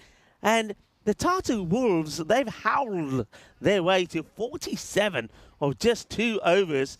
And, well, the like-for-like scores at the moment, they're 47, and their opponents were on 25. So they are massively in front. Yeah, they're well ahead of the rate, surprisingly so. Let's see if they can keep this momentum going. We'll see the bowler now is going to be Ashwan Santosh. And let's see if he can put a halt to these proceedings. I think a wicket here might just calm the Stallions down and just put a break on the Tartu Wolves' progress. But let's see. It's been impressive so far from Mohammad Azman Senior and Ali Raza so far in this innings. I mean, look at Mohammad Usman, 22 runs from just 6 deliveries he's faced so far. But it's pace off now.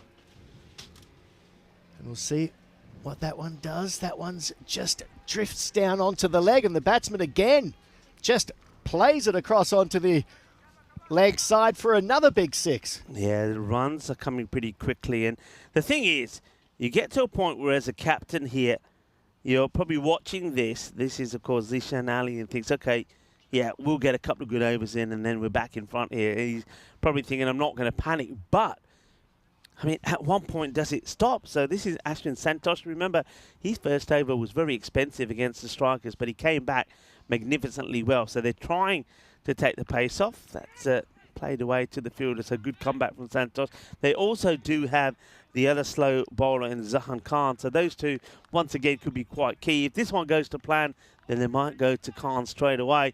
Let's see. So dot ball follows the boundary. I did like that delivery. He just sort of pushed it short, pushed it a bit faster through to the keeper, and just sort of got the batsman by surprise. It was a good comeback, and his last 2 balls have been very tight. This game is so quick, you just can't rest for a second. If the other team has got 50 off too, you can't just think it's going to fall into place, because by the time it falls into place, it might be too late. Yeah, that one's worked away, but they have got the fielder back there in the quite a wide, long on position. So it's also the last over in the power play, and if you get a good one in here, if it doesn't go, let's say this one goes for about less than 12, 13, then you're going to be happy with that, because you can spread the field. You've already won one over, and you can start to get yourself back in front. That's certainly what the Stallions are looking to do. That's worked away, and it's going to get away from the fielder. Going, gone. Does get a bit of bat onto that. That's the only one that goes a little bit wrong from Santosh. He fires this one. He tries to fire it in quickly again, but this time he drags it. And in fact, actually goes through the stumps and the bat. So there's a little bit of an edge on this that gets past Vimukti. The keeper has given us runs, so 4 runs. Now, it's been a really good over from Santosh. He's just mixed it up, and I get the feeling that maybe pace off might be a good plan of attack for the Stallions, as this one sails over the boundary. Well, that one was pace off. It may have not had any pace on it, but that has been bludgeoned. That was a super massive hit. So that's 17 off the over. So even though there was a couple of dots in the single, there's also 3 boundaries, 17 come off it, 64. Have a look at this. When you're going to see the graphics here, they are 10 runs ahead at the end of the power play of where the Stallions were. So that is massive. It's almost like you can say that they've taken that rate down to around 17. It's almost like you can think, well, even if they have a little blip here, they've sort of got that 10-run cushion. And you can see there was a blip there for the Stallions. That over that only went for the 4 runs. That was over number 5 from Mohammad Usman Senior. Then after that, though, they did pick it up again. So even if they have that blip, they can still stay at this pace. Who are they going to go back to here now? So they are going to go with what I thought they're going to go with the other slower bowler, and Zahar Khan, who bowled well in the last match. And just checks his field. So now the field can be spread. They've got the man on the 45 on the boundary, mid-wicket, long on, long off. And thing is, though, you can't put anybody in the car park because that is where that's going. That's another biggie. They're hitting the ball so hard here at the moment. Both Ali Raza and Mohammed Usman Senior is on strike now. He's now going to move to 35 of just 11 deliveries. And folks, if you thought I was joking about the scores and the sort of things that we're going to see here in Estonia, think again. Hello to Dia Maria, who joins us in. And the hitting is just epic. It's runs galore. And, well, maybe no score is safe. They're needing 188 here. And they're right on cue. That's a much better delivery. It's in the air. Catching opportunity. And it has been held. That's a breakthrough that they needed. And Pralay Giwala holds on to the catch. Zahar Khan gets the wicket. And Mohammed Usman Senior, he's, well, electrifying start to the innings. Comes to an end. He'll go for 35 of 12.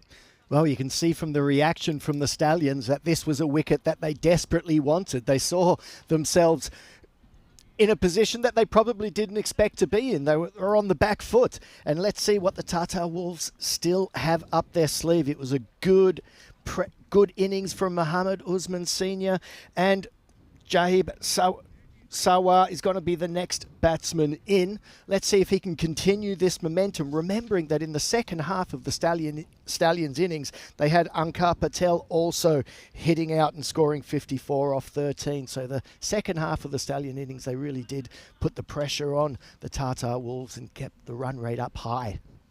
Well, this one's another one that gets away from the keeper. And we'll get the one.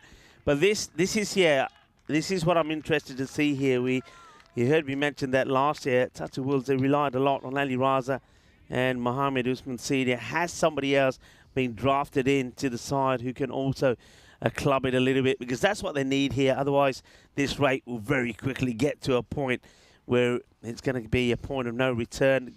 Good delivery there from Zahar Khan. The keeper really, I think on that occasion, Vimukti should have done better. That's it well, and that's going to go all the way. Well, Ali Raza, he's still there. Remember that. So they still want to see the back of him.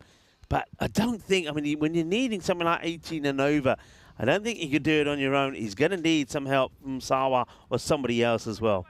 Well, the pressure's going to be on throughout the whole innings. It's 18 runs per over. They're going to just, but it gives them a clear mindset. They just have to go for it as often as they can, and so far it's paying off as that one goes to the boundary as well. Yeah, good hit, powerful stroke, played for 6. Some people are putting in the chat, hey, we're getting a little bit confused here, because if you have a look at this one again, so here's the shot, and when the camera follows the ball, there's another rope there. Now that rope is not a boundary rope. I'll touch on that after this delivery. I wonder if we can see that, Alex, if you can just show us both the ropes, as this one is going to go big as well.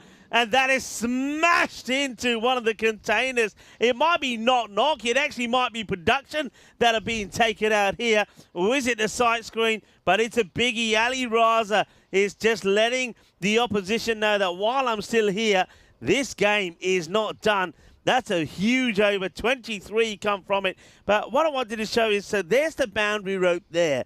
Now, if you go back a little bit from there, I don't know if we can on the camera, but if you go back a little bit, you'll see another rope.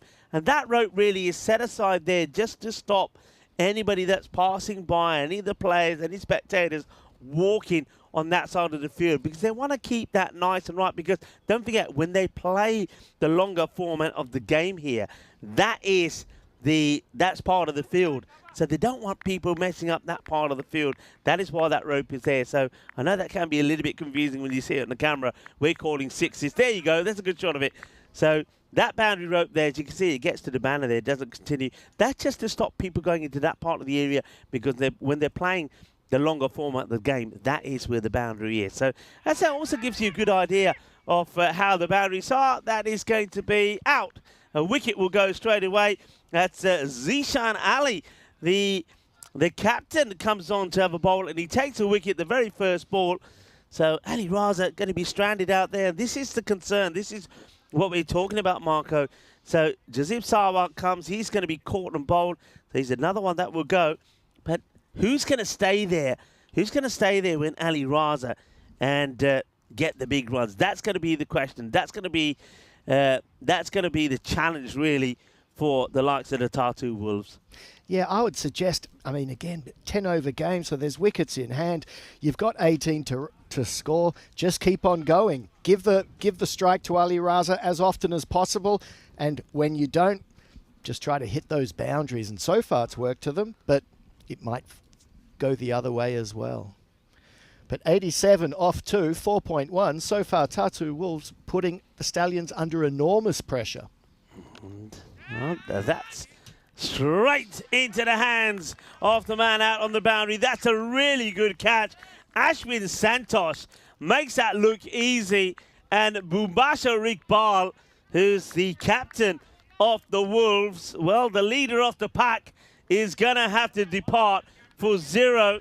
And this is when the Ducks get the better of the Wolves, because it's going to be... It's another Derek. It's a very good catch. He makes that look easy. Captain to captain. One captain getting the other one out. And Zeshan Ali doing exactly what his team needed. And it was always going to be the question if the Tartar Wolves could maintain this momentum once a wicket or two fell. And at the moment, 1 wicket has been leading to 2, leading to 3. Yeah, well, this is now issue time. Let's have a look at the hat-tricks we've seen. Lara Moritz took one the other day when she took 4 for 4 there in Jersey. We haven't had one since then, so this is definitely a hat-trick ball. So 2 in 2, Zishan Ali, the captain, bowling to Furkan Manzoor. Will we see a hat-trick? Not quite, as it's going to get played away just for a single. And well, I think he might have done himself an injury here, Zishan, getting to that one. It didn't really have to commit that much to it. It was going to a fielder. It's only a single, but he goes after it. He just slides to it at the last moment. And quite easily, when something like that happens, you can pull a muscle. All right, Raza back on strike. Hits it hard. Fielder is there, though. Keeps his eyes on it. And makes the simple stop. There's Saifur Rahman. So they really need Ali Raza just to keep on going the way he's been going, to keep the pressure on and hopefully then cause some pressure and ease things up for the batsman at the other end. There he is, the Centurion. We know that his name will be on the Hall of Fame. Saifur Rahman. That one's going to be a swing and a miss. And we've seen this over could be the turning point for this game. Just 2 runs off it so far for the loss of 2 wickets. There's the Centurion, Stefan Gooch today, and Saifur Rahman. And I just get the feeling that there may be a few more as well. That's been played away, and the man who took a really good catch, Santosh, does the fielding and gets the throw in. It's just going to be a single, and this is the over that we were talking about, right, Marco, that we said at the time that the Tallinn Stallions will be thinking we just need to get 2 good overs in. 2 good overs, we win the match. And that is one of those good overs. Only goes for 3. 2 wickets go there as well.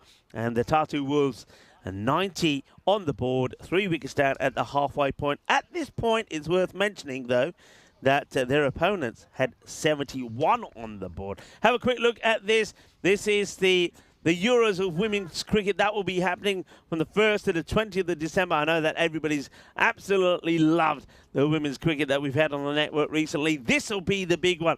This is when the countries come together to see who is going to be crowned the champions of the kings of Europe. And you can see there's the emerging division, challenger division, and also the Premier Division. England, Scotland, Ireland, the Netherlands, and Jersey are going to be involved in the Premier Division. So Saifur Rahman, the one who did all the damage with the bat, now coming on, rolling his arm over. Let's see what he's got up his sleeve there. The first ball just outside off stump for a single. Well, I suppose the captain's not going to argue with Saifur Rahman when he says, hey, Zishan, I think it's time to give me a ball. Why wouldn't you? He's scored a century. He's put you in a very good, strong position in this match. And, well, he just has something about him. You feel that he can make things happen. That one just a bit wide. A little bit too wide this time as Group Patel signals the wide. Yeah, this one, he just just missed outside the tram tracks, but yeah, his confidence is going to be high after that innings, so why not give him the ball? And this one hits straight up as a ball. Fieldsmen are coming in. Will they not get there in time? It's one bounce into the hands and back to the keeper. Well, Zishan, we know he had some issues in the first match holding on to a few catches, and it just looked like this time he thought, you know what? I don't have to catch it. It's not going to the boundary. I'd rather not damage myself. I'll just let it drop in front of me. You can look at Saifur Rahman. He wanted them to take the catch, of course. He wants a wicket to add to the century he scored. Asking the question, the umpire says not out. Saifur Rahman asked the second time. The umpire said, I told you once, I'll tell you twice. It's not out. Let's get on with it. Yeah, that was an interesting little appeal. He thought, hey, let's try again. He had a little wry smile as well on his face. I think he's taking a leaf out of the book of Victoria Frey. Well, this time it will be out. We saw, of course, a lovely moment when Victoria Frey tried that. She asked the umpire, then she thought, hang on a minute, I'll try again with my cutest smile. The umpire said, nice try, but it's not out. But this one is out. Saifur Rahman will pick up the wicket, and Fuka Manzoor is going to be the next batter to go. He'll go for 3 of 6 deliveries. So you can see the issue that they've got here, Marco, and this is very similar to what we saw from them last year. They've got 2 good batters, but once those 2 go, I know Ali Raza's still there, they can't get him on strike. He's 30 out of 13, but the others, they're either dotting up balls or getting singles, and when you're needing now, the rate has escalated to over 21 and over. He just can't be affording to get singles. Somebody else has got to start crunching the ball to the boundary. Ali Raza begrudgingly has to walk to the other end because the new batter has to be on strike. Yeah, when you're chasing 20 runs and over, you just can't have one person going for it. You need both batsmen generally connecting pretty well. So that's a lot of pressure on one person to do it all, even if he is on strike. And at the moment, he hasn't been on strike very often in the last few overs. Right, new batter does come out there, and this is going to be Gupta, who's going to be facing up to Saifur Rahman. It's just wide off the infielder. They will take a single. So Ali Raza will get one crack at Saifur Rahman. Maybe he'd be keen to maybe give him a little taste of his own medicine, you would feel. Yeah, I think the pressure's now going to be on Ali Raza because he's going to feel he's going to have to do most of this himself. Wide ball called here. Saifur Rahman not happy with that, but let's have a look at this again. I think it's a fair call from the umpire. It's just slightly the wrong side of the line. Yeah, we'll have to bowl it again. But good areas to be, just outside that off stump. This time he goes too close to him. That's going to be plummeted away, and that's why the ball outside the off is a better area to be than in that zone. But still, you'll take that over. Only the 11 will come from it. Remember, the over before from the captain, Zishan, only went for 3. And because of that, they've fallen a long way behind the rate now. Yeah, that run rate is creeping up to 22.32 now and over. So they're just going to have to keep on going for it. They've got one guy, Ali Raza, in. He's seeing the ball well. He's hitting the ball to the boundaries, 44 off his 14. But he's going to need some support if they're going to try to get down to this 22 and over. Yeah, some support definitely going to be required here as well. The 100 does come up as well, 101. So, like for like, just to let you know. And they were still ahead here by 7 runs. But, of course, there was a big finish in the closing overs from the Tallinn Stallions when they still had the key batters out there, whereas that's not the case here for the Wolves. And that's the danger, as we've touched on, that Manish Gupta, he's trying, but he certainly hasn't got the same sort of firepower we know that Ali Raza and Mohammed Usman Senior had before him. Yeah, and Santosh has proven to be a wily customer. He just mixes up his pace, he mixes up his lengths, he doesn't bowl the same ball twice in a row, and he's been difficult to get away. Yeah, bowls well, Santosh, and he's going to do the same, maybe what he did in the last match after going for 17 in his first over. He starts with 2 dots. Ali Raza desperate to try and get to the other. And look at Ali Raza. Look at him backing up here. Watch him go. He wants to get there, but he can't. It's the same again. And he's screaming at his partner, Gupta. He's saying, Manish, come on. Just move outside off the off stump, get back onto it, just push it, do something. I'm coming. I'm on my way. 3 dot balls now. Yeah, they need to get Ali Raza on strike. 4 and another dot one. balls. Oh, dear. Well, we've seen a bit of carnage, not just from the Stallions, but also early on here from the Wolves. But now the Wolves, well, they seem to be losing their howl, losing their bodies. Another dot. Look at Raza. He is so frustrated at the other end. Could we see a maiden here? This really, for me, just kills this match. 5 dots on the spin. Santos comes in again. And there is bat on ball this time. And Raza is saying, I ain't going anywhere. Do you think I'm going to give you a chance to get me on strike in the next over? It ain't happening. So that will be a maiden for Ashwin Santos. And he does exactly what he did in the last match. He comes back in his second over. And it's a much, much, much, much better one. In fact, it's a maiden from him. The score stays on 101 for 4. 18 balls to go. I suppose the other thing here is they need to go pretty well, at least to secure a point. So that's why I think Ali Raza now wants to stay on strike. He knows that he can't win the match, but he's the man who can at least get them a point. This is coming up next. The Hippos Unchanged taking on the Tallinn Riders. First time we'll see the Riders. Okay, here's the next delivery. Raza plays it away. He'll want to come back for 2. If he doesn't, then staying on strike doesn't make any sense. Here comes the throw. It will be out. Well, that's one way to get rid of your partner. Manish Gupta didn't really do much to the liking of Ali Raza when he plays out, kind of plays out a maiden. They could have run on the 6th ball, but it would have made no sense. Raza comes back, goes back on strike. He's only going to get 1 to his name as he sacrifices Gupta. Manish Gupta does the right thing, though, really. He knows he's got to listen to Ali Raza. He's got to try and get back, even though the chances of him doing it was not going to be very realistic. And Zishan Ali, the captain, just takes this one-handedly and knocks the bails off. Yeah, Ali Raza, the pressure on him is rising on every delivery that doesn't go to the boundary. And then we see first ball he faces. He manages to smash it over the mid-on boundary for 6. And he just continues on his merry way. And if the Tartu Wolves are going to get this point, it's going to be on the back of Ali Raza. Yeah, good hit. It's a slow teasing delivery from the captain, Zishan, this time. But Ali Raza, he waits for it. He doesn't attack it too much.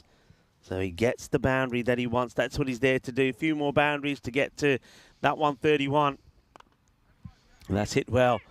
And he's not taking a single. Says, no, stay there.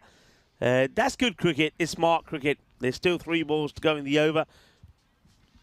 Interesting whether he runs if it's this time round. I think, what do they need here for that point? You can, maybe we'll have that come up there in the moment, the required rate. But you can see 80 for the win. That's not going to happen. But 131 does get them to a point. So he's got to be thinking about that. So he does this time take the single. I think that makes sense because he's now thinking, all right, he's got to have some confidence. And Sanu Maji, maybe he will at least get bat onto ball. Let's see how he goes here. Yeah, I think what he's been told is just try to hit the ball to the boundary.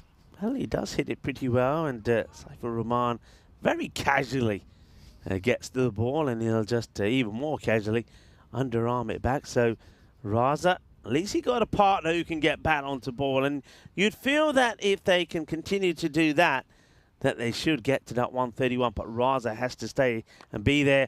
That's going to be plummeted out of here. He turns that into a full toss.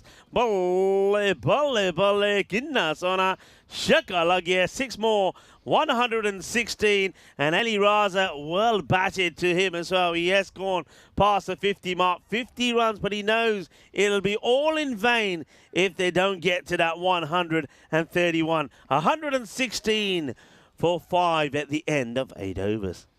Yeah, good 2 overs by Zishan Ali. Just 18 runs coming to it. There's been a bit of carnage in both of these innings. The batsmen have been on top for a lot of it. So those 2 overs going for 18 runs, getting 2 wickets as well. That's been really good for the Stallions. And yeah, the pressure's on Ali Raza is just to get them to this 131. And to be honest, they deserve that bonus point. Right, here we go. And they're going to go back to Junaid, who, well, he was a little bit expensive in his first. He went for 18. Is it going to be a good little battle. Sanju Maji up against Junaid. Junaid will not want him to try and get a single off this first delivery. It's played into the ground. They are running well, and they will get that single. You can see, disappointingly, Junaid walks back to his mark because now he knows that it's Ali Raza who's going to try and get him away. It's going to be interesting to see how Junaid goes here. I mean, he is quick. He's a fast bowler, but his pace alone, and certainly in the first 6 balls that he bowled in the first over, certainly didn't help him. In fact, it was used against him. So let's see how he comes back here. He'd love to get that perfect Yorker in. In comes Junaid Khan, bowling to Ali Raza. Yeah, I don't think he got it quite right in that first over, but this one was pitched up and off. He bowls with some pace here. He really fires it. I mean, that's hit Raza quite high. I mean, I don't know if Raza's wearing... I'm guessing he's wearing a thigh pad.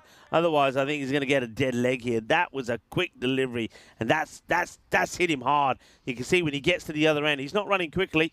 He was rubbing that. Okay, Maji has to face the same. And he plays that well. In fact, times it beautifully, but there is a fielder out there. Santosh does the fielding.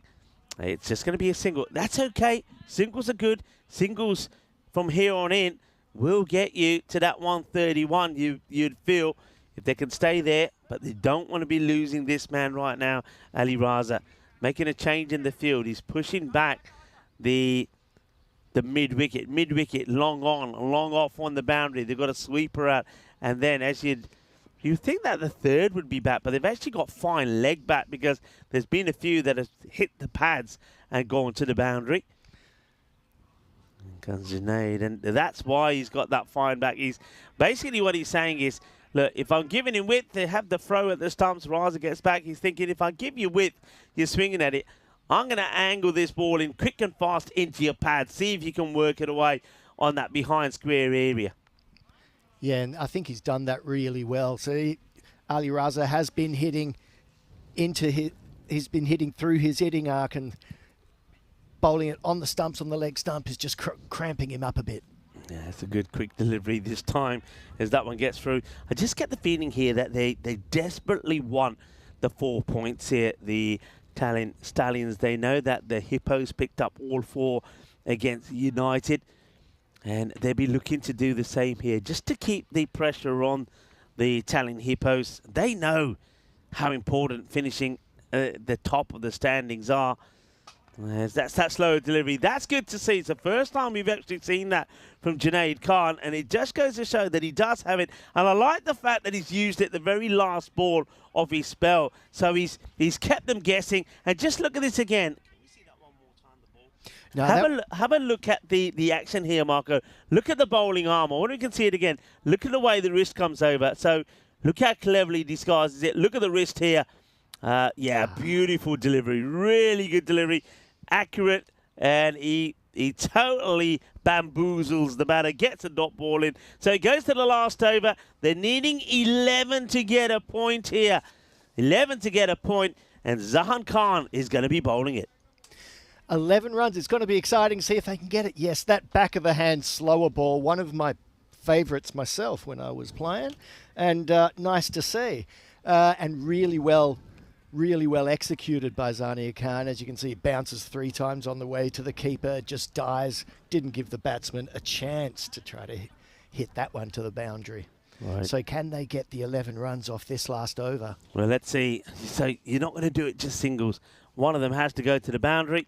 It's wide outside the off, and that's your boundary. So thank you very much.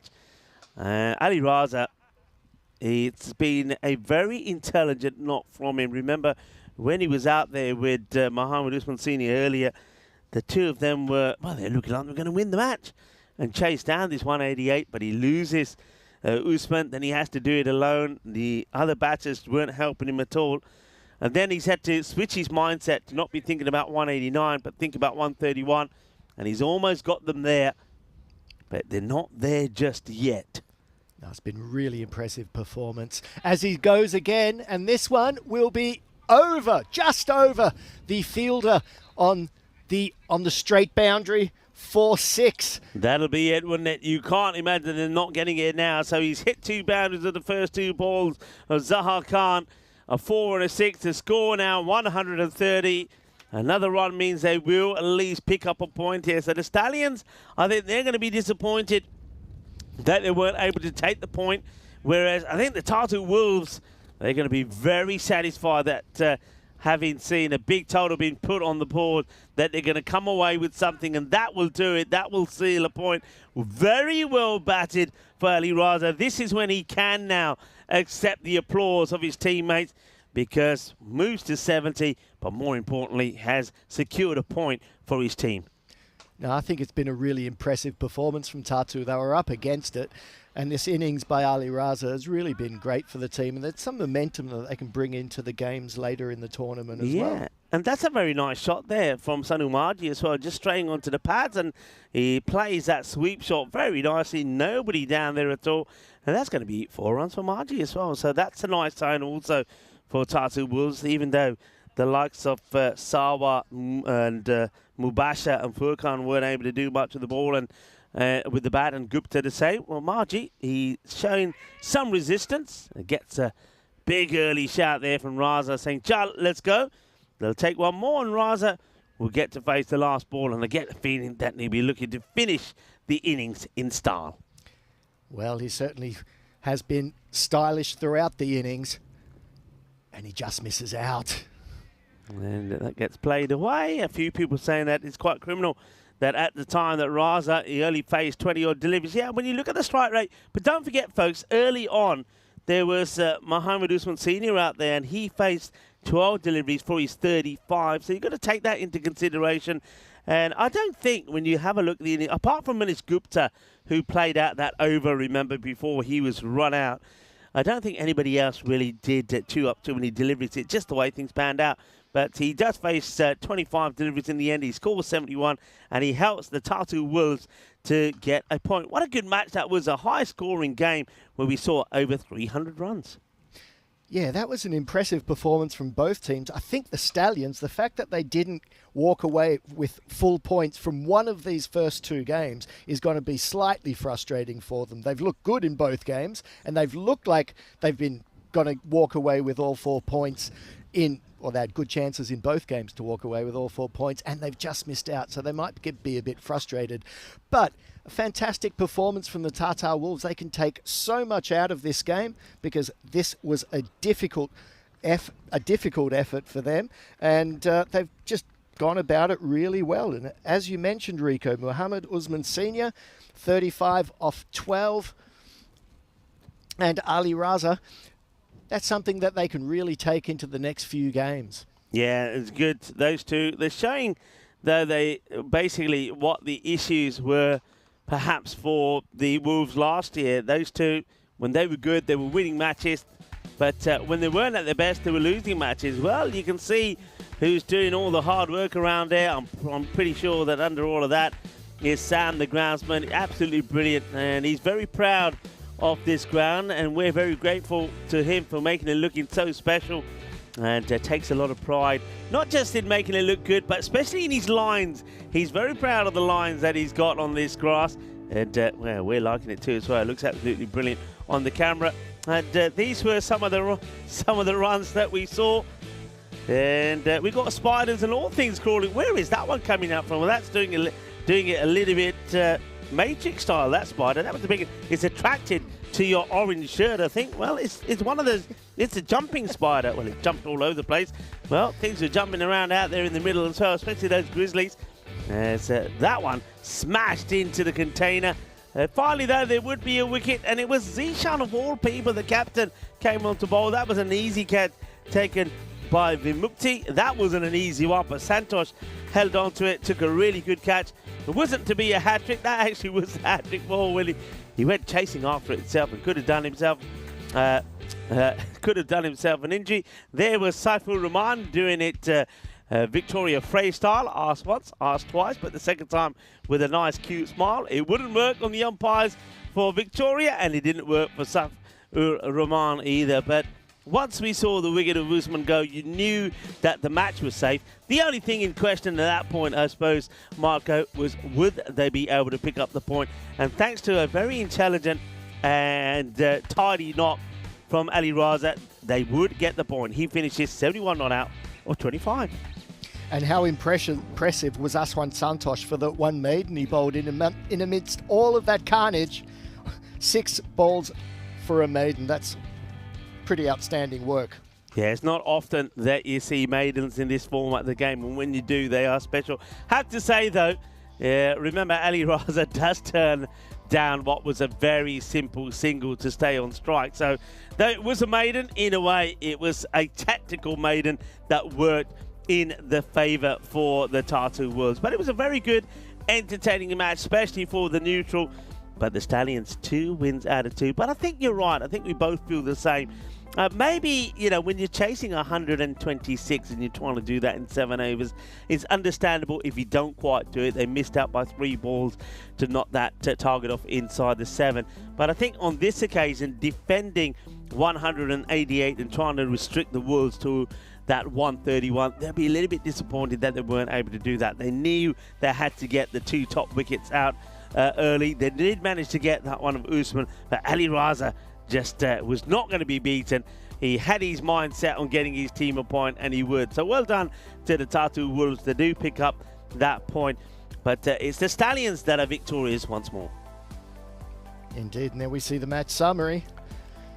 Big 100 from Saifur Rahman, and another real good innings by Ankur Patel, keeping the second half of that Stallion innings keeping the impetus high, and the Tatar Wolves going after it from the first ball. And with those 2 good innings, that one by very good one by Ali Raza and Mohammed Usman Senior 34, getting that bonus point. Well done. Hats off to the Tatar Wolves. Really good game. Another good game, another exciting game, another high-scoring game, and I feel that we have more to come. Match number 4, the Italian Hippos will be taking on the Italian Riders. The first time we see the Riders in action, and I'm looking forward to see what they bring to the party. But they need to be prepared, because the Hippos were in the kind of form where they were taking and giving out no mercy after putting 163 on the board.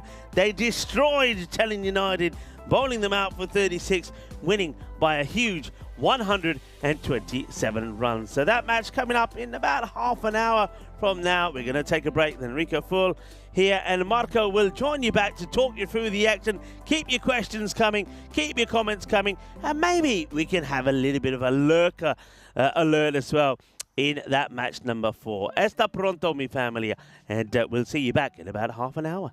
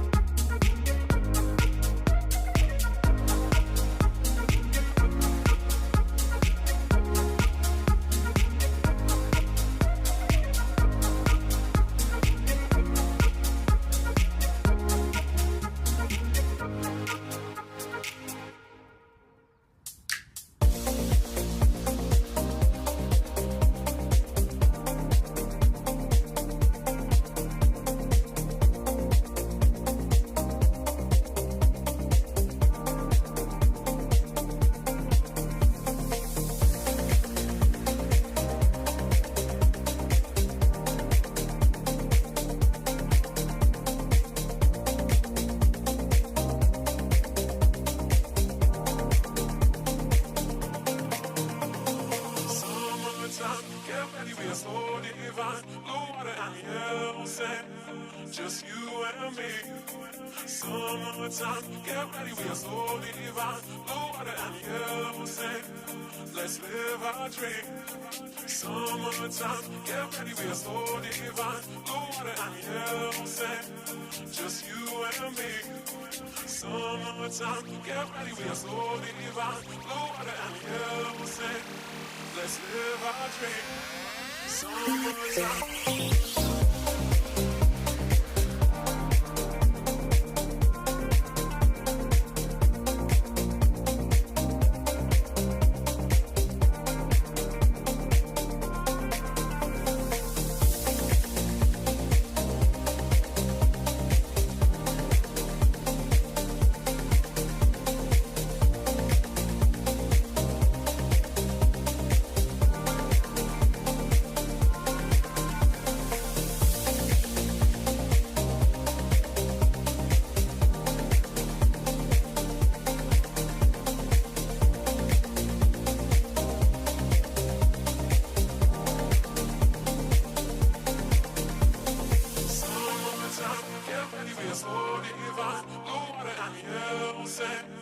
Just you and me.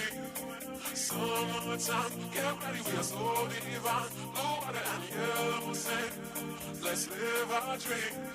Summertime, get ready, we are so divine. Blue water and yellow sand, just you and me. Summertime, get ready, we are so divine. Blue water and yellow sand, let's live our dream. Summertime.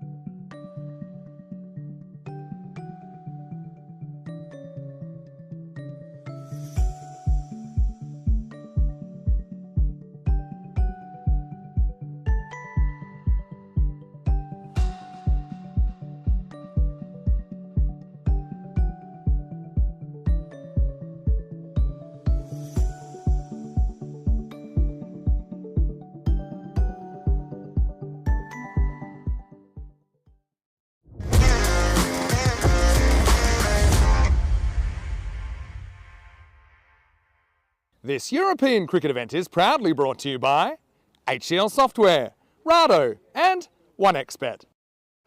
Hello cricket lovers and welcome back. As we get ready for match number 4, the Tallinn Hippos made a fantastic start. They blew away United, didn't they? They put 160 odd runs on the board and United only managed score in the 30s. Stefan Gooch brings up another century on the European Cricket Network. Didn't he bat well? But what was also so good from them is their bowling. Dave Robson, we know he's a class act, the captain, a left-arm quick bowler. He was shattering the stumps. And then we've got the young 15-year-old as well, Henry Patterson. Didn't he bowl well as well, picking up those 2 wickets. So they're a good team, they're a classy team, and when they finished their first match, they were sitting at the top of the standings, but they want to finish well in the day as well. They're up against a team from Tartu.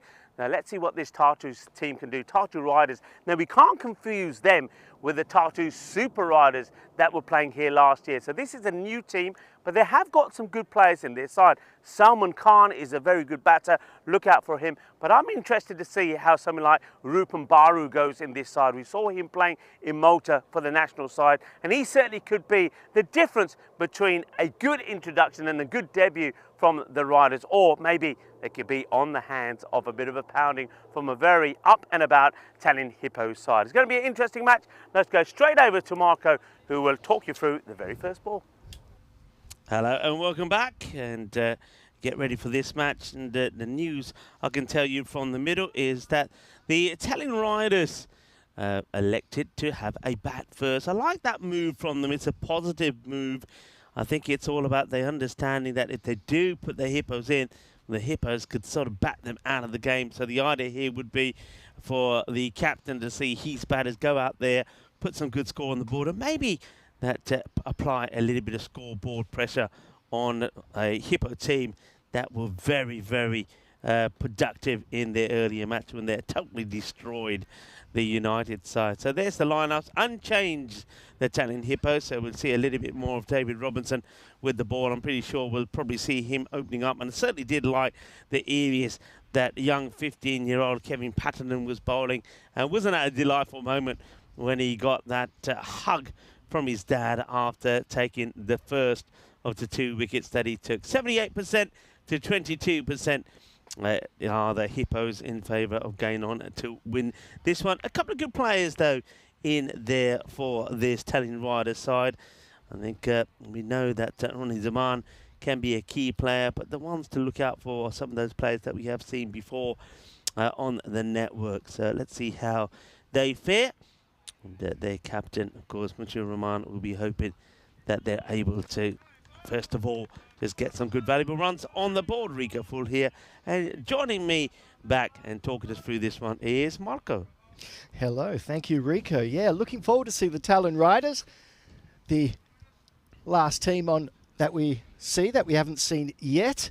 And the Hippo captain, David Robson, will be starting proceedings. And we saw how destructive he could be in the first game with figures of 3 for just 4 runs in his 2 overs as he comes in for the first ball of this game. And just outside off, not too wide. Batsman lets it go to the keeper, so that's a good start from the Hippos. The Tallinn Riders opening batsman is Moshur Rahman. And at the non-strikers end, it's Ronnie Zaman. Second ball from Robson as he comes in to bowl. Pitches it up, outside off. And just trickles off into the cover area. So the first 2 balls, no damage done. Robson getting into his groove.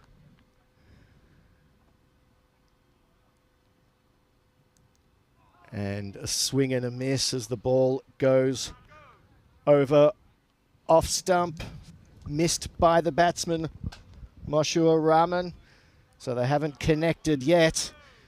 And yeah, I think it's also a good move from the Riders, a good positive move for the Riders to go out there and say, we're going to bat first and try to put some pressure back on the Hippos after they've seen how destructive they could be in the first game, as the Riders get off the mark with a little push into the covers. So that opens their account. Masha Rahman moves to 1 off 4 balls. Robson, first run scored off his bowling in this game. And now the first ball faced by the batsman Ronnie Zaman. Let's see what he can do with this 4th delivery as he goes for a big swing, but the ball's pitched up and he doesn't really make any proper connection to it, and there's no run. So it's again a good consistent beginning here from the Hippos. They've looked impressive all day, generally in everything they've done, fielding, batting and bowling. Very organised.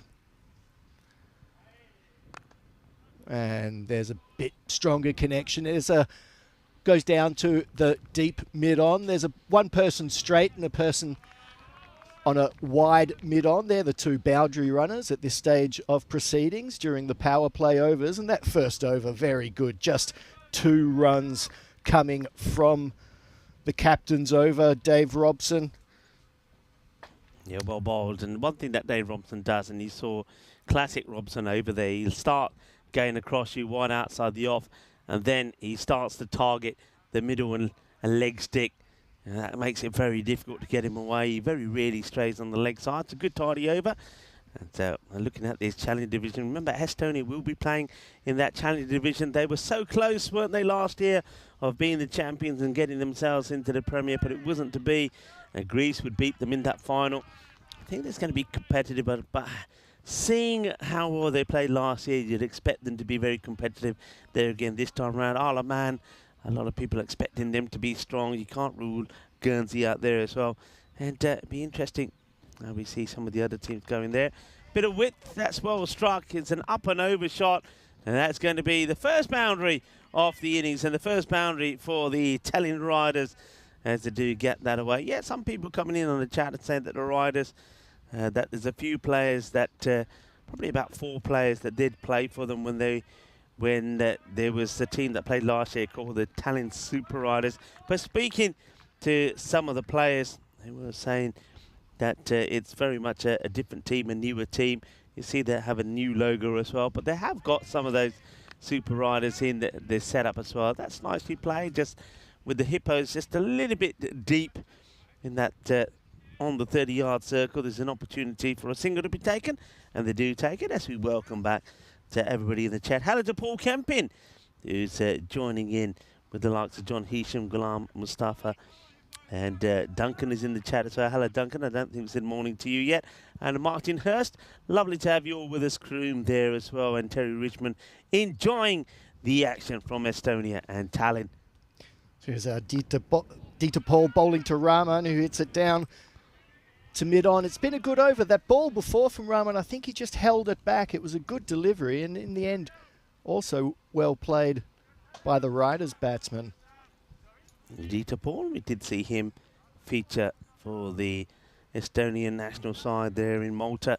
It's a good bowler, good fielder. Just wants to make a change in the field here, just having a discussion with his captain, Dave Robson, and with his permission, there is some movement being, so they move Romeo around a bit and get the man who's on the mid-wicket boundary to come on at long on. So long on and long off, back down the ground.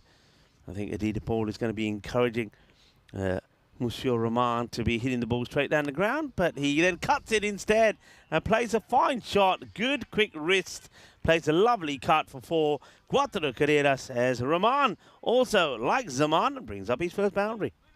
Yeah, after putting the two players straight, the bowler just straying a little bit wider of the off stump and giving the batsman giving himself some room and cutting well behind in the point area to the boundary. It was a good shot there by Rahman. Yeah, nicely played, as Tim Harmer also is coming in and saying a good afternoon to everybody. And it's a beautiful sunny day here in Tallinn. In fact, the sun is causing a bit of havoc to our equipment. We're having to move things around a little bit. I've got boxes and all sorts of things trying to stop the computers overheating. So though it's nice to have the sunshine, it's not without its problems. It is nice to have some sunshine. We've had some chilly days. So, a little bit of this and a little bit of that. That's what makes the world go round. As Paul comes in for the last ball of his over. Yeah, plays this one all wrong, actually. It's Roman, who we've seen just play a lovely shot out in the offside. He's trying to play a shot on the leg side to a ball that he should be really looking to hit through the covers. And when you think the way that the field has been set, if he makes contact with that, it would have gone all the way to the boundary. So a little bit of a disappointment towards the end of that one. Editas doesn't mind, though. Edita Paul, 9 come off the over, and the Italian Riders 11 without loss after 2. Yeah, it's been a good, steady start again from the Hippos. As I said previously, I've really thought all day that they've just looked very much in control of what they're doing. And now we have the impressive Pattenden, the young gun, coming in to bowl. Yeah, Henry bowled really well. And, of course, there was that magical moment, wasn't there, which I think many people will be talking about when he takes that wicket. And we saw a lovely celebration with his father. Also in the side, Kevin came over and gave him a great big hug. And that's been whipped away. There's a fielder out there who takes it on the bounce. And only going to be a single this time. So you're happy. He'll take that. No runs. That's Ramesh Tana is doing the fielding, who I believe is the man who has Romeo on his back. Yeah, Henri bowling perfectly to his field, pitching it up. The only thing the batsman can do is hit it straight back down the ground, and that's what happens. He's in for his second ball. This one's a bit shorter, and the batsman goes for it. He manages to get through the infield, and this will run to the boundary 4-4. So it just misses his length a little bit on this delivery, and the batsman takes full toll with Rahman hitting that 4-4. It was a good shot.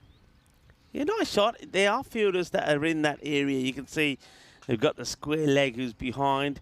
They've got a mid-wicket in their shot, but he's manages to place that beautifully in between the two of them. The man who's got the Nelson on his back, Monsieur Rahman. Nice shot for him, brings up his second boundary.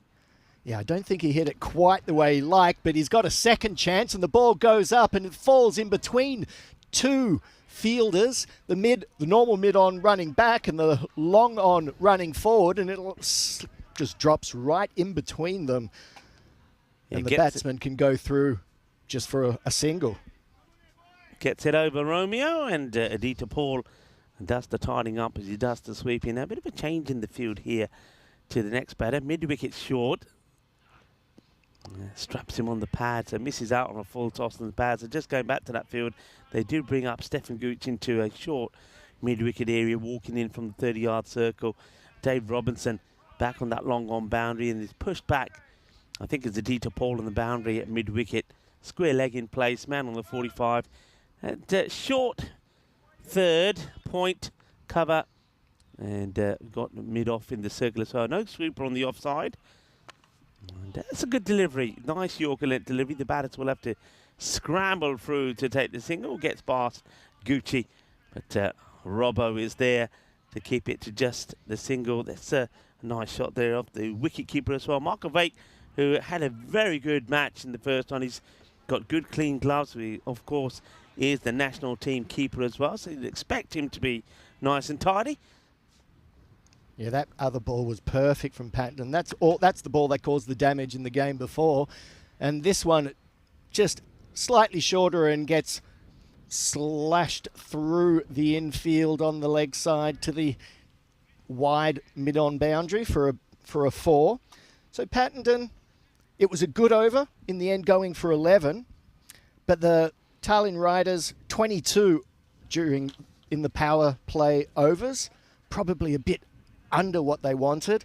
They're certainly going to have to lift the rate, because I think anything under 130 here would be difficult to defend. Absolutely. When you think the scores that we've seen in the day, the first match was a battle in the 120s, but in all fairness, the Stallions did not. The 126 they required off with 15 balls to go, but we've seen a 163 batting first. We've seen a 187 in that last match. So even though, based on last year, that par is about that 137, we do know that on most occasions, some of the good teams, the big teams, are going to post the 150 plus. So that's something that the Riders have to take into account. And based on that, it's a pretty low power play. As that last boundary just gets through Stefan Gooch. That this guy was good with the ball in the last one as well. Vishlapu comes on. It's going to get worked away onto the the 45 area where the batters just take a casual single, and the fielder does come across to just get that in easily to Marco Vake. Yeah, the local bowler, Wisla Poe, he bowled well in the first innings. I think he was tricking the batsman a little bit. I think felt like the batsman thought that the ball would be coming on a bit more because he's got quite a long run-up, but he doesn't quite get it through all the time as much as his run-up would suggest as he comes in to Rahman, who connects well, but it goes straight to the wide mid-on, who puts it down. They go through for 2.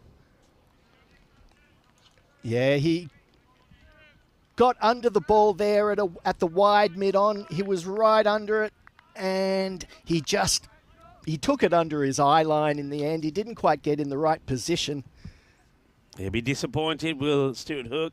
He's normally got a very good safe pair of hands, but that one goes down, and this one is going to be played towards the fielder. It goes to him really casually.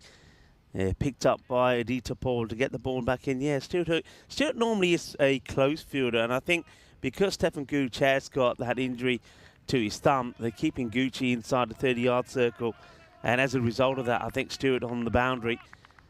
And I think that's sensible. You don't want to risk any further injury to Stefan. They'll be wanting him to go well this tournament. He could be, as we've already seen, the key in them being successful and getting their hands on that trophy or not.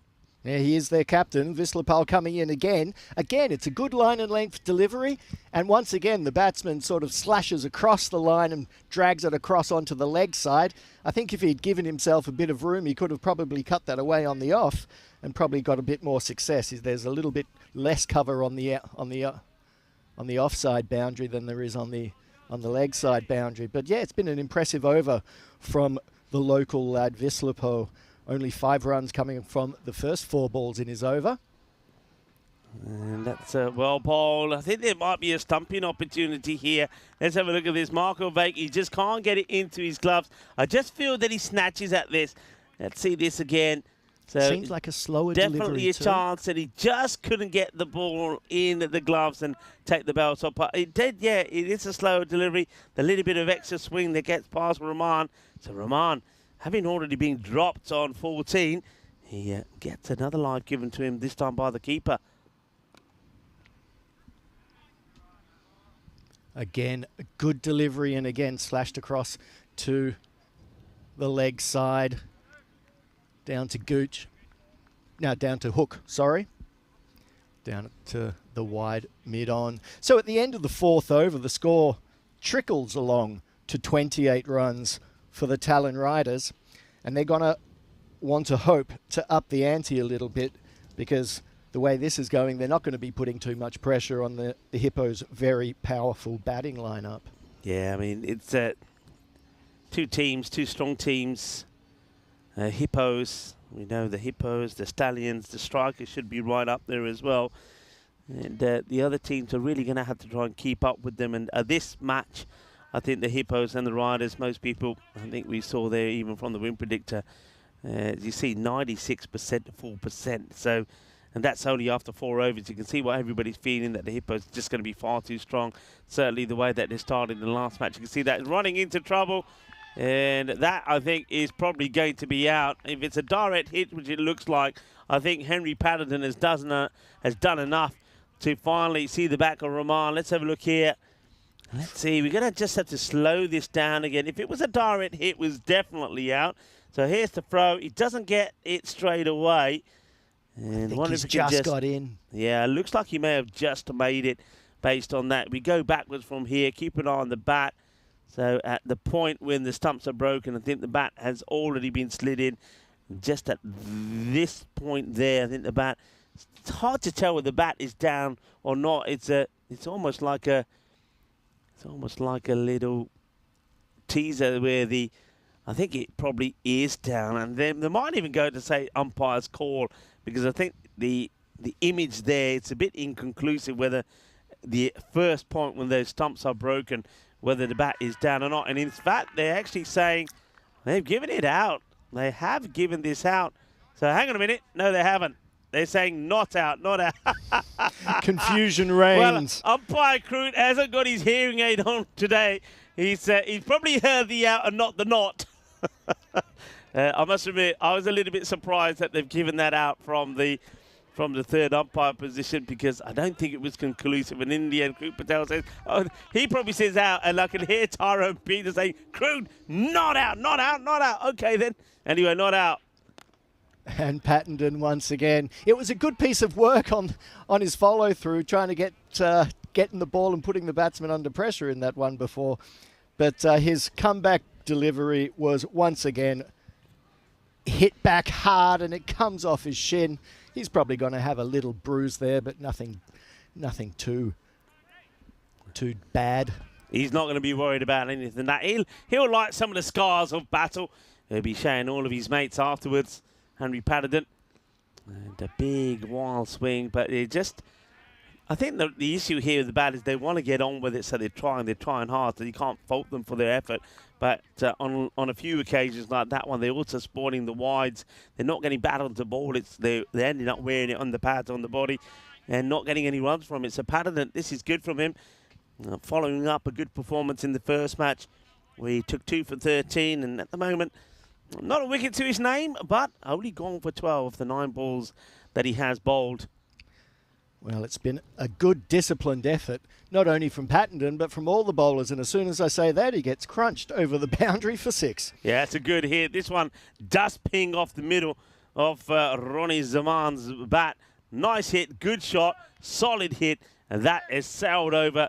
Well, it almost sails over both the boundary ropes. I wonder if there'll ever come a day where it's 6 over 1 and maybe 12 over the second rope. But that was close to it, wasn't it? That was very, very close for some extra runs. And this one pitched up. So impressive. He gets hit for 6, puts it out of his head, and just gets back to the line and length that he knows is going to work. Yeah, I'm definitely 100% convinced that since I saw him last year, he's got a yard or two quicker as well, which you would expect. So he's done a lot and put a lot of work in. It's been a really good, impressive performance, very mature performance as well. As he comes in again to finish his spell, will he get a wicket? No, he won't. That's going to get over the top of the inner ring. They will come back for 2. As the ball eventually is fielded and comes back in. But 2 runs. But again, I don't think there's anything to be ashamed of there for Henry Pattenden. It's been a good, tidy over. I often say, Marco, that in this format, especially when you're playing on a pitch like this, where batters are scoring tons of runs, if you can get through your 2 overs and you go for under the 25, 30 runs, then you've done a really good job. We welcome you into our commentary position. You can see his jacket's off time because it is very warm, very sticky, very hot. All sorts of creepy crawlies in there as well. I'm blaming that shirt. I think it's attracting all of the bugs. But we're loving your company wherever you are tuning in from around the world. And keep your lovely comments coming in as well. A lot of people saying the ground here looking absolutely fantastic. And you're absolutely right. And we have got the best view in the house, haven't we?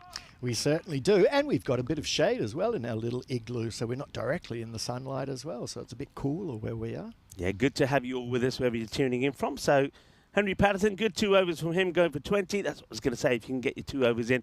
And that is launched, by the way. So Mushir Rahman, he's almost got a little switch, hasn't he? Yeah. He sort of turned the switch on, and he goes into this big hitting mode. The problem is, though, that switch, probably because of the heat, switches off pretty quickly, and it needs resetting from time to time. So Vistalapur comes back for his first, and he gets launched out of the park. Yeah, it's a good shot. He just comes down the wicket and gets a nice clean connection and hits it way over the mid-on boundary as he comes in for his second delivery, and he tries to do something similar, but this ball's outside the off stump, so it goes on the offside, this time along the ground for 4. So yeah, Rahman, he's starting to feel the heat. He plays that shot actually outside the off really well. He picks the ball early. He played a cut shot earlier, the first boundary he played, which was a magnificent shot. It wasn't actually that wide from that off stump. So he's good to see he's all-round player, and he's pretty strong on the offside. Here we go. Outside he's gone. Up again. And this one, it just gets over the boundary. I thought it might fall to the mid-off running around, but it just gets over him. And it's another 6. So 3 boundaries in a row now for Rahman. 6 4, and another 6. Well, they need to get the acceleration in. You can see that before those 3 boundaries, they were kind of on that sort of 85 to 90 score mark. Expected around just over the 100 now, but a few more hits that might change. Slower delivery, well bowled, well played, well taken this time by the wicket keeper, Marko Vake. And that's just going to be a dot ball. Good comeback there from Vislapu. Yeah, that very deceptive little slower ball that he just sort of lobs in and it just catches the batsman unaware. So, yeah, well done. It takes a bit of courage after you've been hit for 3 boundaries to come out and bowl that one too. As he in again, and this one's hit well on the off stump. Will it go over the boundary? No, straight to the fielder on the boundary, and it's caught. That is the end of Rahman. He was trying his best to lift the run rate, but couldn't quite continue it. But he's got his team on the way, and he's starting to get some momentum. But it was a good take there on the boundary, and very good reward for Vislapal, remembering in the first over that a catch and a few chances went begging off his bowling as well. So that was a well-deserved wicket from Vislapal, and a reward for the courage he's shown for keeping the ball pitched up at the batsman, although the batsman was going at him. Vislapu gets the wicket, the slow ball does the trick, and this time Stuart Hook, line and sinker, holds on to the catch. They get the breakthrough. Another good partnership day. The day has been a day of partnerships. That is definitely for sure. Though this 50 just taken almost 6 overs to do so. So that's been the only disappointment really for the Riders. They do lose their first batter. Rahman will go for a healthy 35 as Ananda Chandrappa comes out at number 3. And he just pushes out at this one for a single. Yeah, that one he plays straight, and Vislapal again sticks to what he knows best. It was a good over, and again, another good performance from a young bowler. 1 wicket, 22 runs off his. That's very good figures in this format. It's a good comeback when you think that the first 3 balls were all whipped away to the boundary. So you could see that Rahman and Zaman had a big intent to really increase the scoring rate. But to get that dot ball in, follows it up with a wicket, and then just a single off the last 17 will come from it, and the score 54 for 1 after the 6.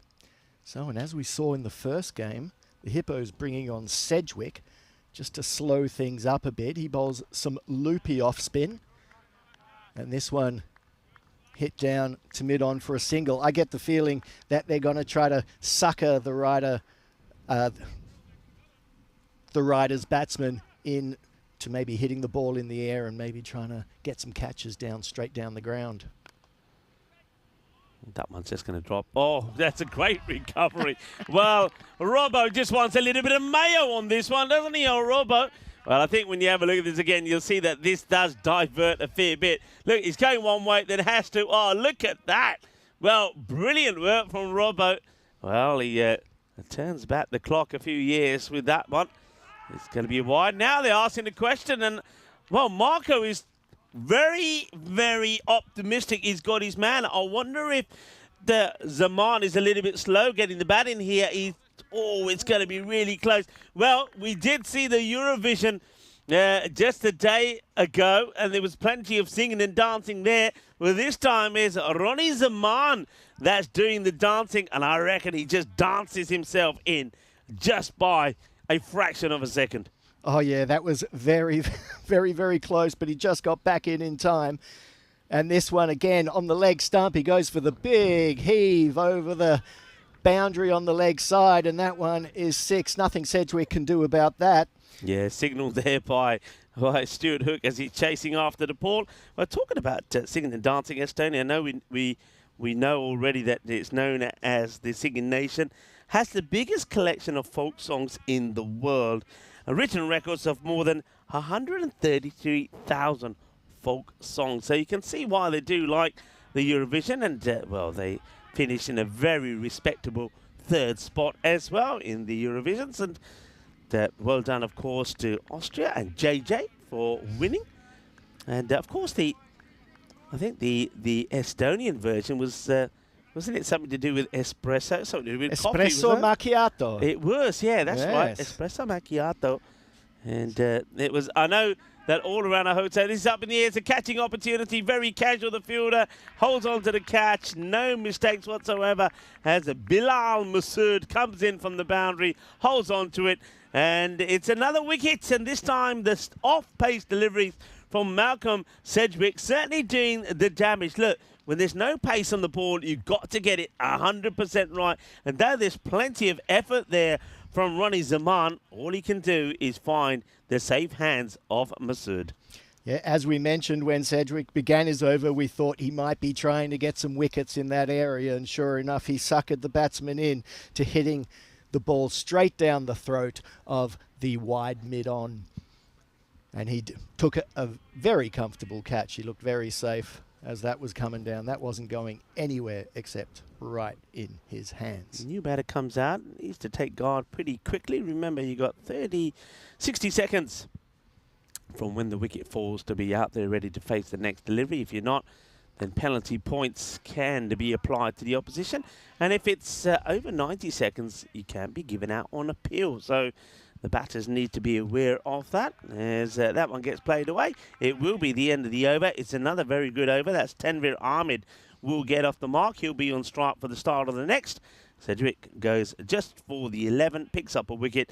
And the Telling Riders, I mean, they're ticking along to finish around about that 100 score. But as we said already, if you're not touching on the 130, the chances are you're going to be blown away. And the way things are looking at the moment here, Marco, the Italian Hippos are looking to keep it to a score around about 100, then go out there and knock those runs off in 7 overs and take away 4 more points. Quick look at our upcoming events.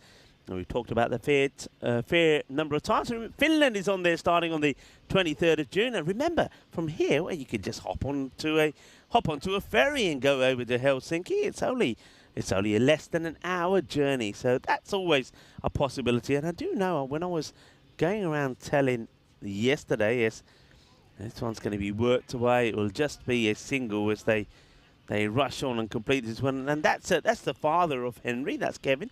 But when I was walking around telling, it was pretty busy, and I talked to one or two of the stall holders, and I said, it's pretty busy for this time of year. And the guy I was speaking to, really nice guy as well, he does play some cricket, but not playing for one of the teams in this tournament. He turned around and said to me, he said, Rico, we've got 5 cruise liners coming in this afternoon. So because of that, we're all on alert. Talking about alert, batter alert, should be another wicket. It will be another wicket. Caught and bowled, Aditya Paul gets his first, and Chandarapa is going to have to wrap himself up as he makes himself go back because he's offered a chance to Aditya Paul, who isn't going to drop this. Another wicket falls, and it is 3 down now with a score on 66. Yeah, no, that was a good caught and bowled there by the bowler. And going back to the Tallinn Helsinki, there's also helicopter trips you can take from Tallinn to Helsinki. I wonder how much they are though compared to the boat, the old helicopter. But you gotta, because I was looking at some of the places around here. There's a lot of lakes and things, and there's a nice area, a national park with lakes, waterfalls, etc. And I do remember reading about the fact that you could go around there and have an area view with a helicopter. So definitely worth doing. That's hit down the ground, but it's only going to be a single as Kalle comes across and keeps it just to the 1. Yeah, about 10 years ago I was in Helsinki and was contemplating doing the helicopter trip on that afternoon, and I'm very glad I didn't because that helicopter came a cropper that afternoon. Oh, is that right? Yeah. Wow. So Aditya Paul coming in his 4th ball of this over. He's already seen success once as the ball slashed away onto the leg side. It's just going to be a single. Single and a bit of chaos. Well, it's at least he respects the call there from Sharma, because otherwise that could have been trouble. Just have a look at this. He wants to go ahead, starts to go, says no, get back, and well, he reaches and keeps the bat down. That was the key, I suppose. Yeah, he had big long arms. That helps as well. He seems to be a big lad. So Aditya Paul coming in again. Pitches it up. Batsman gets it across to mid-off for a single. Can't get under it and can't get any power into the shot. And again, it's another over of 10, 11, 12, which is good. It's getting them to a to 100, but it's probably not going to be enough to get them into a position to really put too much pressure on the powerful Hippos lineup. Hello to Deborah Hall. It's in the chat as well, and in a chit-chat with everybody on there. And nice to have so many people here. That's well struck. That's going to beat everybody. 4 runs. That's a really well-timed delivery. We know it's not getting too much pace on the ball. As you can see, Adita Paul also trying to keep the pace up, but that's well struck. So they need a few boundaries here. I suppose the main thing here is that they're not just thinking about getting to a score which they can be competitive, but with the batting lineup that the Italian Hippos got, I think Italian Riders are worried that whatever score they get to here, especially with 12 balls to go and expected at around about 92, that's the sort of score that the Hippos can knock off inside 7 overs. So that's what they're worried about. Their bowling is going to have to be exceptional. It really is, as Sedgwick comes on to bowl his 2nd over. No, if they have any chance of trying to defend this, it's going to be their bowling and some great fielding as well. But once again, Sedgwick, just that slow, no pace, batsman waiting on it, and misses straight through to the keeper. Another dot ball to Sedgwick. And I like this pace off, because the batsmen have to come hard, and they've just got nothing to work with again. Yeah, I think I said, remember that very first match, that I do feel that the teams that have the better slower bowlers, 1 or 2 of them up their sleeve, could be the team that's more productive, because you see here that the only way that they're trying to get the runs there, well, direct hit, it could be gone. And he does try it, but misses the target. So the only way to try and get after Sedgwick is to use your feet, and that's what Sharma tries to do in this occasion. But then the risk of that, of course, is something like Marco Vake is waiting, if you miss it, to whip the bells off. Let's see if Ahmed can do any better.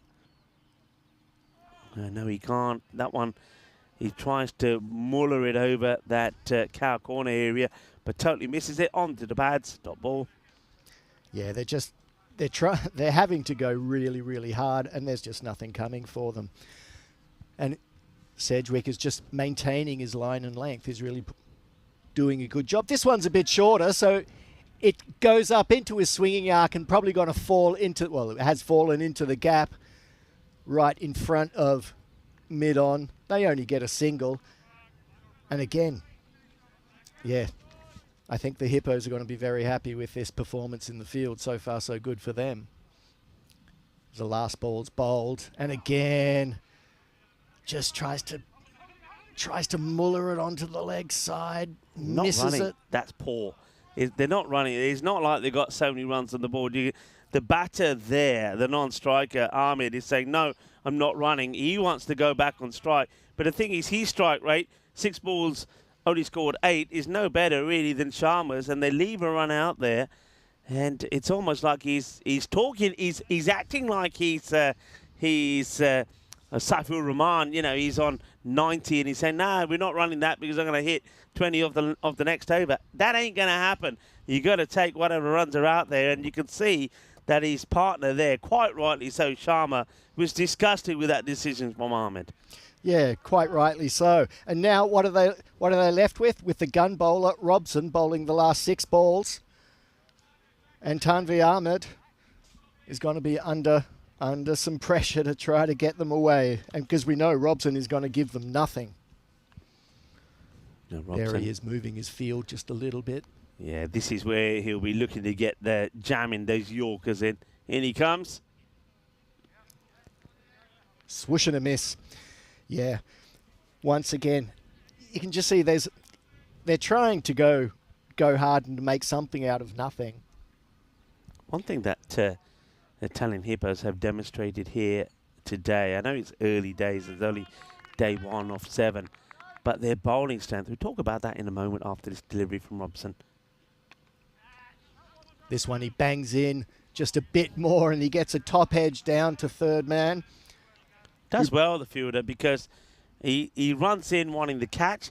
Once he realises the catch isn't on, he knows he has to smother it and he has to take one on the shin. So that's nicely done by the fielder out there. That's a Adita Paul. But, yeah, look, they bowled out United. I know United weren't at their full strength. They had some personnel issues, but bowled them out for 36 after putting 163 on the board. And now here they are restricting the Riders again to a score well under 100. I mean, it's got expected 81, but there's 4 balls to go. They may not even get that, They may not get into the 80s. So their bowling and fielding has been really good. I think it was just the one catch, that was the earlier one from Stuart Hook, that got put down there at mid-wicket. But, of course, Hook did come back and take the catch to eventually remove the batter he would put down. So it's been a really good performance, this, from the Hippos. I would say in the field and with the ball, that they've, out of all the teams I've seen today, that they've been the most impressive, just the most calm, the most collected. They've stuck to their guns. They've stuck to what they know works well, and they've been really impressive on that performance. And although, I mean, the Stallions and the Strikers, everyone's got a lot of firepower, but if you can keep things simple bowling, keep things on the money, you're going to get your rewards. And sure enough, Robson once again, straight through the batsman, through to the keeper. Tanvir Ahmed, 9 runs off 9 balls, and that's just not enough, unfortunately. There's only 1 ball left. Scores 77.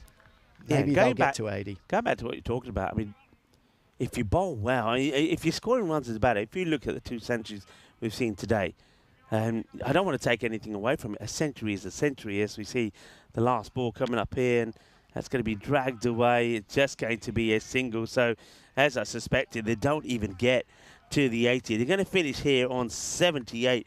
But, if bowlers are bowling badly, good batters are going to score runs. But if you bowl well, good batters, the 2 left-handers today, let's face it, the bowlers didn't bowl well to the lefties. It was short, it was on the leg side, and both Stefan Gooch and Saifur Rahman put centuries on the board. On a pitch like this, which doesn't offer you too much, it's very much up and down, the bounce is true. Well, batters are already going to do well. But if you're bowling badly to them, they're going to score big runs. But if you make them think, if you get that ball, as we keep saying, pitched up, if you challenge those batters, and in this case, the left-handers outside the off stump, where on 2 occasions, Saifur Rahman got a ball outside the off stump and he left it. He didn't play at it. It wasn't even a wide ball. So if you bowl well, no matter how good the batters are, you always got a chance. And I think that's the key here. You got to bowl well. Speaking of bowling well, we know that the Italian Riders, they're going to have to bowl very, very well if they're to get anything out of the match, because the way things are looking at the moment, it looks like the Italian Hippos are looking to take all 4 points again here today, and maybe they will be eating octopus tonight. Well, they certainly won't be eating hippo, because that doesn't exist. But yes, another good performance from Pattinson with the ball. And as much as the Riders were trying to get the score going, and for a little while, Monsieur Rahman was connecting a bit, they just didn't have enough firepower as consistently as they needed. And the good fielding from the Hippos, and look at that, fantastic from Captain Robson, moves her off, gets the ball back in nice and quickly. That's exactly what you want to see. And as I said, they've impressed me all day, just with their organisation. There we are, the ball goes up. That was a good caught and bowled by Paul. And there was a lot of across the line and to balls that were pitched up. And that 77 is going to be a very difficult score for them to defend. So as you can see, as we've said with the batsman, Monsieur Rahman there with 35 runs off his 22 balls. He was the one batsman to get away a little bit. Ronnie Taman tried his best with 19 off the 15 balls he faced. And after that, it sort of falls away. Chandrapa tried his best with 9 off 5. Tanvir Ahmed 10 off 10. And at the end, Ayan Sharma with 4 off the 8 balls that he faced. But 3 for 78 off the 10 overs is going to be very difficult to defend. And the bowlers, impressive across the board. David Robson, 2 overs for just 5 runs, no wickets. But with an economy rate like that, that's all you need. Aditya Paul, 2, 1 wicket 17 runs off his 2.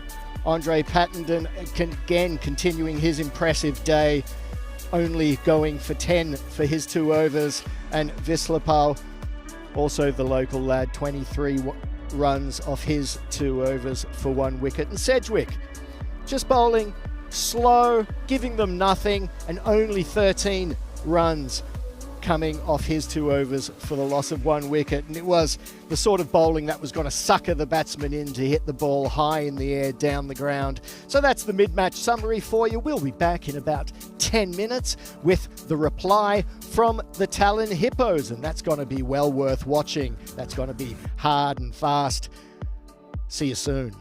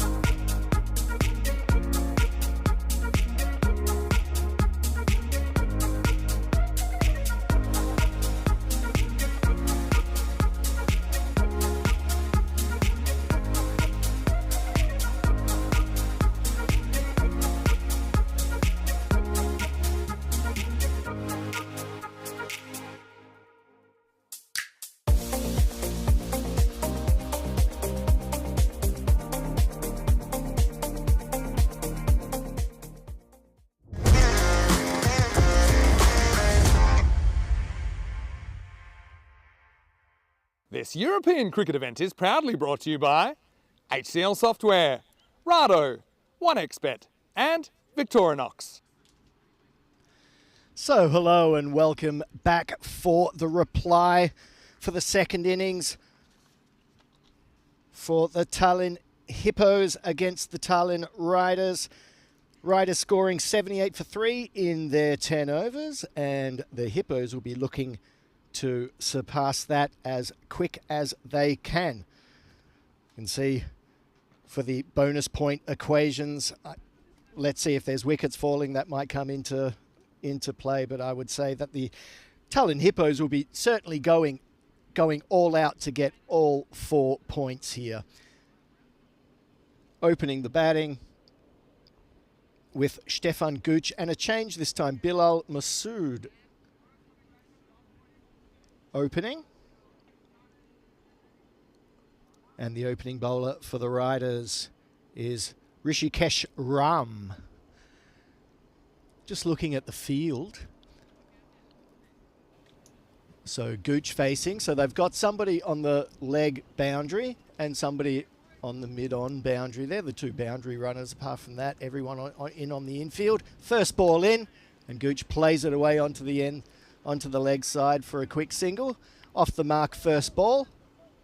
Yeah, that's typical Stefan Gooch. And if the ball's there, if it's a good one, yep, he'll respect it, but he will nurdle it somewhere and take the single. So that single will get taken. So the next batter that's in now, that I can tell you is not Masood. That is Stuart Hook. I'm certain of it. And he gets a good delivery and he keeps that one out. So yeah, that's definitely Stuart Hook. Well, that would make sense. They had a good, very good opening partnership. 127 runs for the opening partnership in the first game. So I was wondering why they would want to change that. But Stefan Hook facing his second ball as that one goes astray from the bowler Ram. Just gets a bit of movement through the air. Unfortunately, just a little bit wide of where you would want to have landed it. And does that land? Oh, he just gets it on the pitch. So it's not a no ball, just a wide. And this one is better directed. And this time Hook just, again, places it away on the leg side for a single. So that's 3 then for the Hippos. Ram coming in, and again this time hit down the ground. Will this be taken? Yes! No! Oh, I thought he took it. I think he had it in his hand there for a second. That would have been a remarkable start, dropping the ever dangerous Stefan Gooch. Just the second ball he faced. They could rue that mistake. And this time Hook just playing it away on the onside for no run. Tanvir in front of us. He takes the catch, and what I saw from him, he seems to be coming forward, and he's so low, and he's got the hands all wrong. Hands going down, fingers pointing down. The fingers should have been pointing up. Comes from hands down, from down to up, takes the catch, puts it down. Now they're asking the LBW, and gone. Well, he will get a wicket. It won't be that of Stefan Gooch. He would love to have got Gooch out for just the one. So would have the Riders, but they will get Stuart Hook. And Hook will have to go. He gets the finger from the umpire, and Rikesh Ram does get the breakthrough. Just keeps it simple, straight. I mean, it's an interesting one. The ball still, for me, has a long way to go there. And I think you can have a look at that one and make your own mind up. I must admit, I think he's probably a little bit unlucky there. I think he's a little bit unlucky. That ball looks like it had a distance to travel. I had a feeling it might have gone and missed the leg stick. And then you can see that Stuart is saying he reckons he's got a bit of bat on there. I'm not sure if he's got bat on there, but I do think that ball could have been doing just a little bit too much. Yeah, I just think it was drifting down leg side. But it was a tight decision, a bit ticky-touch wood. And the umpire gives him out, and Hook has to go. And it's not a bad first over and a decent start there by the Riders, getting 1 wicket and just letting 4 runs through. And that's what they had to do. They have to put pressure on, and they're going to do that by getting wickets. Unfortunately, the drop catch didn't help, but at least they came back and got that one at the end. Yeah, the drop catch was huge actually. I mean, Stefan Gooch, we saw the way that he went about his work in the last match. Any bad delivery, he just laid into it. But it just highlights what we talked about at the end of that last match. If you bowl well, doesn't matter who the batter is, there will be chances, and if you take them, you can get the mighty batter, even something like Gooch, who scored a century the last time he was out there. New bowler coming on the bowl here now. See what he's trying to do, Sharma. He's trying to go across Steph, but he's just a little bit too wide. And after trying a few times over the wicket, he's now going to come around the wicket. I think Gooch will be licking his lips because I think left-handers, they love this. Oh, that's completely wrong. Well, doesn't look like he's had a bowl in a while. What do you think? I think this is Miguel just checking if this is even on the pitch. Well, you see, even with the run-up, he's doing S-bends around the umpire, and then it just leaves his hand all wrong. You can see if he maybe tried to bowl a back of the hand slower ball, no idea. But yeah, it doesn't look like he's been bowling too much recently. Yeah, his body, I mean, when he releases that ball, there was never anyway he was going to end up on the stump. That's how he does this time. Well, that's better. And it will just be another single as Stefan, like we said already, he will do, just nurdles that one away. And starts with 3 wides, but then does get a decent delivery in. But now he's got to get it all right again, because now he's got to bowl to the right-hander. He does have an interesting release in the hand. If you look at the way he gets the ball, leaves his hand, he seems to like bowl out the back of his hand, sort of. It's strange to see from here. But he gets these 2 right, and when he does get it on the spot, it does seem to be difficult for the batsman. Let's have a look at this. Okay. He's got, I mean, he's a tall guy, and he should be really getting all of his leverage into it. Yeah, a bit wristy. The few that he got wrong was the wrist went all over the place. Yeah. But that time he's snapping that wrist well. This time it's a short one straight to the fielder, and that's the way things can change. Bilal Masood will go for a 2-ball quacker as he hits this one straight to the fielder. Catch gets taken, and Arun Sharma, it started with a bit of a nightmare when he went wide, but then he gets a good one to the lefty, gets a dot ball into Masood, and then, well, you can see Bilal, he wants to go and get it over the top of Monsieur Rahman, but Rahman makes no mistakes, and the Italian Hippos, they lose their 2nd wicket. Yeah, after having a loose wrist for the first part of the over, he certainly got it together for the second part. And again, 2 wickets down now. And once again, you just think that drop catch of Gooch could be crucial. Already 2 wickets down. It could have been 3. Yeah, that could be very important. They have got a lot of batting. You can see now. That'll be interesting. You got David Robson does come out, so they're not. You don't see them making a change to the batting order. They're not worried about having 2 left-handers out there at the same time. They possibly could have gone with something different, but they're going with the 2 Robinsons, and that's a very wide delivery. The wicketkeeper actually has done extraordinarily well to even get to that. That's Shanawaz Khan. Yeah, that one just straying down the leg stump. Yeah, when he gets it right, he looks good. Every now and again, just one gets a bit of a tangle. So here he is. Still got 3 balls left in this over. And this one down leg again. Swish and a swipe from the batsman, but it's going to be wide, and the bowler's shaking his head.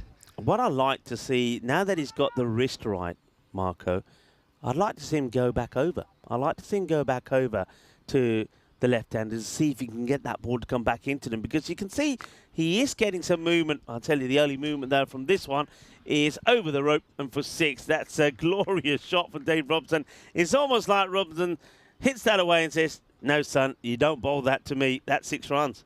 No, that was right in the hitting arc, unfortunately for the bowler. But well played by Robson. Sort of like a nice sort of slog sweep in a way, but he really gets it off the meat of the bat. It was a good shot. So let's see what he can do this ball. And this one gets hit up in the air. Will it be taken? Yes, it does. And another wicket goes down. And Arun Sharma again gets another one. That's 2 in the over. And that's the captain of the Hippos, Robson, gone after hitting a good 6, trying to repeat the effort on the second ball. And unfortunately just skies it to mid-on, and mid-on comes in to take a really good catch and an important catch. This is a great catch. I mean, what the viewers probably don't hear is that the captain here, Rahman, has screamed 2 players off the ball. He said, "It's mine, I want it."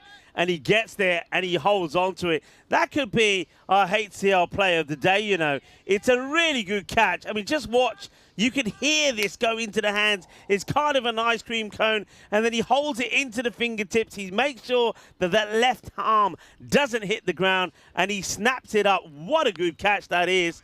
And next one gets played away quite nicely. It's going to be a teaser, but it will beat the fielder to the rope. Adita Paul comes out, and he starts with the boundary straight away. Cuatro carreras. And this is an interesting innings. Remember, most people are expecting the Hippos to knock these runs off inside 7 overs and pick up all the points. Telling riders, though, they've got other ideas.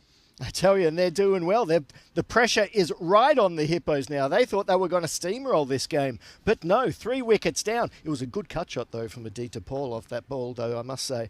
Very impressive. So he comes with 4 off his 1, but Stefan Gooch has only faced 3 deliveries so far. He's just been watching the carnage from the other end, probably thinking, what's everybody doing?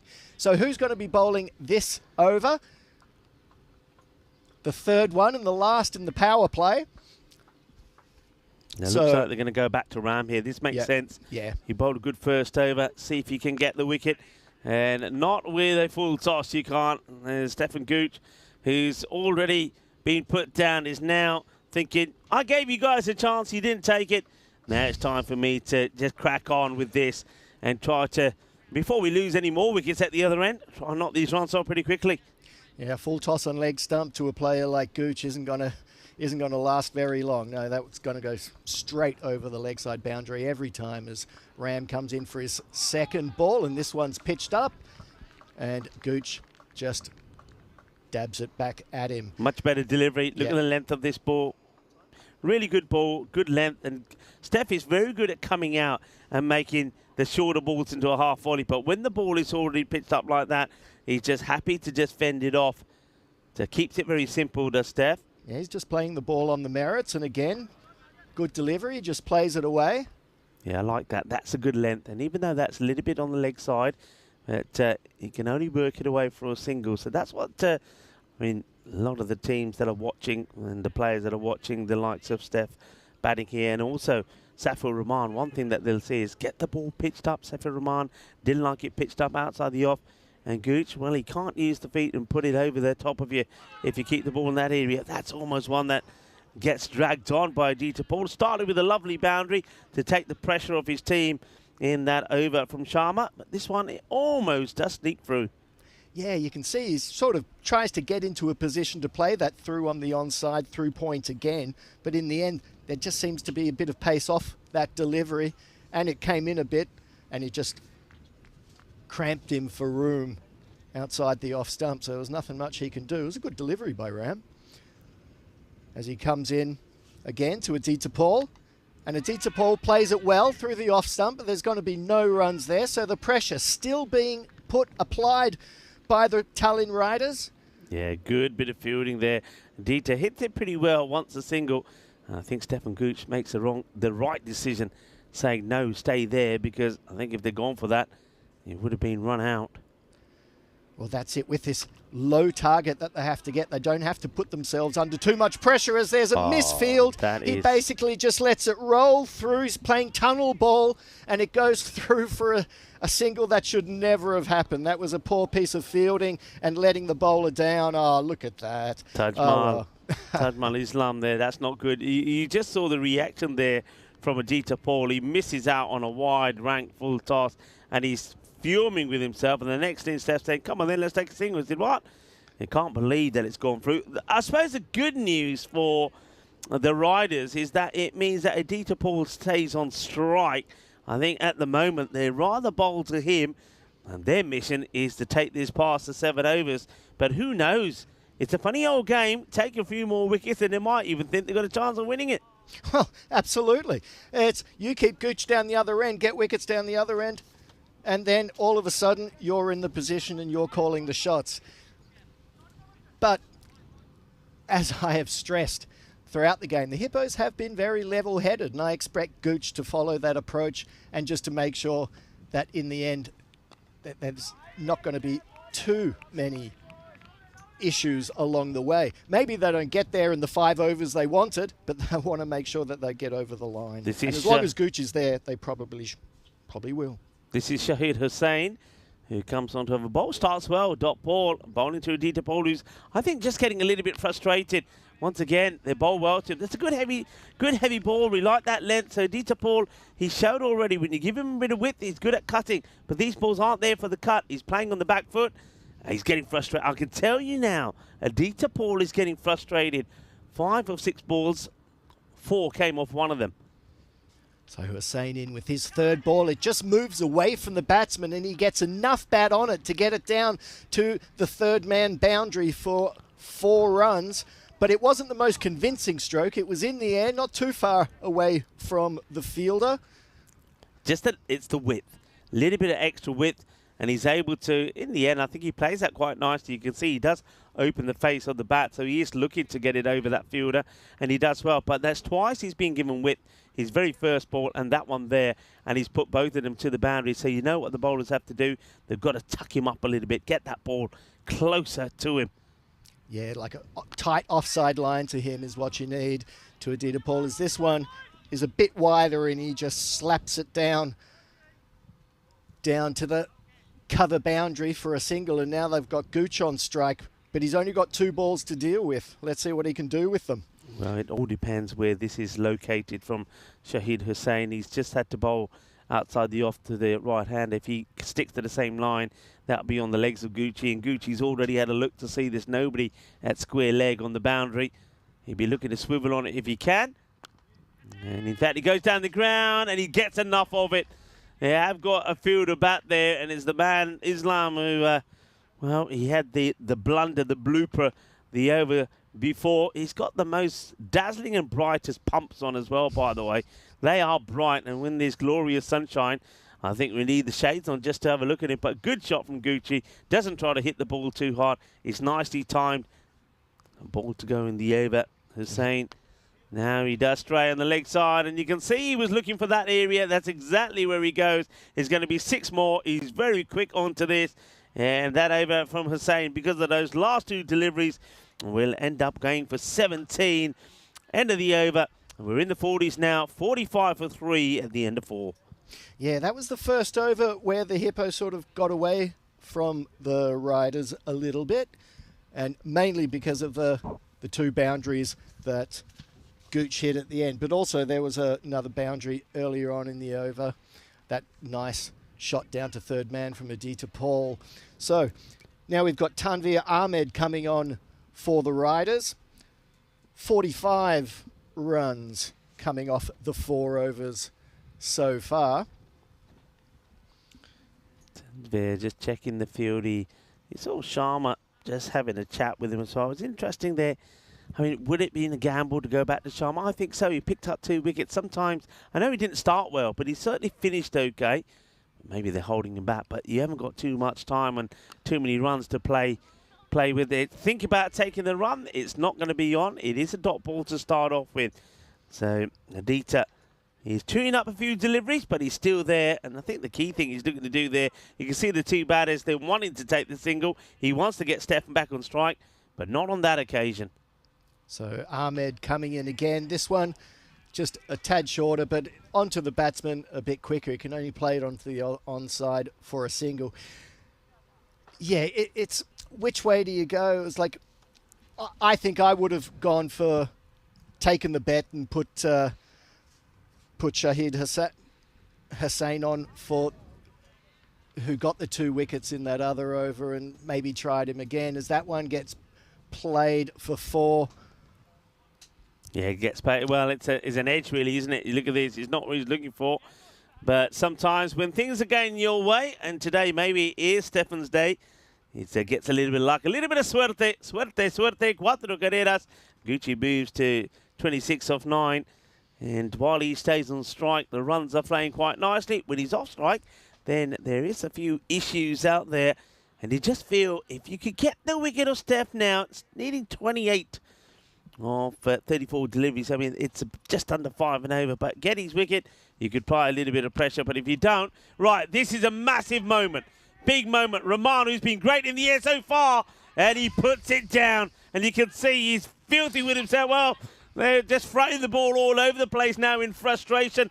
And it's face down in the dirt is Aditya Paul. He has to dig himself back out of this turf in Estonia. But have a look at this. It's Rahman who should take it, doesn't. It's the second time the Gooch has been dropped. He was dropped on 1 by Tanvir. Now he gets dropped on 26 as well. And they should have had him back.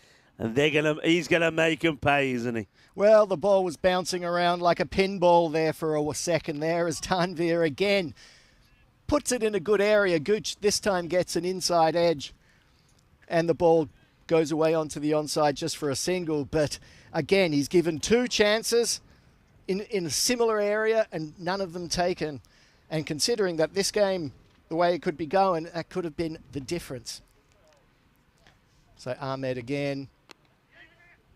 Yeah, this time he's just got a bit of space and they go through for a quick single and that's it. A couple of boundaries, couple of quick singles, and that's really all they need per over to get the score they need, to get to the 79. It's what they need, but the Hippos will be bitterly disappointed if they don't do it inside 7 overs. I think the win is a done deal, but they want to do it inside 7. That's been played away. It's a Gundy ball, really. They just haven't, and this has been the thing with the bowlers here today. They haven't bowled well at the left-hander. I mean, this is a terrible delivery to a left-hander. And Stefan Gooch, he can play that in his sleep. 1 bounce, 4 runs, end of the over, 59 for 3. So let's have a look at the requirement here now. They're needing 20 runs in 12 deliveries. And while Steph's out there, I think they're going to walk it. Yeah, he looks in total control. And that last delivery was really a nothing delivery. Gooch can play that in his sleep. Just a slow, short delivery on leg stump. Yeah, just a quick look at what our tour in Estonia has been all about. We had 2 days of T20 internationals, the women in action. Then we had, of course, 7 more matches in the T10 format, ECIWs. Estonia won every single match in the T20s and also in the T10s. And then starting today for the next 7 days will be this European Cricket Series, Estonia. And if you've liked the action today, tell your friends, tell your family, and join us again tomorrow. And, of course, Vinny Sandu will be travelling this way towards Estonia as well, towards the Baltic coast. And no doubt he's looking forward to talking through some of the action here after spending a nice bit of time there in Landskrona, Sweden. Right, ready to start here. It just stops in his tracks. I wonder if that, because Aways here, Kurin just doesn't have the field right. So Kurni to bowl. And he's going to start with a big wide here. Yeah, so Aditya Paul's face. And they've got 2 on the boundary on the off stump, on the offside, and 3 on the leg side. It's pretty much been the way it's been for most games all day. And here we are with Kearney coming in to bowl the second ball. This one's slashed away between those 2 fielders on the offside boundary, and that's a good 4 for Aditya Paul. I think it might be a no as well. Let's have a look at the height on this. It's pretty high. I think the umpires are checking this. Yeah, that. Well, I know he does go forward to it, but it is called. I think it's the right call. You shouldn't be bowling those. It shouldn't be there. That ball probably is going to be. It's waist or above. So no ball, free hit. It's going to be 5 runs. That's the last thing that Paul needed to do. I just think they've managed this not very well. And now Steph will get on strike. He's probably pretty keen to have a go at Aways as well. I think he had to really, for me, go back to Sharma. I know he went for 16. He started with 3 wides, but he came back well, picked up 2 wickets. They're leaving him out there. They might bring him back onto bowl maybe the next over, but by that time this job is done. You can't give 5 away like that when you're needing to defend 20 in the next 2 overs to try and save and get yourself a point. Footwork, hit away. Fielder gets everything behind this, makes the stop, but just be a single this time from Steph. You can see the other thing here that's worth mentioning. When Steph scored that century, there was pace on the ball. there's not pace on here, and he's certainly not timing it as well.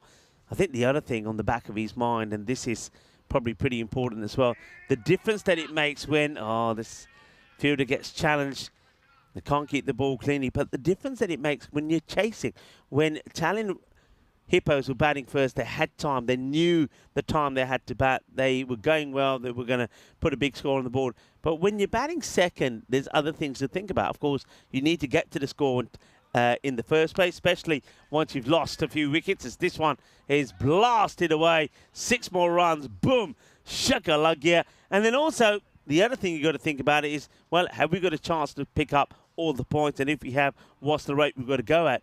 So that also makes a bit of a difference, but this time you can see Stefan Kuch, 1-2-3, boom, shakalugya. That's the shot he likes to play.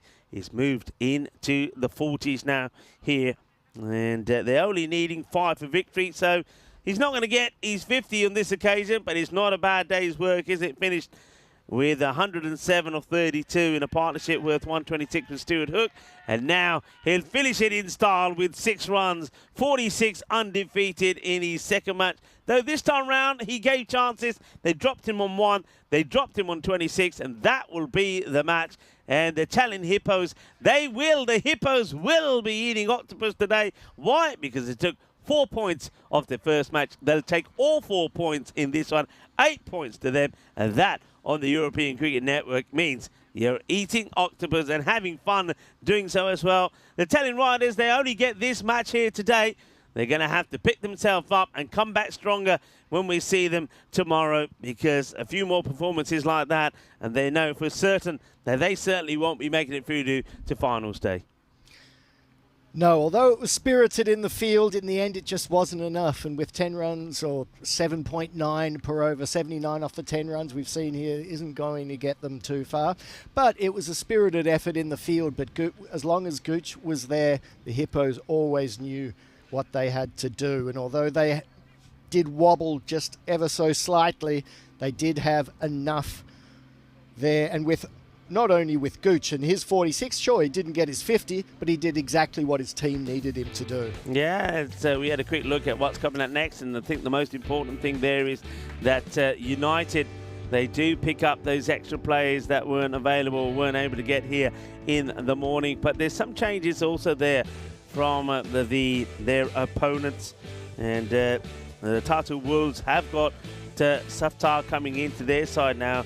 Asif was a key component in their bowling department last year, so they've added some depth to their bowling. Well, Stewie, he wasn't happy about that one. He thinks he got a bit of bat onto it. I don't know if he got bat onto it, but certainly I think perhaps the ball may have just been missing the leg stick. I guess the umpire is in the best place to judge it. And then there was a little bit of good fortune for Sharma. It didn't start well when he couldn't get his action right, and he was giving away runs, but then he would come back and pick up 2 wickets. That was a tremendous catch, actually, from the captain, Monsieur Rahman. But the thing is, Rahman also, a little bit like Tanvir earlier, did have the chance to pick up the wicket of Stefan Gooch. Not an easy catch, but when that catch went down, you knew that any chance of an unlikely victory and also picking up a point came quickly to an end. Oh, yes. Gooch was seeing them well, and there we see the second ball go down, the second chance. It was probably too late at that stage, but Gooch in the end just wraps it up in the last 2 overs, hitting the last couple of balls for big sixes, hitting them out onto the practice wickets over there with a big 6, and then finishing it up with that shot there. So the Hippos take all 4 points away, and they're going to be top of the table at the end of their 2 games. They are going to be top of the table, and that's why I think the likes of the Stallions were very disappointed that they weren't able to pick up a 4-point victory themselves. Of course, had a good chance against the Tartu Wolves, weren't able to do it. They will, though, the Wolves, that is, have an opportunity themselves to get to winning ways. They're going to be taking on Tallinn United in the next match coming up. We had a quick look at the fantasy dashboard. That match coming up in around about 40 minutes time. There's that scorecard. Stefan Gooch, once again, 46. He wasn't at his clinical best this time. He gave some chances, but look, hey, you know, if you don't take it, then you can't blame the batter. And Stefan Gooch made the most of it on the bowling front. I like the way that Arun Sharma came back into it. I'm really surprised that he doesn't come back a bowling second over. I think that's an error for me there from the captain, Musir Rahman. And Ram, look, I think he bowled 2 really good overs there. He picks up a wicket, only concedes the 12 runs. Yeah, indeed. I thought Ayan, as soon as he got his wrist position correct and sorted out his wobbles, he was good and put the ball in impressive areas. And yeah, Ram with those 2 overs. And I really liked his appeal too. Yeah, he does do well. But the Tallinn Hippos, what can you say? I like what I've seen from them today. They bowled really well as a unit. They fielded well. They restricted 2 pretty decent teams to low scores. They bowled out United for 36, and then on this occasion, they keep the Riders to a score under the 80. So their bowling strength is good. And then when you have a look at their batting, especially with Stefan Gooch going the way that he's going at the moment, they certainly are top contenders this time, maybe to go all the way. They're going to be very satisfied with their work in the day. They can put their feet up now and relax and enjoy the evening and come back tomorrow knowing that, well, they've done the best that they could have done here today. They've taken 4 points from each one of their 2 matches. And like you say, sitting pretty at the top of the table. Nobody can remove them from that tonight, that's for sure, because the next match between the 2 teams that we're going to see in action now, United and also the Wolves, both teams lost their earlier match, but one of them is looking to at least get themselves into a position where tomorrow, if things go well for them, they could, again, be in the reckoning to come back on finals day. So we're going to leave that up there for you to ponder. We're going to take a short break, but remember, we will be back in about 40 minutes time for the final innings of the day. And I think we'll do a little bit of a lurker shout out as well. We know there's a lot of people that are watching around the world, especially watching via the YouTube channel. And we know we have the YouTube chat there. You can probably see that a lot of our family is chatting away on that. And, well, our shout out to you is, well, if you are there, if you are watching, but you're not on the chat, well, give us a little message and we'll give you a shout out. Join our family, tell your friends, tell your family, and look, let's all come back and have a really good end to the day. And we'll also talk and have some random questions as well. So join me, Rico Full and Marco, when we return in just under 40 minutes time. Hasta pronto, mi familia.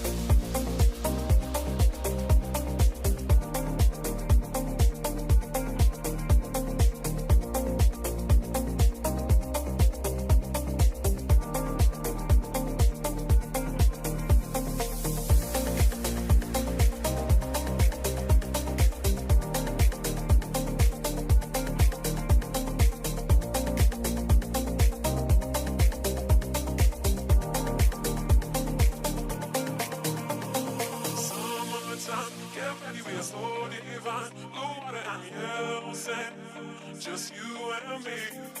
Summertime, get ready, we are slow divine. Blue water and yellow sand, let's live our dream.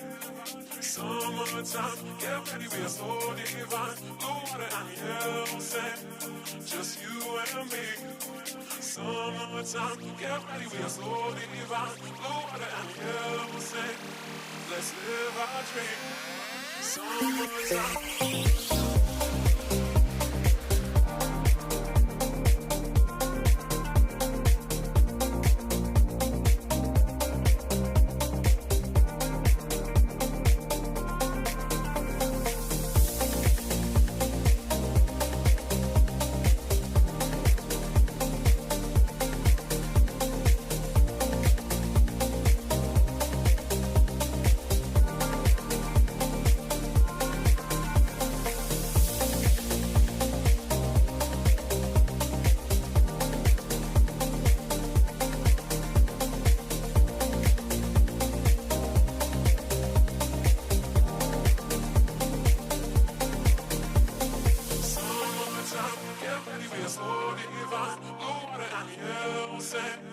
Just you and me. Summertime, get ready, we are slow divine. Blue water and yellow sand, let's live our dream. Summertime, get ready, we are slow divine. Blue water and yellow sand, just you and me. Summertime, get ready, we are slow divine. Blue water and yellow sand, let's live our dream. Summertime.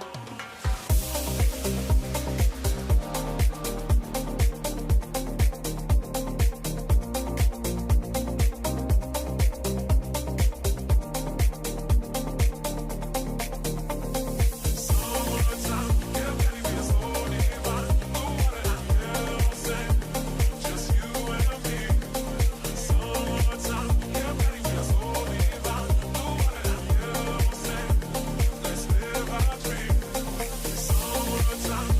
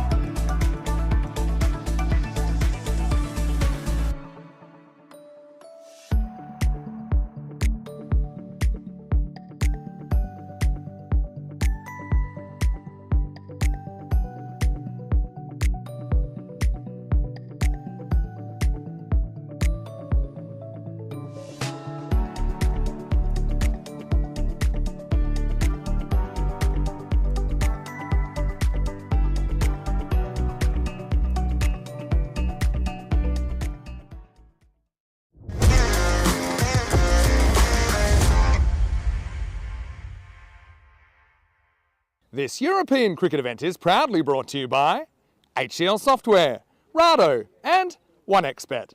Hello viewers and welcome to the final match of match day 1, the first day of 7. I promised you guys and girls that we would see plenty of runs and plenty of action here in Estonia, and that's exactly what we've seen. 2 centuries already. Maybe this match is going to be long to the bowlers. Let's go straight over to Tyrone Peters and see what happens at the coin toss as United are taking on the Wolves. The Wolves to call. Heads is the call. And it's a head. We will bat. They're going to have a bat.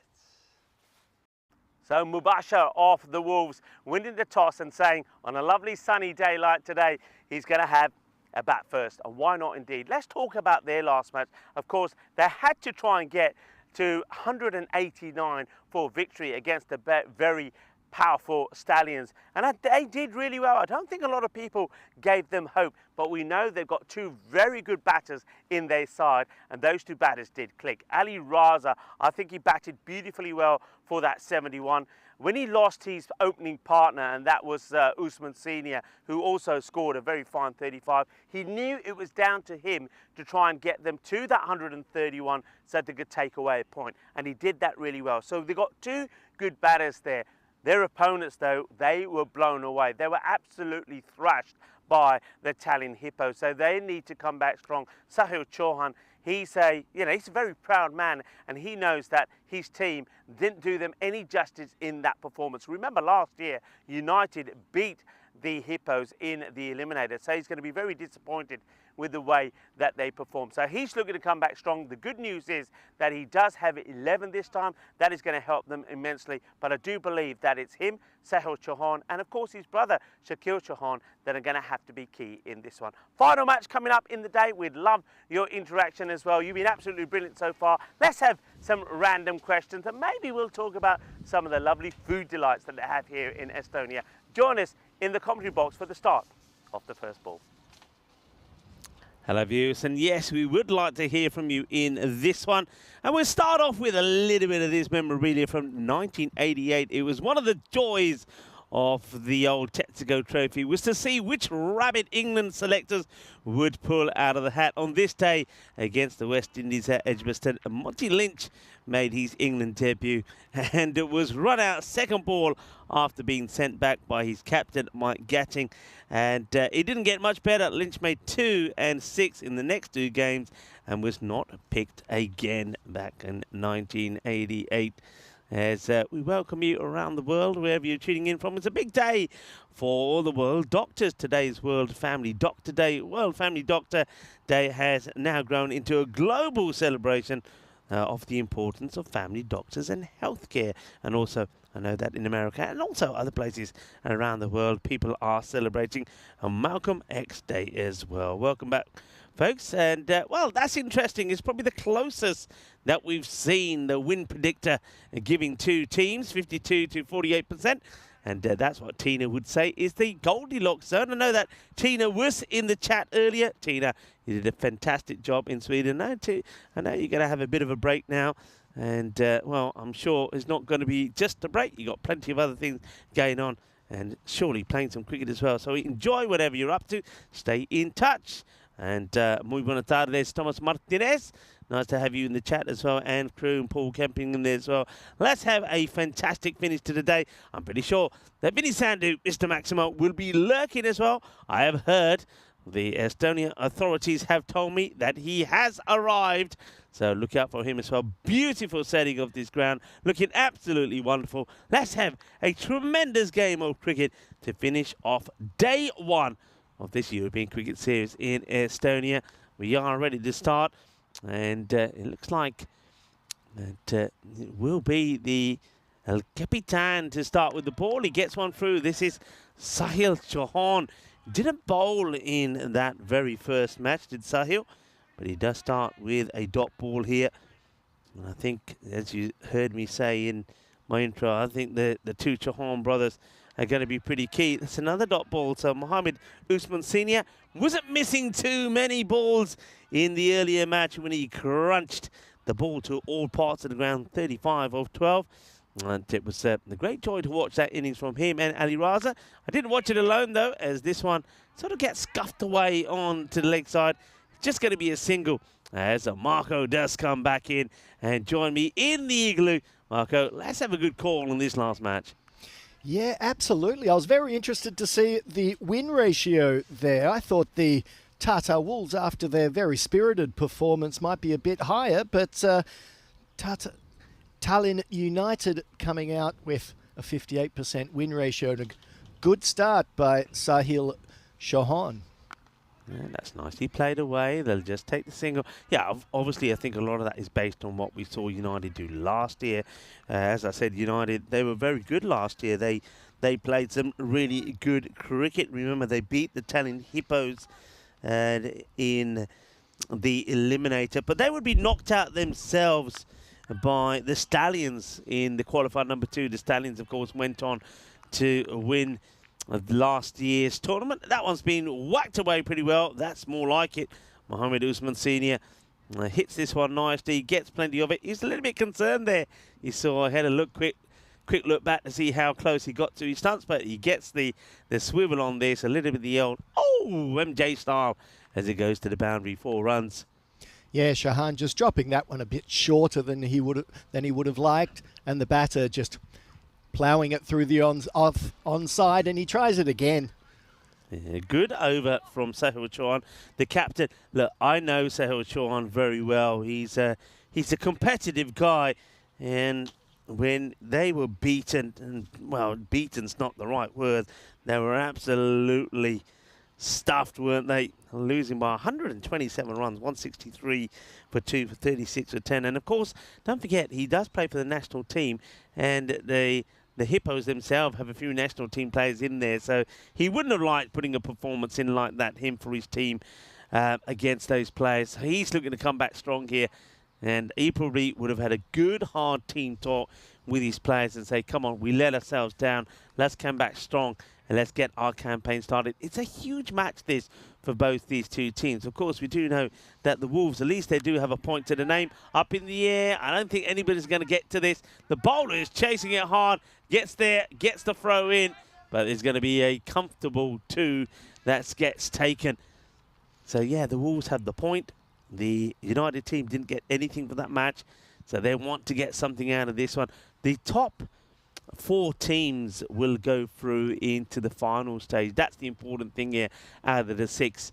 So if you finish in the top 2, then the top 2, of course, will go into that qualifier. But the next 2 go into the all-important eliminator. Finishing in the top 2 means you get that double chance, though, and that's why I think the Hippos will be very happy with their day's work. I think to a degree, so will the Stallions. But United need to come back, need to bounce back. This is Shazad here with the ball and getting set to bowl to Ali Raza. A bit of a change there in the field as you see that is Mart Tamoja moves over to the leg side. Yeah, so Shazad, he's been trying to keep it up, and that's generally been holding them in good stead, but that's played over the infield to the boundary. It's a nice shot from Usman. He knows that he's got to get right underneath this to push it over the top of those fielders. So you can see he makes plenty of effort here. Just look at this. He gets it's not what I like to say, he gets the whole body into the shot. He's not just swinging wildly with his arms. They often say, don't they, in the game, you've got to get the weight into the shot, weight distribution. That's exactly what he does, and that allows him to get it over the top, and that's going to be good runs for him. 4 ball. And that moves Usman Sr. on to 9 off the 6. Well, balls they like this, faced. and he's going to be given. There's a massive appeal.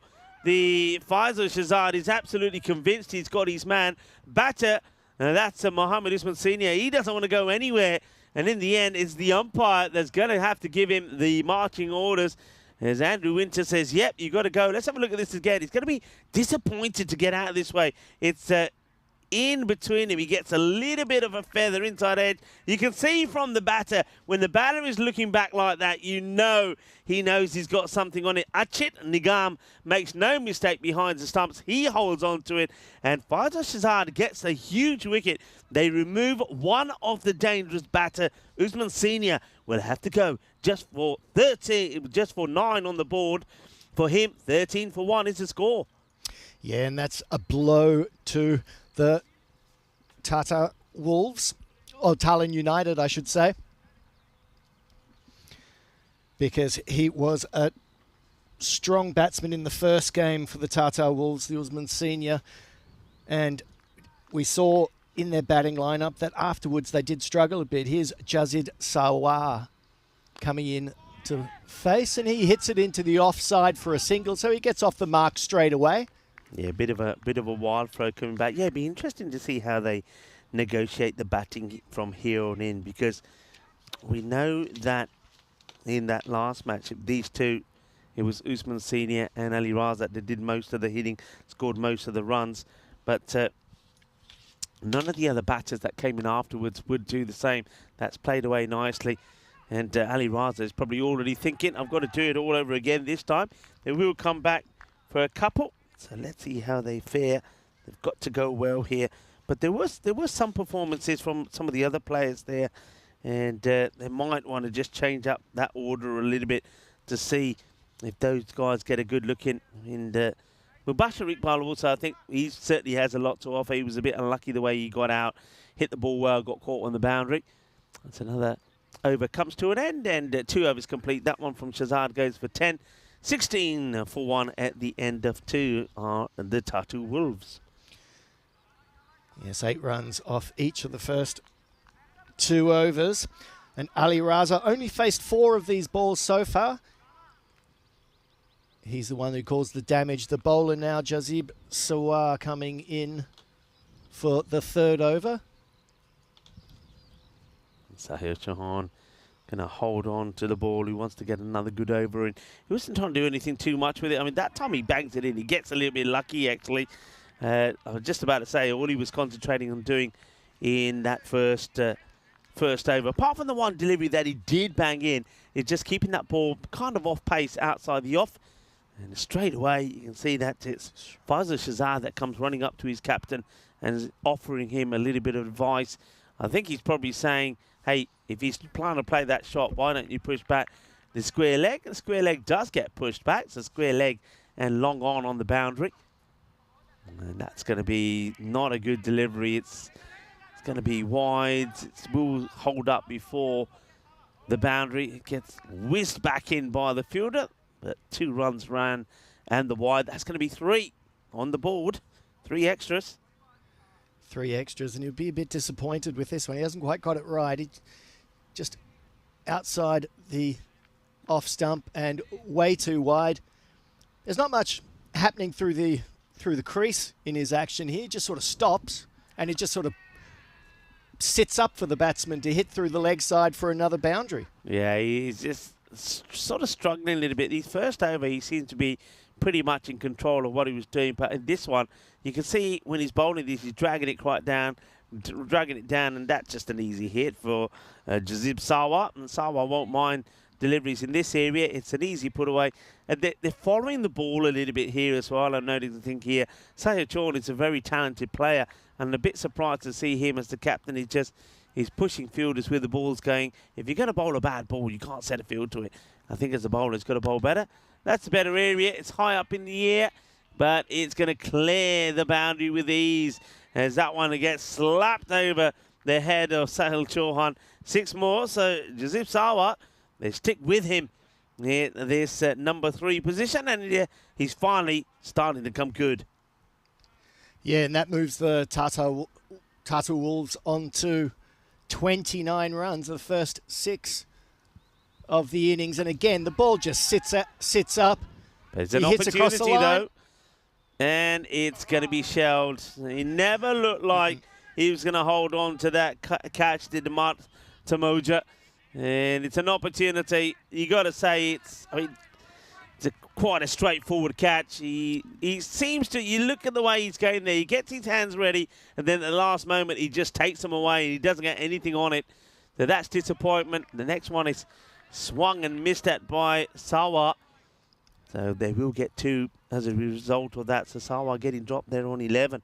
Yeah, I think that drop catch just clicked Chauhan into into place because there was a bit more pace off that next ball as the next one goes up and skies and falls into a gap again. And now the throw comes in. 3 fielders were going after that, the keeper, and in the end it drops short of everybody. Then the throw comes in. There was nobody at the stumps. So the over comes to an end. It's a pretty expensive one in the end. 17 will come off that over as the Wolves, after a slow start with just 6 coming off the first, they're starting to get a move on now. 33 is the power play score. 33 for 1. A little bit of luck there for Sawa. And Ali Raza actually hasn't really got going yet. He's only faced 4 deliveries. And one thing that a lot of our chat was saying in the first match when they were trying to get to that improbable 188 was that they couldn't believe that he hadn't faced a lot of deliveries. And it's the same thing here at the moment. He just can't get on strike. No, he's only been able to face 4 deliveries so far. And they haven't been able to rotate the strike too much. It's been 4 pretty much boundaries or nothing up until boundaries or 2s. It is now the brother of Sahil Chauhan, Shakil, who comes on the ball, and you can see straight away he's just checking his field, getting it right. The only issue with this field is I know they've got a man on the 45, but on that leg side, with everybody on the boundary, there's always a single there. And he starts with the dot ball outside the off. He has got a sweeper on the offside. See, I would have one of those guys. If this is a line he's bowling, he doesn't need somebody behind square. I'd have him up in the circle, and I'd push my third back. Yeah, he's trying to... Oh, well he's done. trying to get it up and that's the up to the fielding of his batsman, own and that's the bowling. way to go.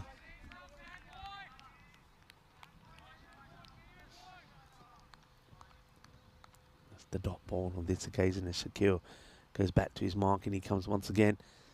And edge, and it's go! Yeah, baby! Oh, that's what I'm talking about. It's a team catch.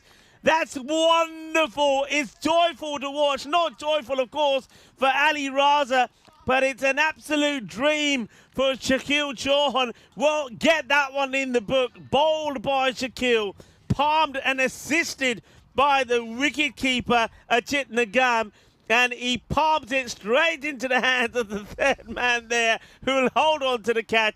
Absolutely wonderful. I think that's Jaswin who will end up holding on to it. Well, you can clip that and put it on the social media. That is going to do the rounds. A team catch, everybody, here in Estonia. Ali Raza, the big, dangerous Ali Raza, will depart for 6. Let's have a look at this again. Ah, that is absolutely wonderful to see, especially if you're a fan of United. Well, United did need something to happen for them, and it will be Jaswin Sindran who'll hold on to the catch. But you got to say that they've got to give an assist to the keeper there. When are we going to get the assist in? As that's going to be a dot ball from Shakil. What a wonderful moment that was. Oh, he palmed that up like a goalkeeper in a football game, straight to his third man player there, and it was a great catch. You don't see that very often, and that saw the end of Ali Razak, the dangerous Ali Razak. Oh, wonderful moment. And sometimes little things like that are enough to change anybody's fortune. So catch gets taken. And that one's a little bit on the leg side to get chipped away. It's got protection over on that side. There'll only be just a single. Yeah, that one just played away, and that means Mubashir Iqbal gets off the strike, gets his first run, and that brings Jisba Sawar on to face the music. 15 off 7 balls so far, but it's been a good over by Shakil so far. Well, could be another, should be another. It will be dropped. And it's the same. You cannot hide. How many times do I say this? You can't hide anybody in the field. We saw Mart Tamoja drop one at mid-wicket. He then gets moved into the offside. And you can see he's shaking at the knees. His hands are shaking. His knees are shaking. His knees are weak. He can't seem to stand up on his own 2 feet. And he puts the catch down. Second one goes down. 35 for 2. A lot of luck there in that over. Well, it's one of those, isn't it? It goes both ways. They had the luck with the team catch. But unfortunately, Mart just couldn't hold on to another. I think if I was the captain of Tallinn United, I might be thinking about bringing that fielder into the infield and maybe putting someone else for the big, long, deep catches on the boundary. He doesn't look too safe under them. No, I mean, you can see he's backpedaling. He's almost saying, no, not me again, not me again. Thing is, that happens sometimes, doesn't it? When you drop one, you don't want to be there again, but he puts another one down. That's a good delivery. Well bowled, well played. Should just be a single. United is a lot better from you. It's amazing what can be achieved when you also got a full team out there. All of those gaps that the Hippos could quite easily play the ball into, well, those gaps are being filled pretty well at the moment by United. Here comes Samir Khan, who we thought was definitely the pick of the bowlers for the last time. In the air, is he going to get past the fielder? It does. He's already the wrong side of the rope. So Mubashir Iqbal, remember, he was caught brilliantly on the boundary in that match against the Stallions, but this time he gets enough of it. 51 metres will do. That's 6 runs. And that takes the score on to 42 off the 4.2 overs so far. And Sahil Khan, again, outside off stump. The keeper doesn't quite get it and it goes away, but the batsman should really have gone through for a bye on that one, but they weren't quite paying attention enough, not backing up from the non-strikers and missing a run. And Samir, in he is again, liking his bowling. And flights this one up. Oh, I think that one, it's going to be an interesting one. Let's have a look at this side on. Umpire hasn't called it. They're just checking here. Now, does this dip enough? Oh, can we slow this down? I think that's a no-y. Have a look at this. Yeah, when that's going past, I feel that is a no ball. Let's slow that down.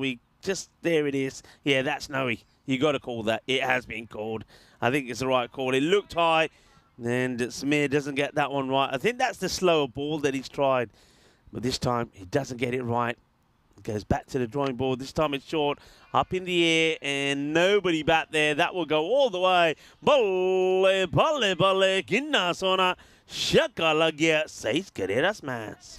Yeah, Mubashir Iqbal just planting it on the leg boundary, playing that pull shot to a short delivery.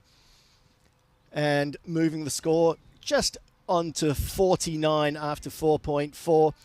I mean, Tata Wolves haven't really got away. It's been a good effort by United. They're certainly coming back strong and showing a lot more in this game than they did in their first game against the Hippos, Rico. Yeah, I mean, look, if they can keep this score to, even if it's under that 120, I think they'll fancy themselves. I mean, they're not a team, especially with the players they got, they're not a team that are going to be skittled out in the 30s that often. I mean, some of their top batters, Shakil, Shahan, are bound to click at some point.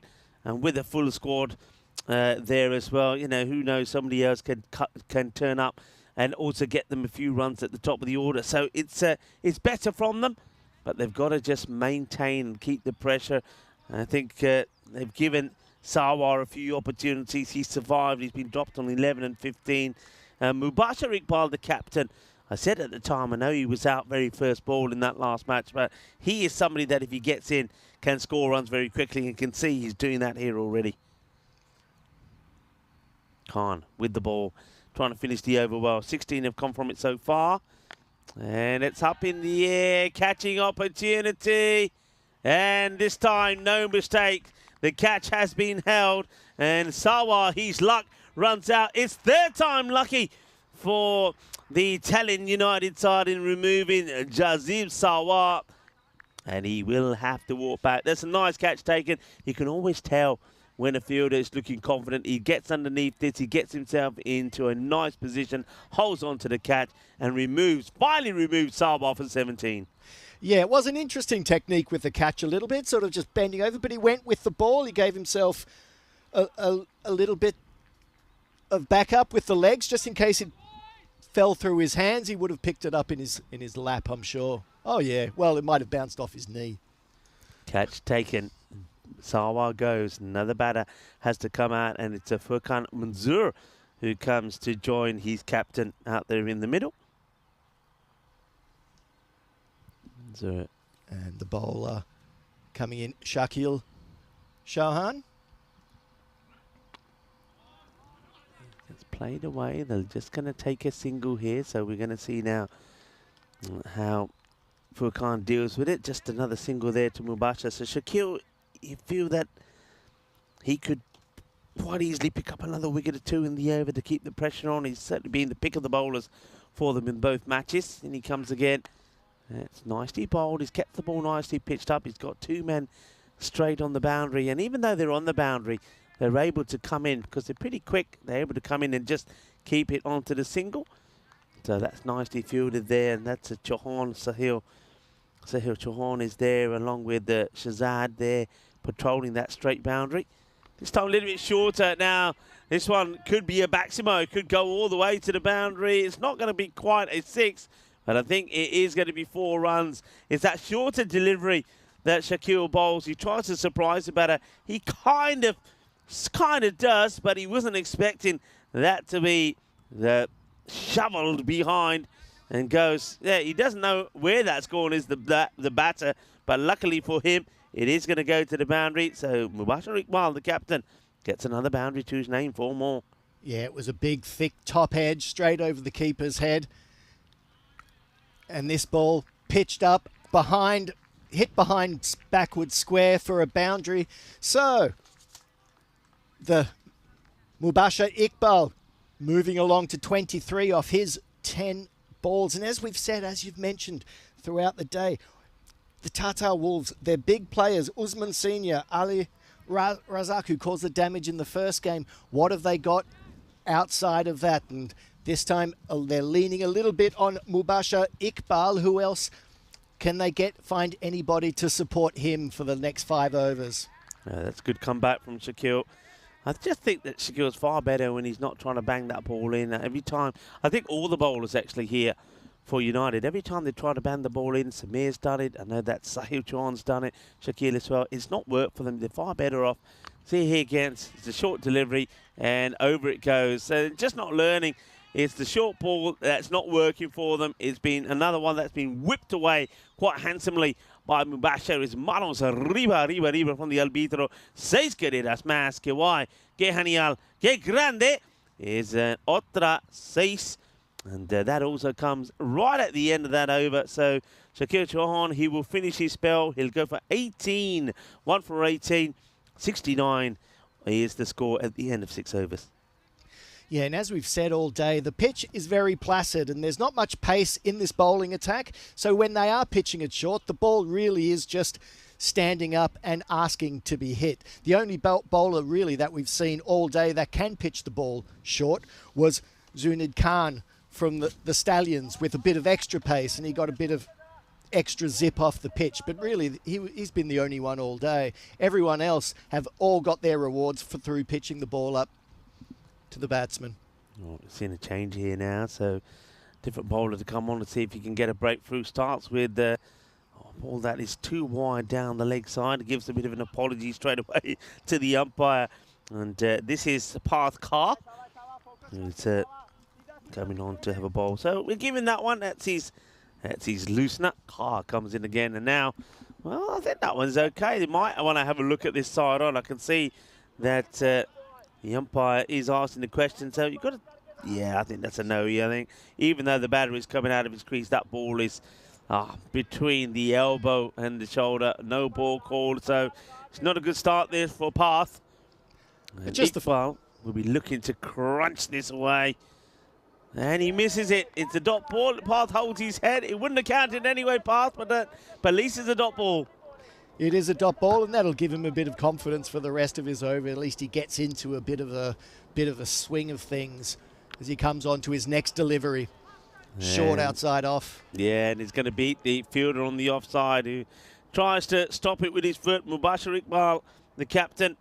And as I expected, you can't read too much into just the one game. He didn't score any runs in that one. He was caught brilliantly on the boundary. But that's a really nice shot all along the deck. It's swift and smooth, like the Microlina mobility partner as it gets to the boundary. 4 carreras, 4 runs. And 6 Nice runs shot. coming off the 2 balls. That car's bowled legally so far. Manzoor facing only the 5th delivery that he's faced and gets a top edge. Oh, that's 4 runs, isn't it? That's got to be the boundary rope.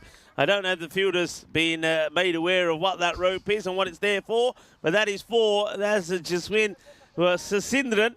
He did take a great team catch, but look, he's carried that ball over the rope. He's still attacking it. He's still getting the throw in. But guess what? That's 4.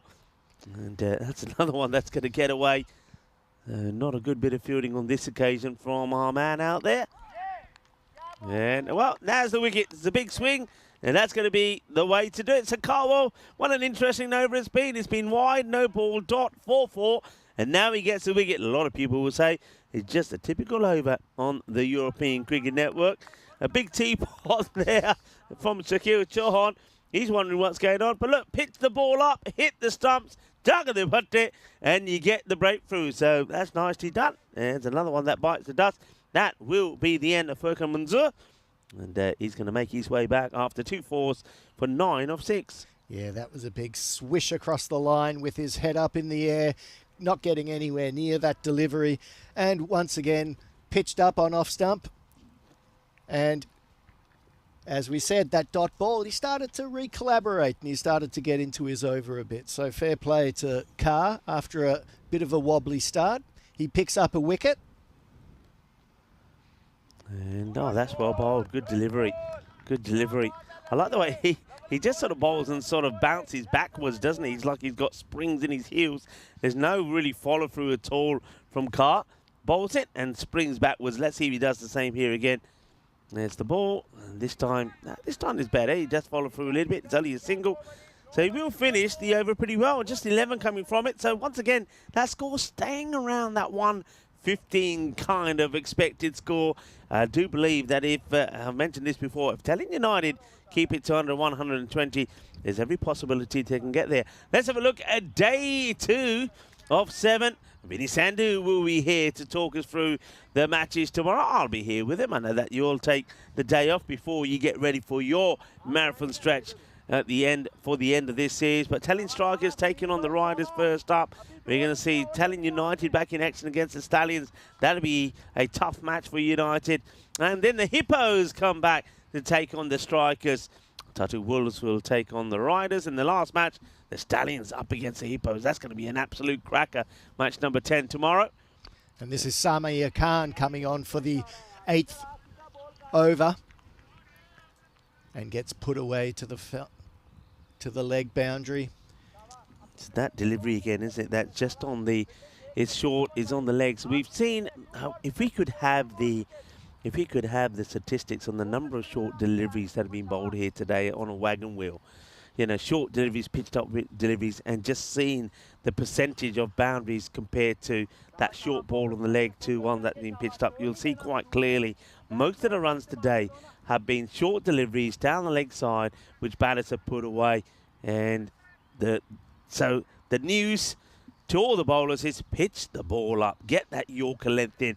Even if it ends up being a bit of a full toss, as long as it's not over the waist, you got more chance of not being hit for a boundary or maybe even picking up a wicket with that than bowling short. Bit of a change in the field here. They bring the square leg up so they can push the man back on the 45. So once again, setting a field for a bad ball.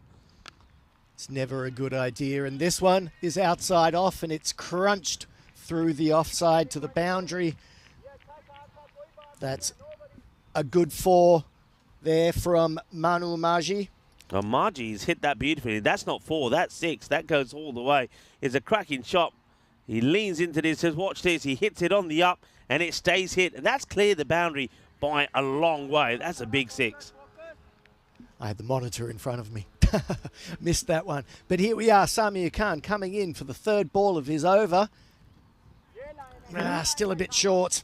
It's short, but at least he does go wider. He doesn't put it in the swing zone of Sanu Maji, so that's a better delivery from Samir. I don't know why Samir, I can't remember if he bowled round the wicket when they were playing in the earlier match, but coming round the wicket, look at that. It's not helping him at all. If you're coming around the wicket, Marco, as a right-arm bowler, what you're trying to do is to imitate what a left-hand bowler is doing. Left-handers don't bowl you full tosses down the leg side. He bowled really well in that match against the Hippos. He took 1 for 16 in his 2 overs. I don't think he was bowling around the wicket. I think he was bowling over the wicket. So I don't know why he's changed. He's getting this wrong. They're having a look at that as well. I think that's okay because I think the batter was crouching downwards.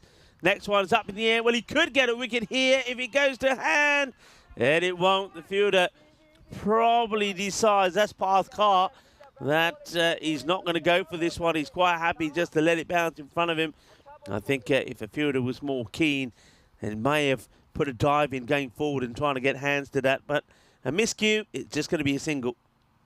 Yeah, and again, the ball just popping up off the pitch. It just sits up pretty easily on this pitch as it goes up, and he should have gone for the caught and bowled, but he lets it go over his head, and he goes for the run out, but misses that one as well. There was a bit of confusion all round. I think he was waiting for one of his teammates to call for it, didn't hear it, and at the last minute he realised, I should just have caught it myself. He should have gone for it. I think whether he loses it, whether he does think that somebody else is coming in to take the catch, but he loses bearings of himself and I think of where his field places are, and then allows the ball just to drop. So a couple of chances in the over. None are taken. 16 come from it. He'll go for 32 of his 2 overs. And Tata Wolves are 94 for 4 with 12 balls still to go in the innings. Yeah, the expected score now around 120, which we said is going to be the touch and go for the Tata Wolves. Tallinn United would probably be pretty happy chasing 120, I'm guessing. I think so. This is Shazad who's coming on. They're taking a bit of time to get their field right. Well, let's have before the start of this over, we'll have a quick look at the time there, see how much time they have got. That's the field set. Now here's the delivery, and it's going to be, again, words away. They just haven't been able to get this right with the bowling. Just been dragging that ball down the leg side. On this occasion, at least the fielder out there on the 45 is able to stop it. So, yeah, be keen to have a look at what the time is here. Remember, they have the 35 minutes to get through the time. Have a look at the clock in a moment. There it is. So they're okay. They got 7 minutes, and I suppose they help with the 4 wickets they've taken. So it should be all right with time. We haven't seen any time penalties. I didn't see any also in the international matches that featured the women. Big wild swing. He gives himself a bit of room down the leg side to play this shot, does Mudgy. But he takes himself away from the ball, doesn't he? Yeah, he just has a bit of a wild swing. Not really looking at the ball too much, more looking at where he wants to hit the ball. Yeah, head was clearly in the air. Here's the next one, and this one, though, is at him. And that fielder's been a busybody out there. Does well, gets there, gets a good throw in as well. That's good work. That's good fielding.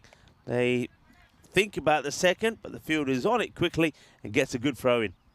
Yeah, and that takes Margie on to 17 off his 9 deliveries. Iqbal now, though, he's the one who's been causing most of the damage. 31 off 14, facing now the 4th delivery from Shazad.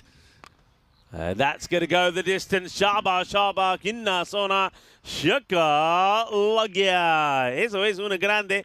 Ese golpe es muy dulce, más dulce. De tarta de chocolate, 6 carreras. What a lovely sweet hit that is from Mubashir Iqbal.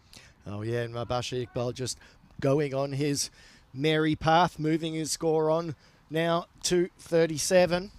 Yeah, gets that clean out of the middle. Yeah. What's the reply going to be from Shazad? He's got to be looking to go a little bit wider out to the off, and he does, and he knocks them over. It's full, it's straight, it's on the money. That's the way to do it. Shazad picks up his second. Well, we like to call this the boogie, oogie, woogie, grizzly fly ball. Chuck the foot there, and that's going to be the end of Mubashir. It's a good time to take a wicket. It's right on the money. Here it is. Full straight. He gets out to nip back in a little bit as well. Takes the stumps. The stumps go down. And Mubashir, the captain, is going to have to go. And he loses his wicket in a crucial stage with 7 balls left in the innings. Yeah, that's a shame because he's the one that could have lifted them maybe above the 120. I think now it could be a bit of a struggle, but it was a good delivery. And yeah, bit of a leg cutter there from Shazad. Now it's Fakir Ali that comes in, and I think that he'll just be told to look, swing hard at this one, try to get a boundary. You probably don't want to take a single. You want Margie, I suppose, to face the bulk of the last. He does try to get it away. He's not able to. It's going to be a dot ball to finish.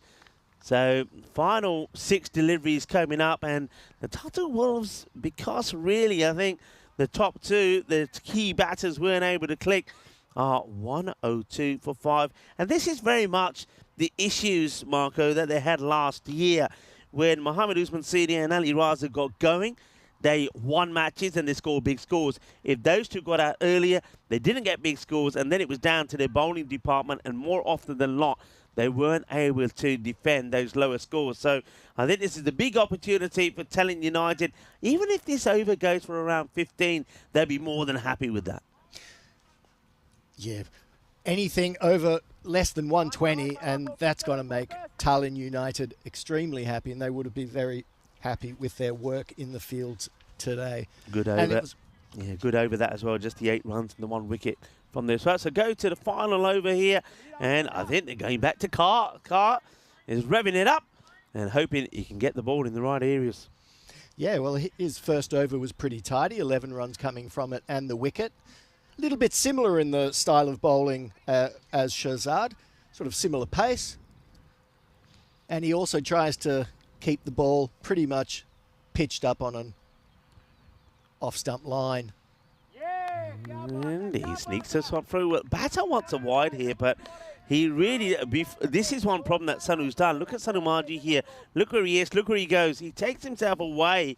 So he feels it's wide, but it's because of where he is. That one could be a no-y. It's not the first time that Margie's done this. Let's have a look at the height of this. I think this could be a 7-up, and that's going to be criminal. Let's have a look at the height on this. It's on the way down, but I think that's a no-y. I think you've got to call it. They will call it. It's a good hit. It goes all the way. So after a dot ball, which he leaves, he makes amends by crunching this all the way to the boundary. It's a really good, solid hit, that actually. And 1 bounce, 4 runs, minimo. That's going to be 5. He timed that really well and found the gap. And you know who it is, but on this occasion, it doesn't matter. Don't worry about it. The thing that he does right on this occasion is he stops the ball. That's Mart. And smart from Mart, maybe, on this occasion. There we are. We can say that there was some good fielding there. He got the ball in nice and quickly. Oh, this one could be out. It's a... Oh, dear. They messed this up. You can see what the fielder's trying to do. He's thinking, I don't want to fire it in. I just want to get it to you nice and easy, Samir Khan. But he throws. The throw makes it awkward for the bowler. Not able to pick it up. Yeah, the bowler also wasn't backing up behind the stumps, and the throw back to him was a bit awkward as well. So it was a bit hard, but that one's on the stumps and just squeezed out to the third man area. Yeah, I was just having... I didn't realise this last time when we saw the Tallinn United, but when I'm looking at the back of the shirts, I thought there was a little bit of duct tape or something on the back of them holding the shirts together, but it's actually the design. This is going to be stopped as the fielder comes across. Good pick up, good throw by Sahil Chauhan, but the batters will come back for a second, so that takes it to 112 with the ball to go. Yeah, they've got these... It's got the old checkered flag thing about them, but when you look at the back, you see, I thought that maybe the shirts were being held to... If you have a look at that, I'm thinking the shirts are being held together. What's going on there? But that seems to be the design. And that's short. It's hit towards the fielder. He's got to attack this. He will get the throw. The batters, that's terrible running. It's the last ball of the innings. You've got to be running hard and trying to take 2 there. If you lose a wicket, it don't matter, but they don't. They'll just take the single. And as we suspected, I think Tallinn United are going to be absolutely delighted with the fact that they've been able to keep this score down to 113.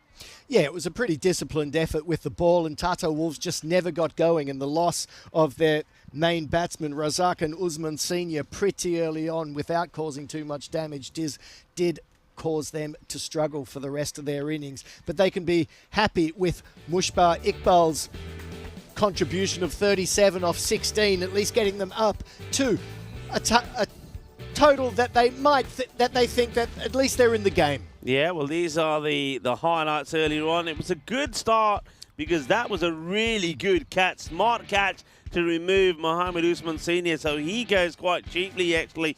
And once he was gone, you knew that once again a lot of hope was on Ali Raza. We know he's a big hitter off the ball. Somebody else who hit it pretty well was Sawa, actually. He did give some chances, but how about this one? Team delight for United. And on this occasion, it was Jaswin Sasindran who held on to the catch. We'll see it again, and I think we're going to be watching that over and over again on the social media as well. What a lovely way to get a wicket. Well, Mart, he wasn't having the best of times out there, Tamoja, but he would have his little highlight as well when he made a good sharp stop at one that was hit pretty hard at him. It was a free hit. The catch wouldn't matter. This was another one that was in the air, but on this occasion, there was no mistakes. That was a very good catch taken low down. And that one would get away. This was another one that was going to be a long, hard chase for the fielder, not able to get to it. But one thing you notice from these highlights, and it tells you the story, every time that ball was bowled too short, it was put away to the boundary. And most times when it was pitched up, there was always a chance. And this one was one that, well, Jaswin just kind of got that wrong and was still left wondering what the rope was there for. Good delivery, well pitched up, came back in, took the stumps. But if it was short, it went you know where. Well, that's been the story of the day. Anything short's been pummeled to the boundary, and anything full has pummeled into the stumps, as that ball testified to. Yeah, they still did. I mean, there was 5 given away there with that no ball. They would have loved not to have given that away. If that was the case, it would have kept it to 110. But still, I think Tallinn United will be pretty satisfied with that. And it's with regards to the Tartu Wolves, they were 51 at the halfway point. So they've kind of did up it slightly in the last 5 overs. They lost 3 wickets in the first 5, and they would lost only the 2 in the second 5. So I think they will be disappointed that they weren't able to get past that 120 mark. We have a look at the scorecard there. As you mentioned, Mubashir Iqbal, he'll be happy, the captain, 37 of 16 on this occasion. Sawa had a little bit of luck, didn't he? He was dropped on 11 and 15, but he makes 17. And then a good 23 there from Sanu Marji towards the end, helping the team to get to that 115 with the bowlers. And I think here Marco Fazil Shazad does very well, but I like the bowling there also of somebody like Shakil Chauhan, always very, very economical. Yeah, they were keeping the ball up and trying to keep it simple as much as they could, and they reaped the rewards. Economy rates generally Fazal and Shakil below 10, and that's excellent in this form of cricket. And even 11 5s and 11, I think they can take a lot out of that.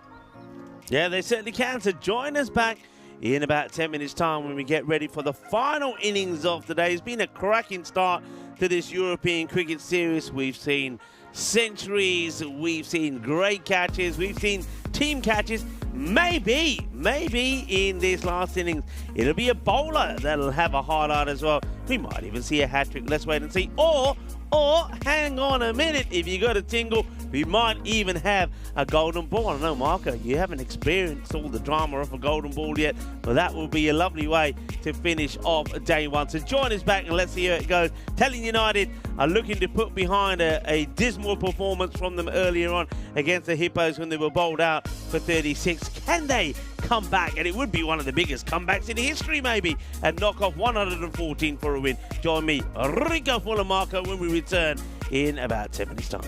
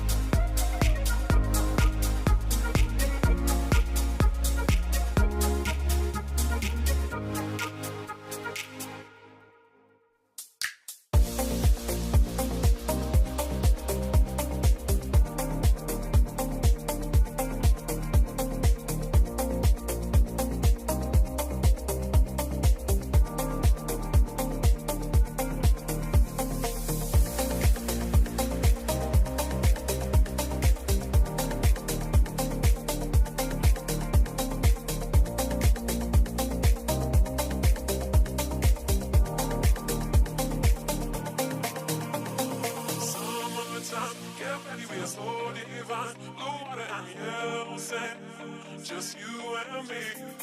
Summertime, get ready, we are so divine. Blue water and yellow sand, let's live our dream. Summertime, get ready, we are so divine. Blue water and yellow sand, just you and me. Summertime, get ready, we are so divine. Blue water and yellow sand, let's live our dream. Summertime.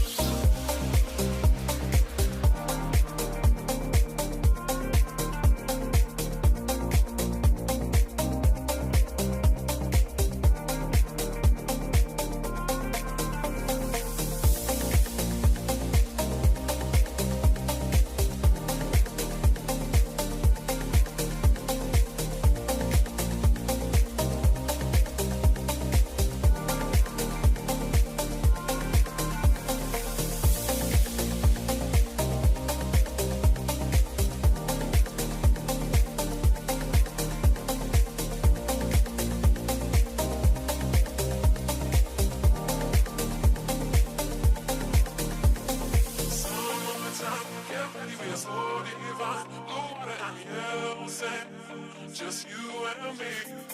Summertime, get ready, we are so divine. Blue water and yellow sand, let's live our dream. Summertime, get ready, we are so divine. Blue water and yellow sand, just you and me.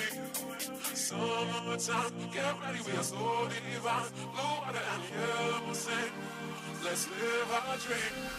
Summertime.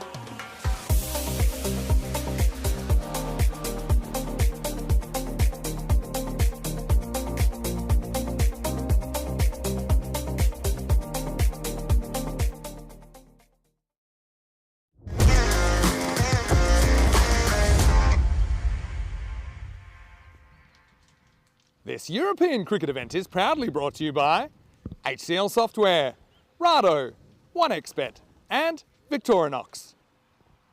Hello folks and welcome back to the final innings of day one, match number 5, and it is the Tallinn United side who have an opportunity here to, well, register their first win, or will it be Tartu Wolves? Wolves do have a point to their name. Tallinn United have nada. Let's have a look at the bonus point equation here. So if United can chase this in 7 overs, and if one of the top batters, you know who, gets going, they probably could, then they would get 4 points. Otherwise, if they do it anyway, they'll get the 3 points compared to the 1. And that's the thing here for Tartu Wolves. The one thing they wouldn't want to do to United, who haven't got any points to their 1 on the board, is give them all the points. They still want to take a point away here from them, which means that even if they go down, they are only 1 point behind them. So there's a big run chase coming up. Thank you for joining us wherever you're tuning in from around the world, and thank you for your support for the European Cricket Network. Let's get ready to go, and let's get some of those random questions in before this first ball is bowled. I'll put a shout out to all the lurkers out there. Let me know who you are, where you're from. Let us say hello to you, and if you're celebrating something, tell us what. Here's the first, and it's going to be one that just beats to the batter, who's played and missed at this one. That's going to be a dot ball. Doesn't really get that foot to go across. He's reaching for it, and it's going to be a dot ball to start. And the batter just waits patiently for the next ball to come his way. And it is Sahil Chauhan. He's out there with Nigam. And that's well bowled. Gets the pretty well pitched up. Chauhan gets the bottom of the bat onto it. Stop this one going through. This is Asif Sattar who's bowling now. Asif was the top wicket taker for his team last year for the Wolves. He picked up 9. He didn't play in the first match, so they're happy to have him in the side. And let's see if he can get a breakthrough early on. This is Ajit Nigam now to face his first. And he plays that nicely. It's to the fielder. Hesitation. And, oh, well, both the batters hesitated. Have a look at Nijam here. He really starts running, then he stops there and then starts again. Sahil Chauhan, you don't see the ball coming in there, but if it was a direct hit, you can have a look. Both of them stop, start. They have a bit of a dance in the middle. And a direct hit certainly would have made that close. They do take the single, though. Johan back on strike. Really wants to find his form with the bat. Does Sahil Chauhan at the moment. Gets a full toss, hits it hard, and it's a catch that gets put down. It's a catching opportunity. Hands on heads, because they know how big an opportunity that is. How big a moment is that? Ah, dekh lo. Chance siga na. Je ek catch far ho janda na. Game gay. They're just having a look at the height on this one. The ball's still got a fair way to go. He is crouching down a little. I don't think that's a no. If that was taken, I think that would have stood. Massive opportunity. Chauhan gets dropped on one. And now he goes over the top. 1 bounce, 4 runs. Is just rubbing salt into the wound. Yeah, that one was just too short outside off stump. But the drop catch before wasn't the easiest catch. It was pretty low. And I did think at least he did stop the ball. So because if that went through, that would have been a boundary as well. So it wasn't all terrible. It wasn't all that he got his hands to it. Didn't quite stick. But they need to get Chauhan out if they're in with a chance in this game. Chauhan, dangerous player. Hasn't been at his best so far. We saw him struggle there in Malta for the national side. Well, that is going to be thumped. And how do you get better? Well, if you get dished up some pies like this one, you will. That gets whacked away. That's going to be another minimal. It's a no ball. It gets called by the umpires. This time, there's no doubt about it. And Sahil Chauhan, he's not going to miss the opportunity to put a no ball away. And he's going to stay there and face the free hit as well. And that's the last thing that you want to be doing here, is bowling extras or no balls that also get put to the boundary. Well, that ball just floated straight off the middle of the bat. Free hit now. And it's high. It's mighty. It's going. It's gone. Balle, ginna sona, shaka lagya. And Sahil Chauhan, I was just saying, he's not been in the best of forms. Well, he's been dished up. First a full toss that he's whacked. He's found the middle of his bat. And now that he's found it, it looks like he's keen to use it and score a big score. 17 come off the first over. Yeah, it looks like they might have just switched him on with some wayward bowling, and now he's looking a lot better, and the ball seems to be coming off the middle of his bat with a bit more frequency. Asif Sattar 17 off his first over. And yeah, the Tata Wolves are going to want to tighten this up.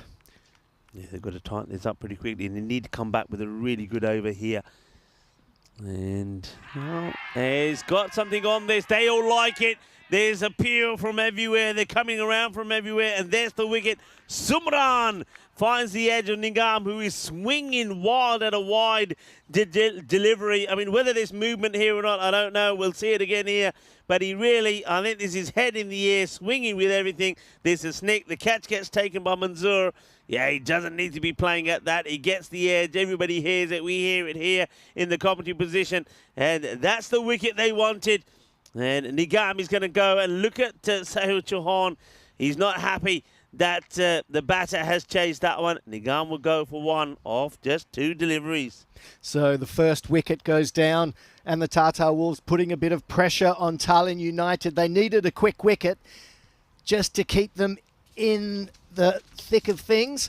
And that was a nice ball, a little bit of away movement just inside the tram tracks. The batsman chased it, hits the bottom of his bat, and it was well taken by the keeper. So there's still 5 balls left in Sumran's over, and he started quite well, got a little bit of outside movement. And see how now we've got both Chauhans playing. Well, that's nicely played. Well, we've already seen a father and son combination today. Of course, that was when we saw a young Henry bowling, Henry Patterdon, and picked up a wicket when he knocked the timber over, and the first to grab hold of him and congratulate him with a nice big bear hug was his father, Kevin. Now you've got 2 brothers out there. Wouldn't they like to put a match-winning partnership together for United? And, big brother Shakil on strike. And it's in the air, but he's guided this through the gap. It's a really good timing, and it's a risky shot, I guess, to play. It is up in the air, but it's been timed really well. And inside the power play, this one races to the boundary. Look, it's uppish, but he gets enough to get away. That's 4 runs. Yeah, he's just playing the ball with the swing a little bit, hits through the line, and gets it to the boundary. So 4 runs off the 2 balls he's faced. And Sumran just getting a little bit of movement outside the off stump. If he gets it right, he could cause some issues. Well, that could be a no ball, you know. He goes wide here and wants to angle this in, but he ends up just being a full toss. That's quite an exceptional hit from Shaquille. Look at this. He just paddles this to the boundary. That's, again, it's high. Is it coming down? I don't think it is. I think that ball's got pace on it. I think that could be a no. I think they're just calling it. They're just calling it 4 runs. That surprises me a little bit. This was pace on. That ball ain't coming down. Oh, it has been called.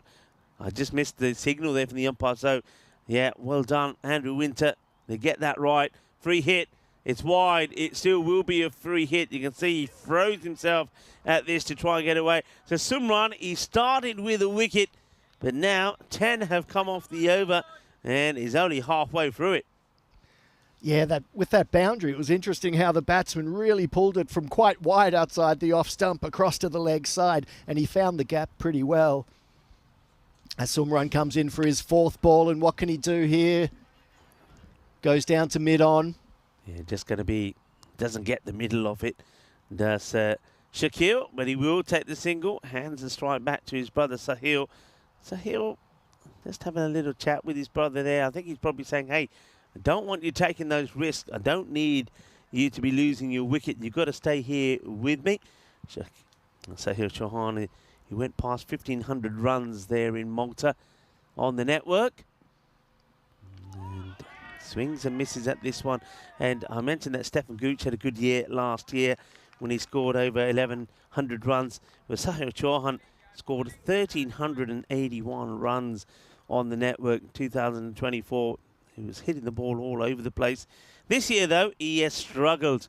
He said he's had about 7 innings, and his score at the moment has been about 80. So he really does want a good knock here, and that's all it takes. We saw that from him last year when I was in Cyprus, and he scored that amazing century, T20 century, the fastest T20 international century in the world, and that record still stands.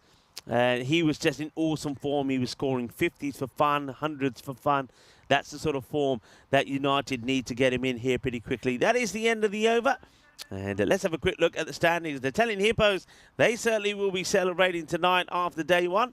They haven't lost and dropped a single point. 1-2, and they picked up 4 points in each one.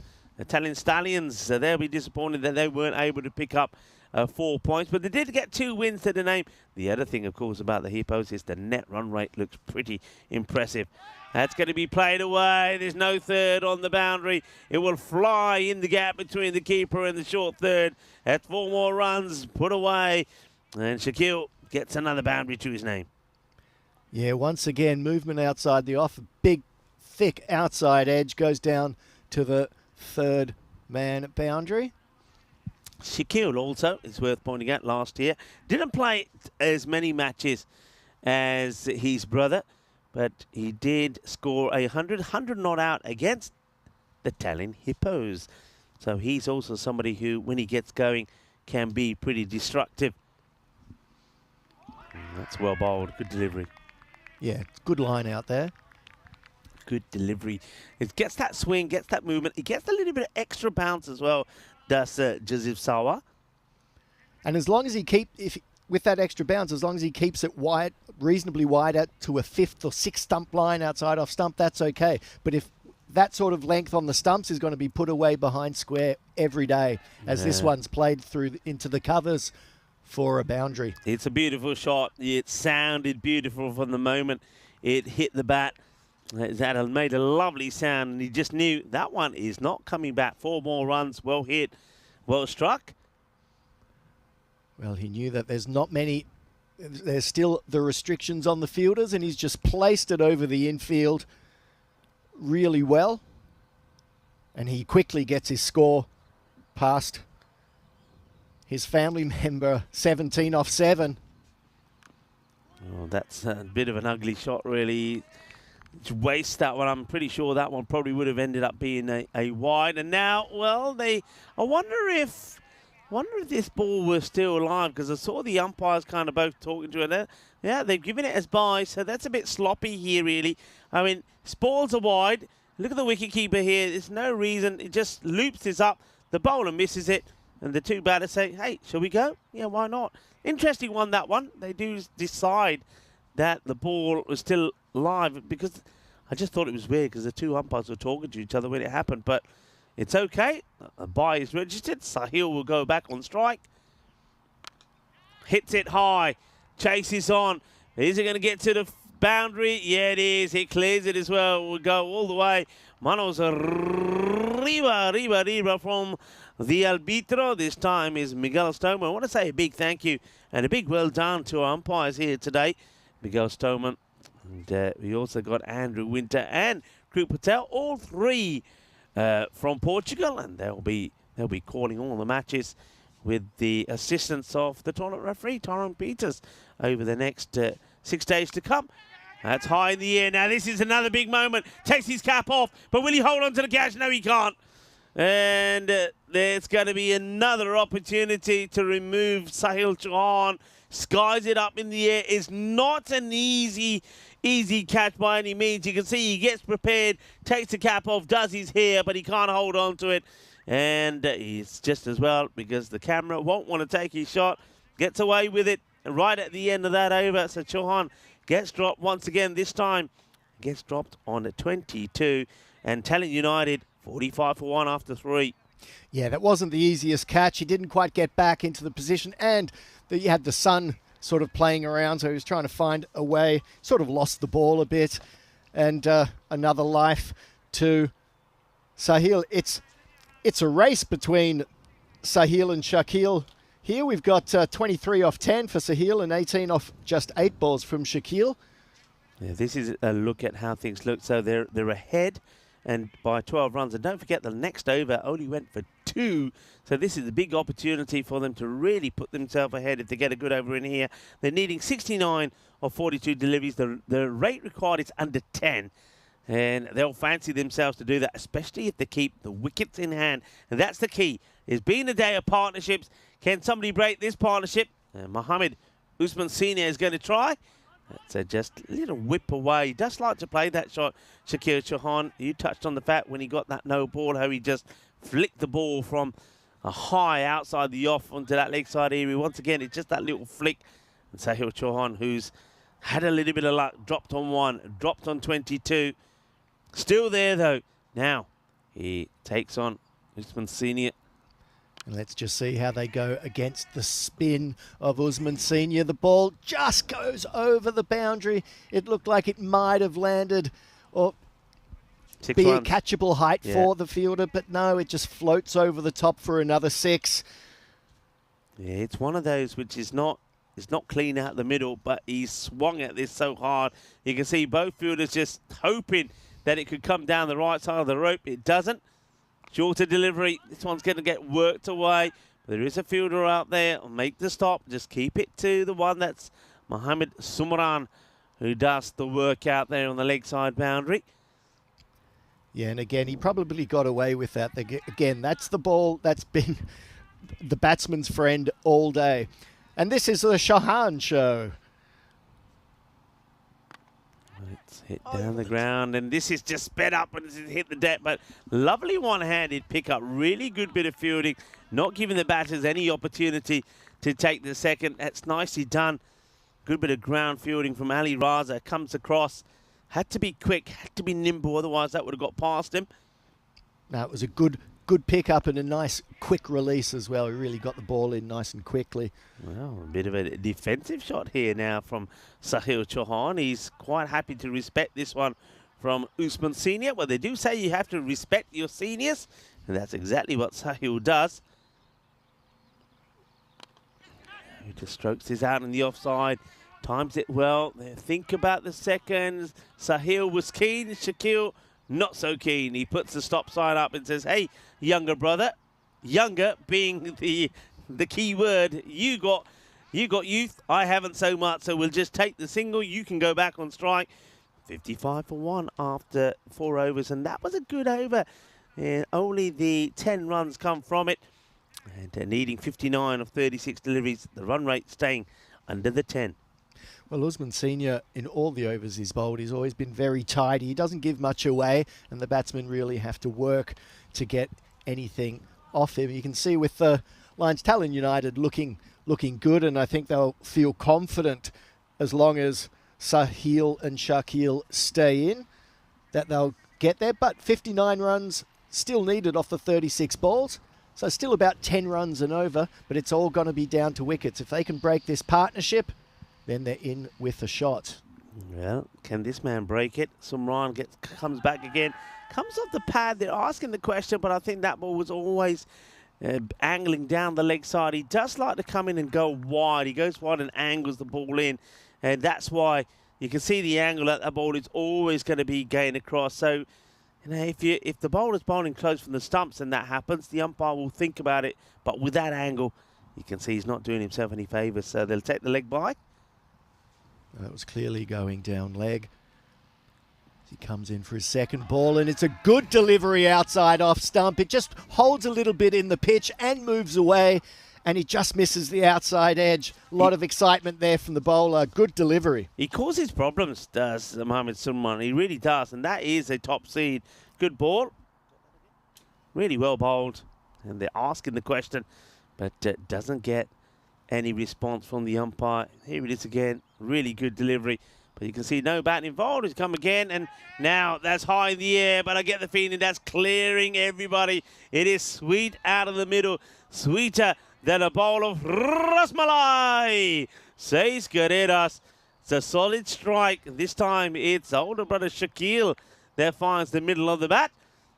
6 more runs, so just as soon as that rate goes up above the 10, they come back with a boundary. And that could be 2 in 2. Gear. Shakal gear. Says Maz, back-to-back sixes as Shakil Chauhan sees that younger brother is overtaking him in the run department and comes back with 2 big, massive sixes to take the lead again. He now moves to 32. I think it's a little family race to see who can get there quickest. Next one is down the ground. It's going to be a difficult one, and it's going to be 4 runs, says the fielder. Let's have a look at this again and see where this one bounces, but he's hit that dead straight. I think that's Raza who's trying to get there. Here's the shot. Lovely, straight, clean hit down the ground. Where's this landing? Yeah, just before the rope. And Ali Raza is the first. Very quick. I like that from the fielder. Just notifies the umpire straight away. So 3 boundaries on the spin. 17 off the over. And now he whips this away. Nobody at short square. And just take the single. And Shakil Chauhan, it's his turn now to take the single at the end of the over and says, all right, younger brother, I'll stay on strike. So the 2 Chauhans making things happen at the moment here for Talon United. Remember, they came together with the wicket fell on 17. It's been a day of partnerships. And this time it's the 2 brothers that are putting on this partnership at the moment, worth over those 50 runs. But can they take it all the way? Can they win the match here? One thing that they still have a chance here, I think. If they can get 41 in the next 12 deliveries, they can take all the points here. But I don't think either one of them are hitting the ball that clinically that they could do that. So unless they bowl badly here, Tartu Wolves, they should at least pick up a point. But they still believe they can restrict United getting to 41. If you get a couple of wickets here, it's possible. Now, this is an interesting one. It's an interesting one. I'll tell you why. Marco, I'd be interested to hear what your thoughts. He's coming round the wicket. Now, if you're coming round the wicket, the batter has to, for me, you literally all the way back on your stumps, round the wicket, right arm round. I don't know. And the other thing also is, where's that ball pitching? Is it pitching outside leg? I don't think so. I think maybe the ball doesn't pitch that leg. But when you're coming around the wicket, Marco, it's always a doubt. Look, it's really hard to tell from here. I mean, the umpire does have the best angle. There's not much pace on the ball, and he's sort of floating it. So, you know, if it does hit him in line, then there is a good chance it'll just straighten up and hit. I mean, it is 50-50, Yeah, I'd say. he's bowling from. Look how wide he's bowling from. Look where he ends up bowling from, wide of the stump. All right, look, when you look at the impact, you think, okay, but where's the ball going to go into? Umpire is a difficult one. But the umpire decides he's going to hit, and that's the big wicket. They get Shaquille. Shaquille will go. I think it just gets him on the line of the leg stump. I think the line was good. It was how far the ball had to travel from that point to the stumps. Yeah, well, there's the wicket. That's that partnership that gets broken. So Aditya Vishnu is the next batter that comes out. And he's going to be gone. Very first delivery. So here we go. Well, we were saying that maybe it's going to be the bowlers that come back strong here. Well, Mohammed Usman Sr., he always has to play a part in the game. And Aditya Vishnu playing his first match, the left-hander, just plays completely around this, loses his head, loses his shape, loses his stump. He's going to be gone 2 in 2. And now Mohammed Usman Sr. is on a hat-trick. And that's the old... And it's that LBW decision. I mean, there's always going to be talk about it. Bowler bowling right arm round the wicket. Can it be? Can't it be? All depends where it pitches. Where is the batter? The debate will continue. But for now, it's Tallinn United's game to lose is what Paul Kempin was saying. Well, Paul, you're right. And maybe they will lose it because the Tartu Wolves, the Wolves... They are a pack, and they're coming together. They're howling, and they're sniffing a victory here, maybe, as Parth Kar is the new batter. Hat-trick ball. Hat-trick ball. Are we going to see a hat-trick? We've seen 2 centuries in the day. And it could be. It's pretty close. What's the umpire feel? Umpire's thinking. He says not out. Have a look at the square here as well. Marco, what do you think? I think this one's pitching outside leg. I think he's bowled it just a little bit too short, and I think that's the issue. It might have been going on to hit, but it pitched outside leg. Well, wonder if we can see where the ball again. We might not have time, but let's see here before the next ball comes through. Where's his pitching? Well, hey, you can make your own mind about it. I think it also the bounce. Next delivery, place it away, and they're running hard. They will get, and it's given. Oh my, this is being given out. Well, would you believe it? Now, there's all sorts of things happening here. I must admit, this one, he's trying to play it on the leg side. Is it straight? The bounce also is something to consider here, but it is a 3rd wicket for Usman. He's going to pick up 3. Andrew Winter gives the decision. Let's take a look at this one. He is a wily customer, has been all day. It doesn't really get up. You can see the leg stump. Height is the question. But the umpire is in the best position to see it, and he gives it. Yeah, let's have a look at this. So this tells us side on. I just think that, that tells me that ball was going over the stumps. It's a bouncy pitch, and I think we've seen that.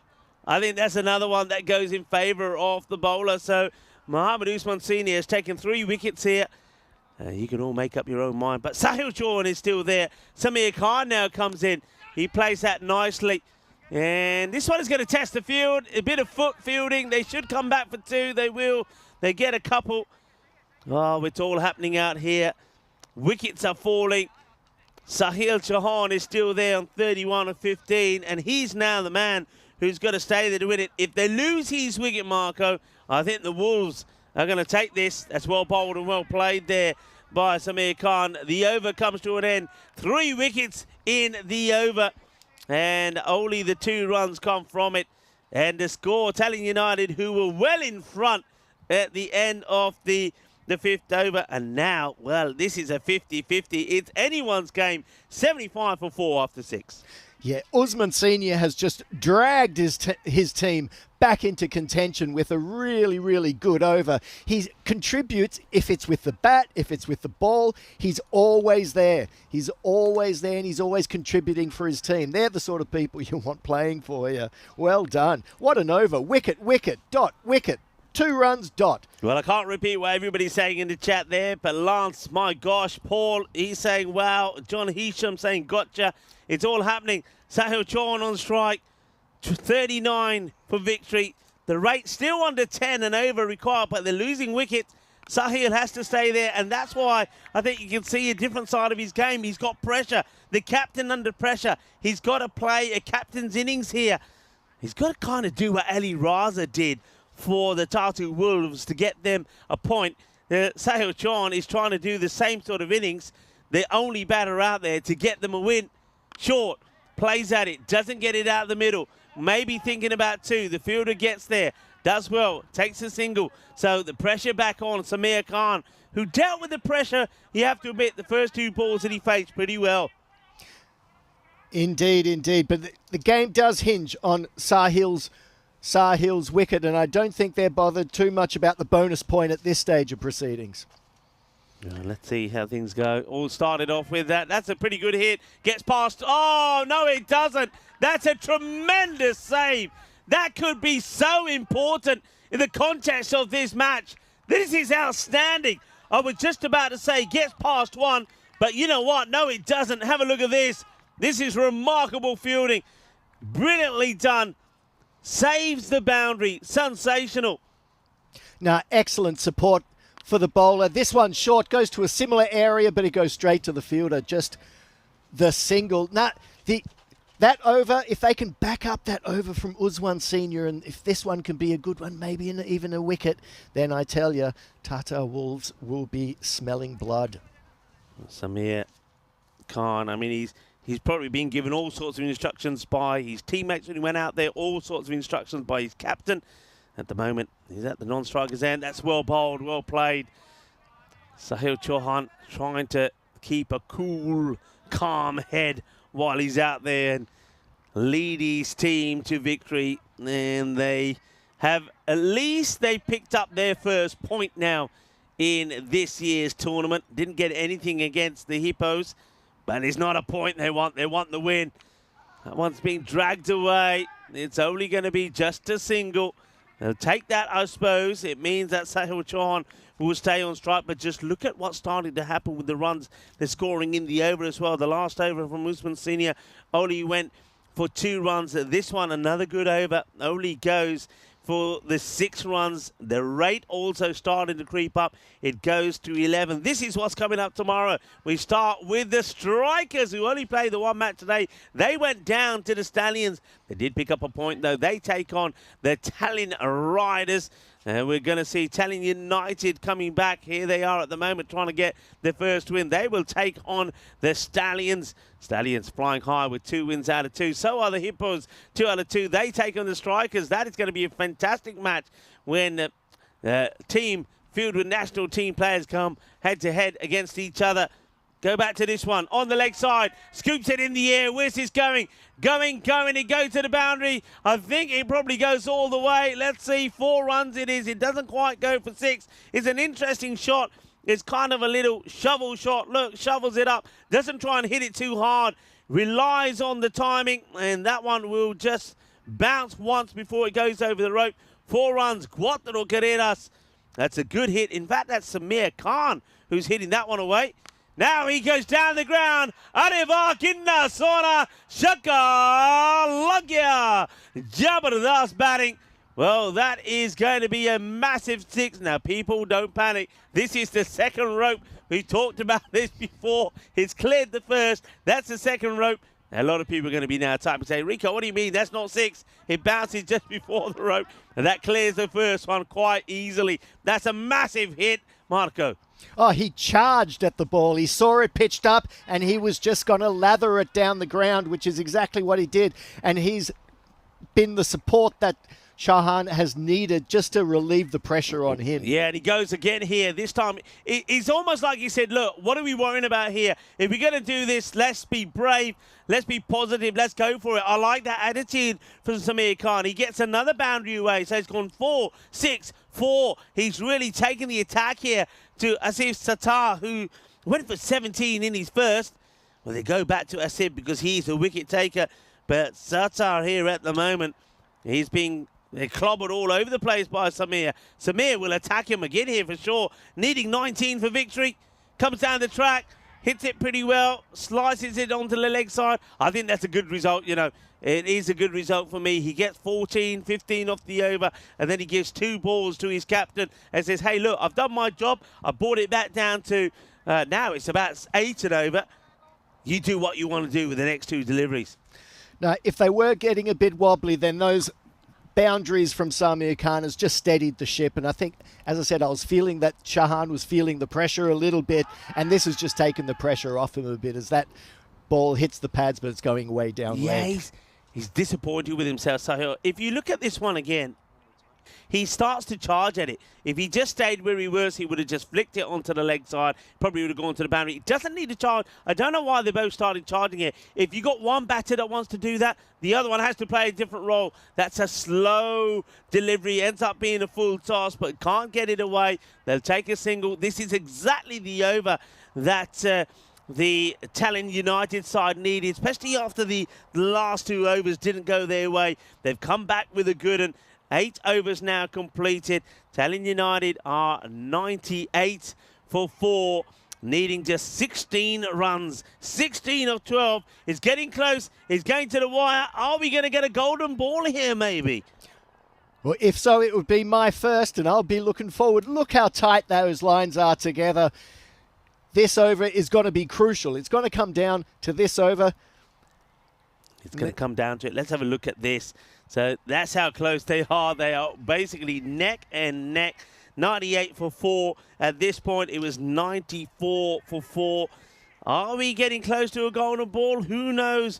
I can tell you that it's Sanu Maji to bowl the next. It's short. It's Gundy. It's whipped away. The fielder's done brilliantly well. Just think about the runs that have been saved in the field.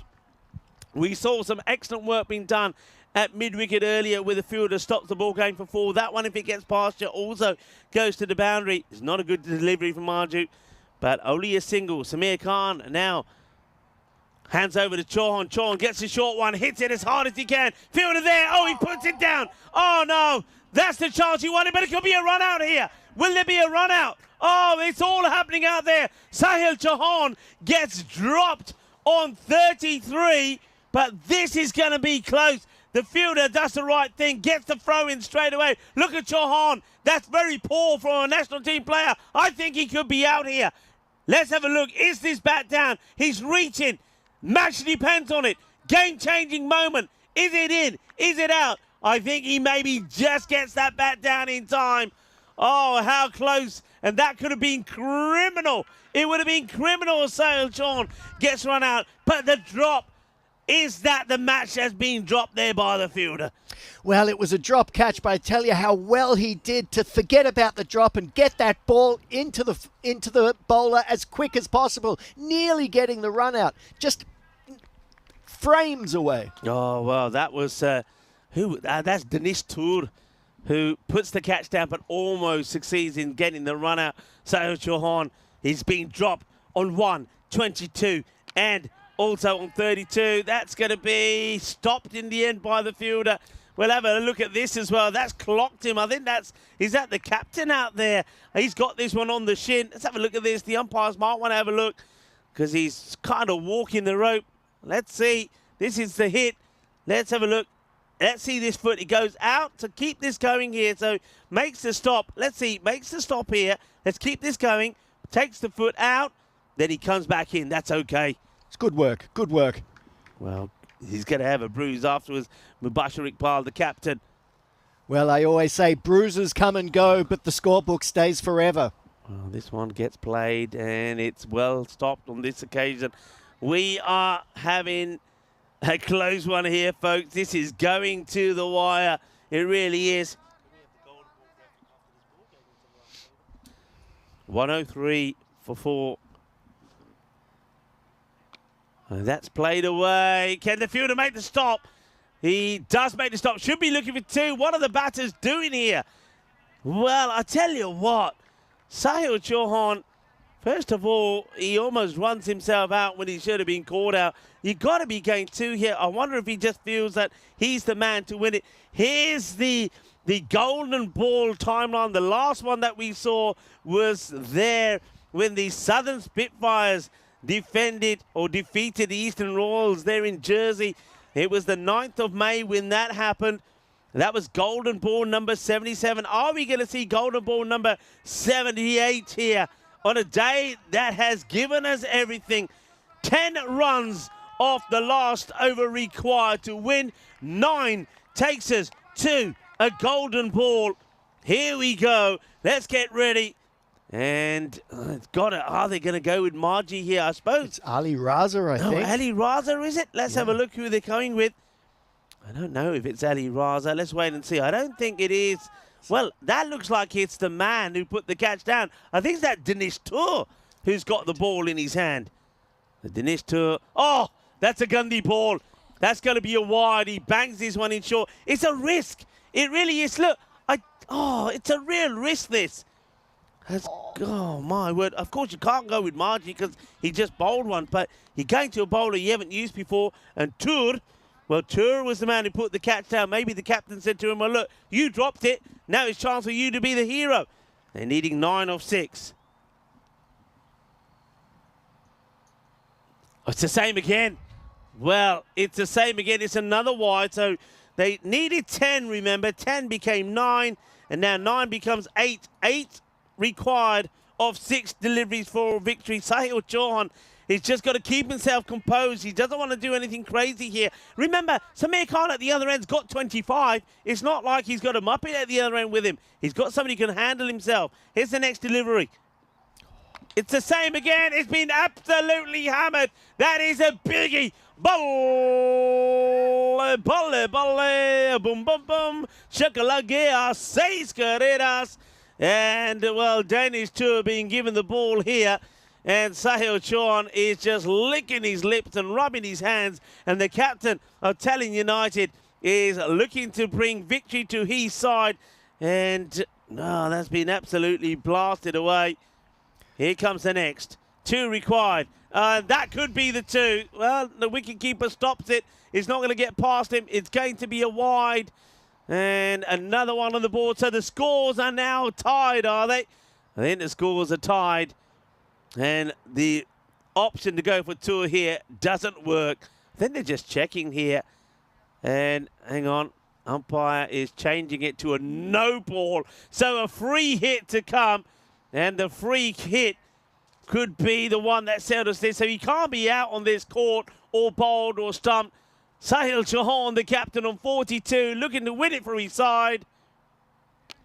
And he will do it. It will go all the way. Bolle, bolle, bolle. Shaba, shaba. Ginna, sona. Shaka, lagya. And Sahil Chauhan finishes on 48 unbeaten. But more importantly, he has taken his team, the Tallinn United, to victory with 3 balls to go, chasing 113. You got to say, Marco, that's a bit of a comeback for a side that were beaten by 127 runs when there were 36 all out in match number 2 earlier today.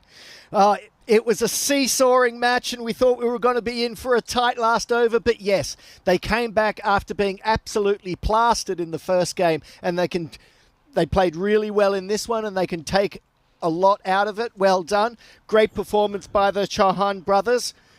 But that last over by Tour, I think we've seen all today. You know, they had issues with getting 11 people on the field, and maybe they just didn't have the bowlers in the end. Yeah, well, this is Tartu Wolves. I mean, you're talking about Tallinn United. United had the problems with getting the players, but the Tartu Wolves haven't had that issue. They've been okay. I think it's an interesting choice, but I think because of maybe it's a bit of mismanagement with the bowlers, because don't forget, Marju bowls such a good over number 9. Only goes for 6 runs, but he couldn't come back and bowl again because of the way that he used the bowler. So it's that he had to pick somebody else. He went with Dinesh Tour, and unfortunately he went wide, 6, no ball, and then 6 to finish it off. Sahil Chauhan, he'll be absolutely delighted with the way things have finished here. They will get the victory. They will get 3 points. Tartu Wolves will pick up another point, but United, they will sleep a lot better tonight, because it started a nightmare, didn't they, when they were beaten quite comprehensively by the Tallinn Hippos, but at least they've come back with a win themselves. This is what's going to be happening tomorrow. We're going to see United again. They'll be taking on the Stallions. That won't be an easy match for them. And, well, we're going to start off, though, with the Tallinn Strikers taking on the Tallinn Riders. We'll see the Wolves in action a little bit later. They will play only looks like just the one match there tomorrow. Tallinn Hippos. That last match, by the way, Tallinn Stallions against the Tallinn Hippos, that is going to be a real great match because these are the two teams that are undefeated after day one. They both looked extremely strong, and they both seemed like the teams to beat so far from what we've seen in this competition. As we look through the highlights, couple of balls going down. That first drop, if that was taken, that would have changed the course of the game, I think. Look, catches can win you or can lose your matches. If you take a good catch, what a difference it could make. If you put them down, you cannot put good players down. We saw that with the Hippos and Stefan Gooch when he was put down a few times. He goes on and wins the match comprehensively for the Hippos, that last one. And the same with Sahil Chauhan. Gets dropped on one. That was huge, and we said it at the time. Then he gets dropped on 22. And what makes it worse? Then Tur drops him on 32. If that catch was taken, then things could have been so much different because we knew there was really no other batters to come. But this is a good partnership, wasn't it? Two batters, the two brothers going really well together. But that was the LBW, and this sparked the collapse. I mean, that's going to be a talking point. It's being given. I mean, a lot of people will say, yeah, he was all the way back. He's not pitching outside leg. Then the next batter comes in. It's a first baller, wasn't it? For Adith, he would go, then Carl would last just a couple of deliveries. He would also be given LBW on another one where maybe the height could have been an issue. There's all ifs and buts, really. What we have to remember, though, the umpire who's at the bowler's end is standing in the absolute perfect position to make that decision. And the umpire said it was out. But then, I'm loving what we saw there from Samir. He came out, and when everybody else was bottling it, getting out, scores 25 of 13, 1-6 and 2 4s. And if it weren't for that innings, I know that, Marco, I don't know what your thoughts are on this. I know that Sahil Chauhan bats all the way through 48 of 25 to get his team to the winning post.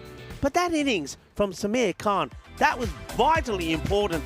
Probably good enough, I think, to maybe even take the player of the match award away from maybe Shakil and Sahil Chauhan and give it to Samir. It was a really very, very important innings from him.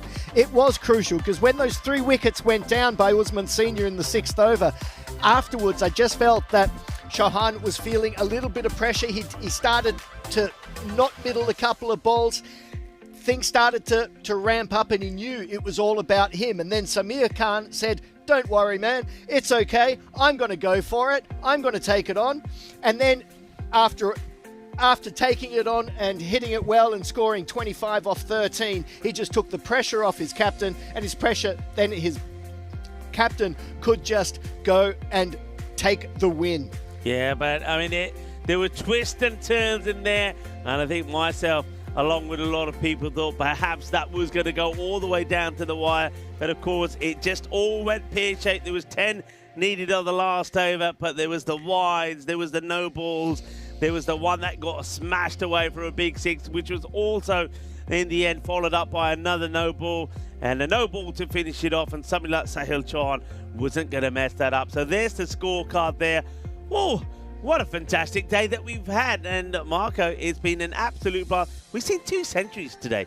Seen 2 centuries, and then we almost, well, we get to the end of a bit of a cliffhanger that could have gone either way. 2 teams searching for their first win. In fact, United was searching for their first point. They got the point when they got to 80, but then from there on in, you could see that Sahil Chauhan was like, no, I want the win here. We got the only way that this day can end on a positive note for us is to get the 3 points. The Wolves themselves, I've got to say, I like the way that they battled in that match against the Stallions. It never looked possible that they were going to get to that 188, but they were in with a shout after the first 5 overs. Ali Raza, fantastic knock from him. We also saw Usman Senior, but again, there's the issues for them when it comes to the batting. In this match, those 2 went early, and they just weren't able to get enough runs on the board. Another 10 runs on the board could have been a different story. Absolutely, and I think what they can take away from this is the fight that they showed in both games. They were up against it. They were up against it in the first game, big time, and they showed what they did. They were right in the game for a long time, and they were up against it in this game, and they got themselves back in. And although they dropped some catches, there was some good, desperate fielding, and that just put pressure on the batsman and put pressure on Chauhan, who knew it was all about going to be about him. And then Samir Khan played that innings, which really was the game-changing innings. I think so. I mean, that innings, he was brave. I think he could have gone out there like maybe some of the other batters before him, being a bit reluctant, probably thinking, that's the other thing. I think those other batters, when they went out there, they were thinking, Sahil's there, he's the captain, he's the batter, he's the star. We're going to block, let him do the job. They were batting negatively and maybe not batting to their normal selves, their normal strengths. With Samir, he came out there and says, I've had enough of this. You guys, we're not losing this match. The way you're going about it, we're going to lose it. He was positive and he played some tremendous shots. And that one over when he hit those 3 boundaries, I think that was game-changing. So it'll be interesting what the boys and girls that make the decisions about the play of the match think about that. But that was an impact innings for me. And I also think he bowled very well. I mean, he wasn't at his best in this match, but you know, when you haven't got those key bowlers and when some of those key players are not performing, for somebody like Samir to come up and bowl really well entirely makes a big difference. But what an exciting match. There's so much has happened here today to reflect on.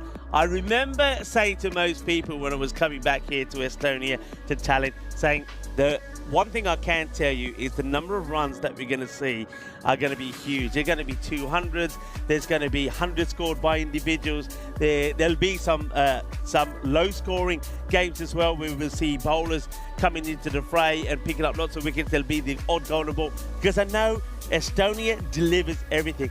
And from what we've seen in day one, it's been pretty close to that. We've seen 2 centuries. Stefan Gooch gets a century. What a great knock that was from him. We also then saw that one from Saifur Rahman. What a great knock also from him. Stefan Gooch then in the next match again up there scoring the 40s. He's had a good day. Saifur Rahman had a good day. Remember, he scored 47 early on. A lot of runs being scored. We also saw Ali Raza scoring a 70. We also saw another 70 in the other earlier match. So a lot of runs galore. But let's talk a little bit about the fielding. And in this last match, you said so yourself, some of those stops that were pulled off by both teams end up making a difference in the way that this contest goes. Yeah, absolutely. And it was that desperation. And let's not forget the bowlers today, because I think there's been some outstanding performances. Pattenden from the Hippos, young Pattenden, fantastic. And Usman Senior, also brilliant performance to really drag his team, keep them in the game. Well, you're Take right. it by the scruff of the neck. You're absolutely right, because it looked like that the Chauhan brothers were going to get the win quite easily. He came along, picked up those 3 wickets in that over, and everything changes. We've had an exciting day. There's plenty of things for us to reflect on. And one thing we know is that we're going to be back here tomorrow. We've got 5 more matches coming. I know that you've got the day off tomorrow, so Vinny Sandu will be here with me. Well, it's not often that myself and Vinny get some time together, so that's going to be a bit of a special day for us. These are the matches that we're going to be talking through, match number 6 to number 10, and we're going to start with the Tallinn Strikers taking on the Riders. Strikers are looking to bounce back themselves. They only played the 1 match today. They went down on that. They got a point to the name, so they will be coming strong, and I'm pretty sure that Arsene Amjad will be talking to his players after their performance a little bit early and say, right, we've got to come back strong. We've got to do exactly what Tallinn United did. Talking of Tallinn United, they will take on the Stallions. That will not be an easy match for Tallinn United. The Stallions are playing some really good cricket at the moment. And then we'll see match number 8 and 9. And then right at the end, the Stallions taking on the Hippos. That's going to be an absolute cracker. So a lot of cricket still to come tomorrow. 5 more matches. And I want to say a big thank you to our umpires from Portugal. Weren't they good? Well done to Miguel, well done to Crute, and also well done to Andrew. You've been absolutely brilliant, and some close calls there. There's always going to be some debatable moments taught. Some people, and just looking at the chat, there were some people were thinking like yourself, saying, yeah, you know, round the wicket, but I still think it's Plum, he's right back. Other people say, round the wicket, can't be out. Then the other one, yeah, it's too high. No, it's not. It's okay. That's what it's all about. That's the beauty of the game. But one thing I will say, the umpires, I think, do a great job. And when you talk about this, that's the other thing. I often say this, having been umpiring myself, when you're standing there right in the middle, between you and the stumps, it's only a short distance. You see everything. When we're looking at the camera and the angles of the camera, the height, you see things a little bit differently. The umpire is the best place to make that call. And I think the umpires did really well. Very well led by Tyrone Peters. Well done to the ECN crew here. Got to give a massive special thank you to the Federation here for looking after us. The hospitality of Cricket Estonia. The Federation here has been absolutely wonderful. Thank you very much. It's always great to see a lot of supporters here as well. But most importantly, and it has to be said, to you at home, wherever you are around the world, you've been absolutely brilliant. Thank you for tuning in. Thank you for your support. Remember, you can always follow us on EuropeanCricket.com. Go onto the website, find out everything else there is to know about this series if you want to have a look at some of the players' profiles and what other matches are coming up. And do follow us on social media as well. And I think that's about it. I can hear the music playing in the background, ready to show you the highlights. So thank you all very much for watching. Be good, be kind, be safe, be happy. See you tomorrow. Hasta pronto, mi familia. Adios. Bye-bye.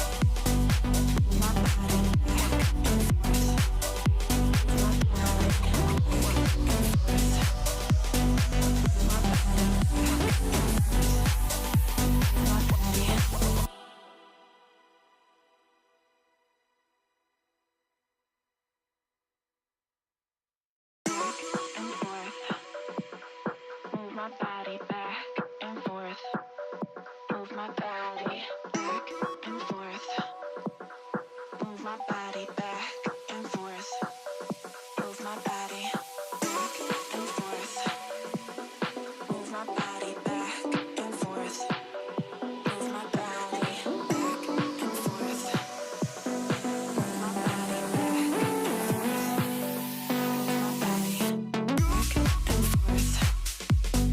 Move my body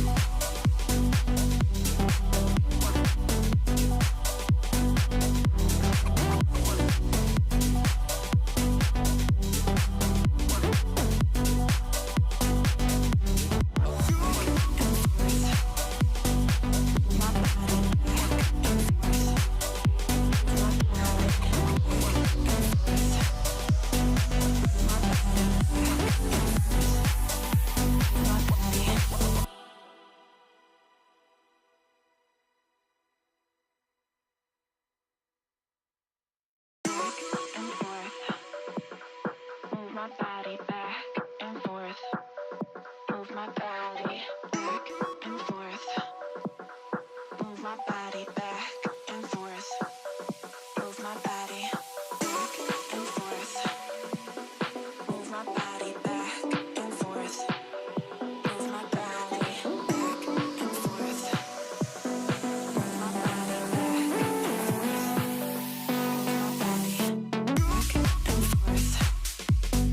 Move my body back and forth. Move my body back and forth.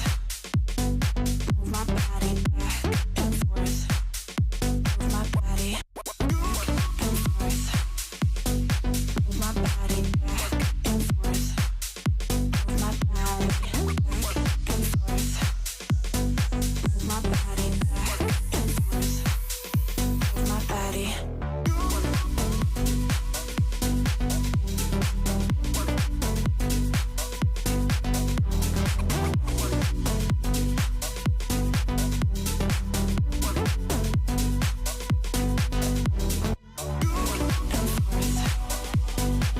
my body and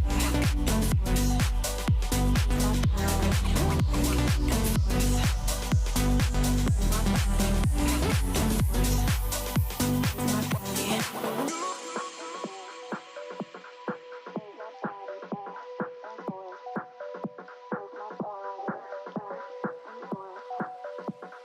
Move my body back and forth. Move my body back and forth. Move my body back and forth. Move my body back and forth.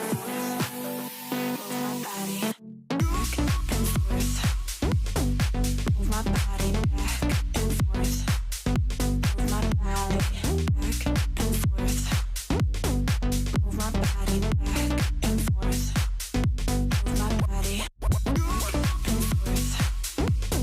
Move my body back and forth. Move my body back and forth.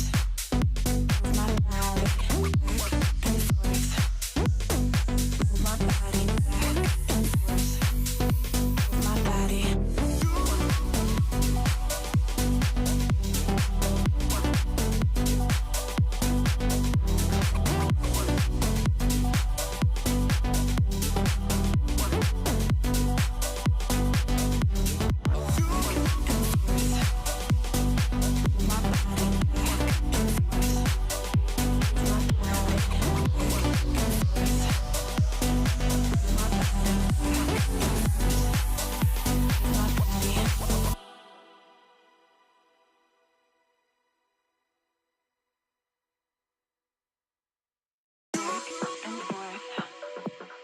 Move my body back and forth. Move my body back and forth. Move my body back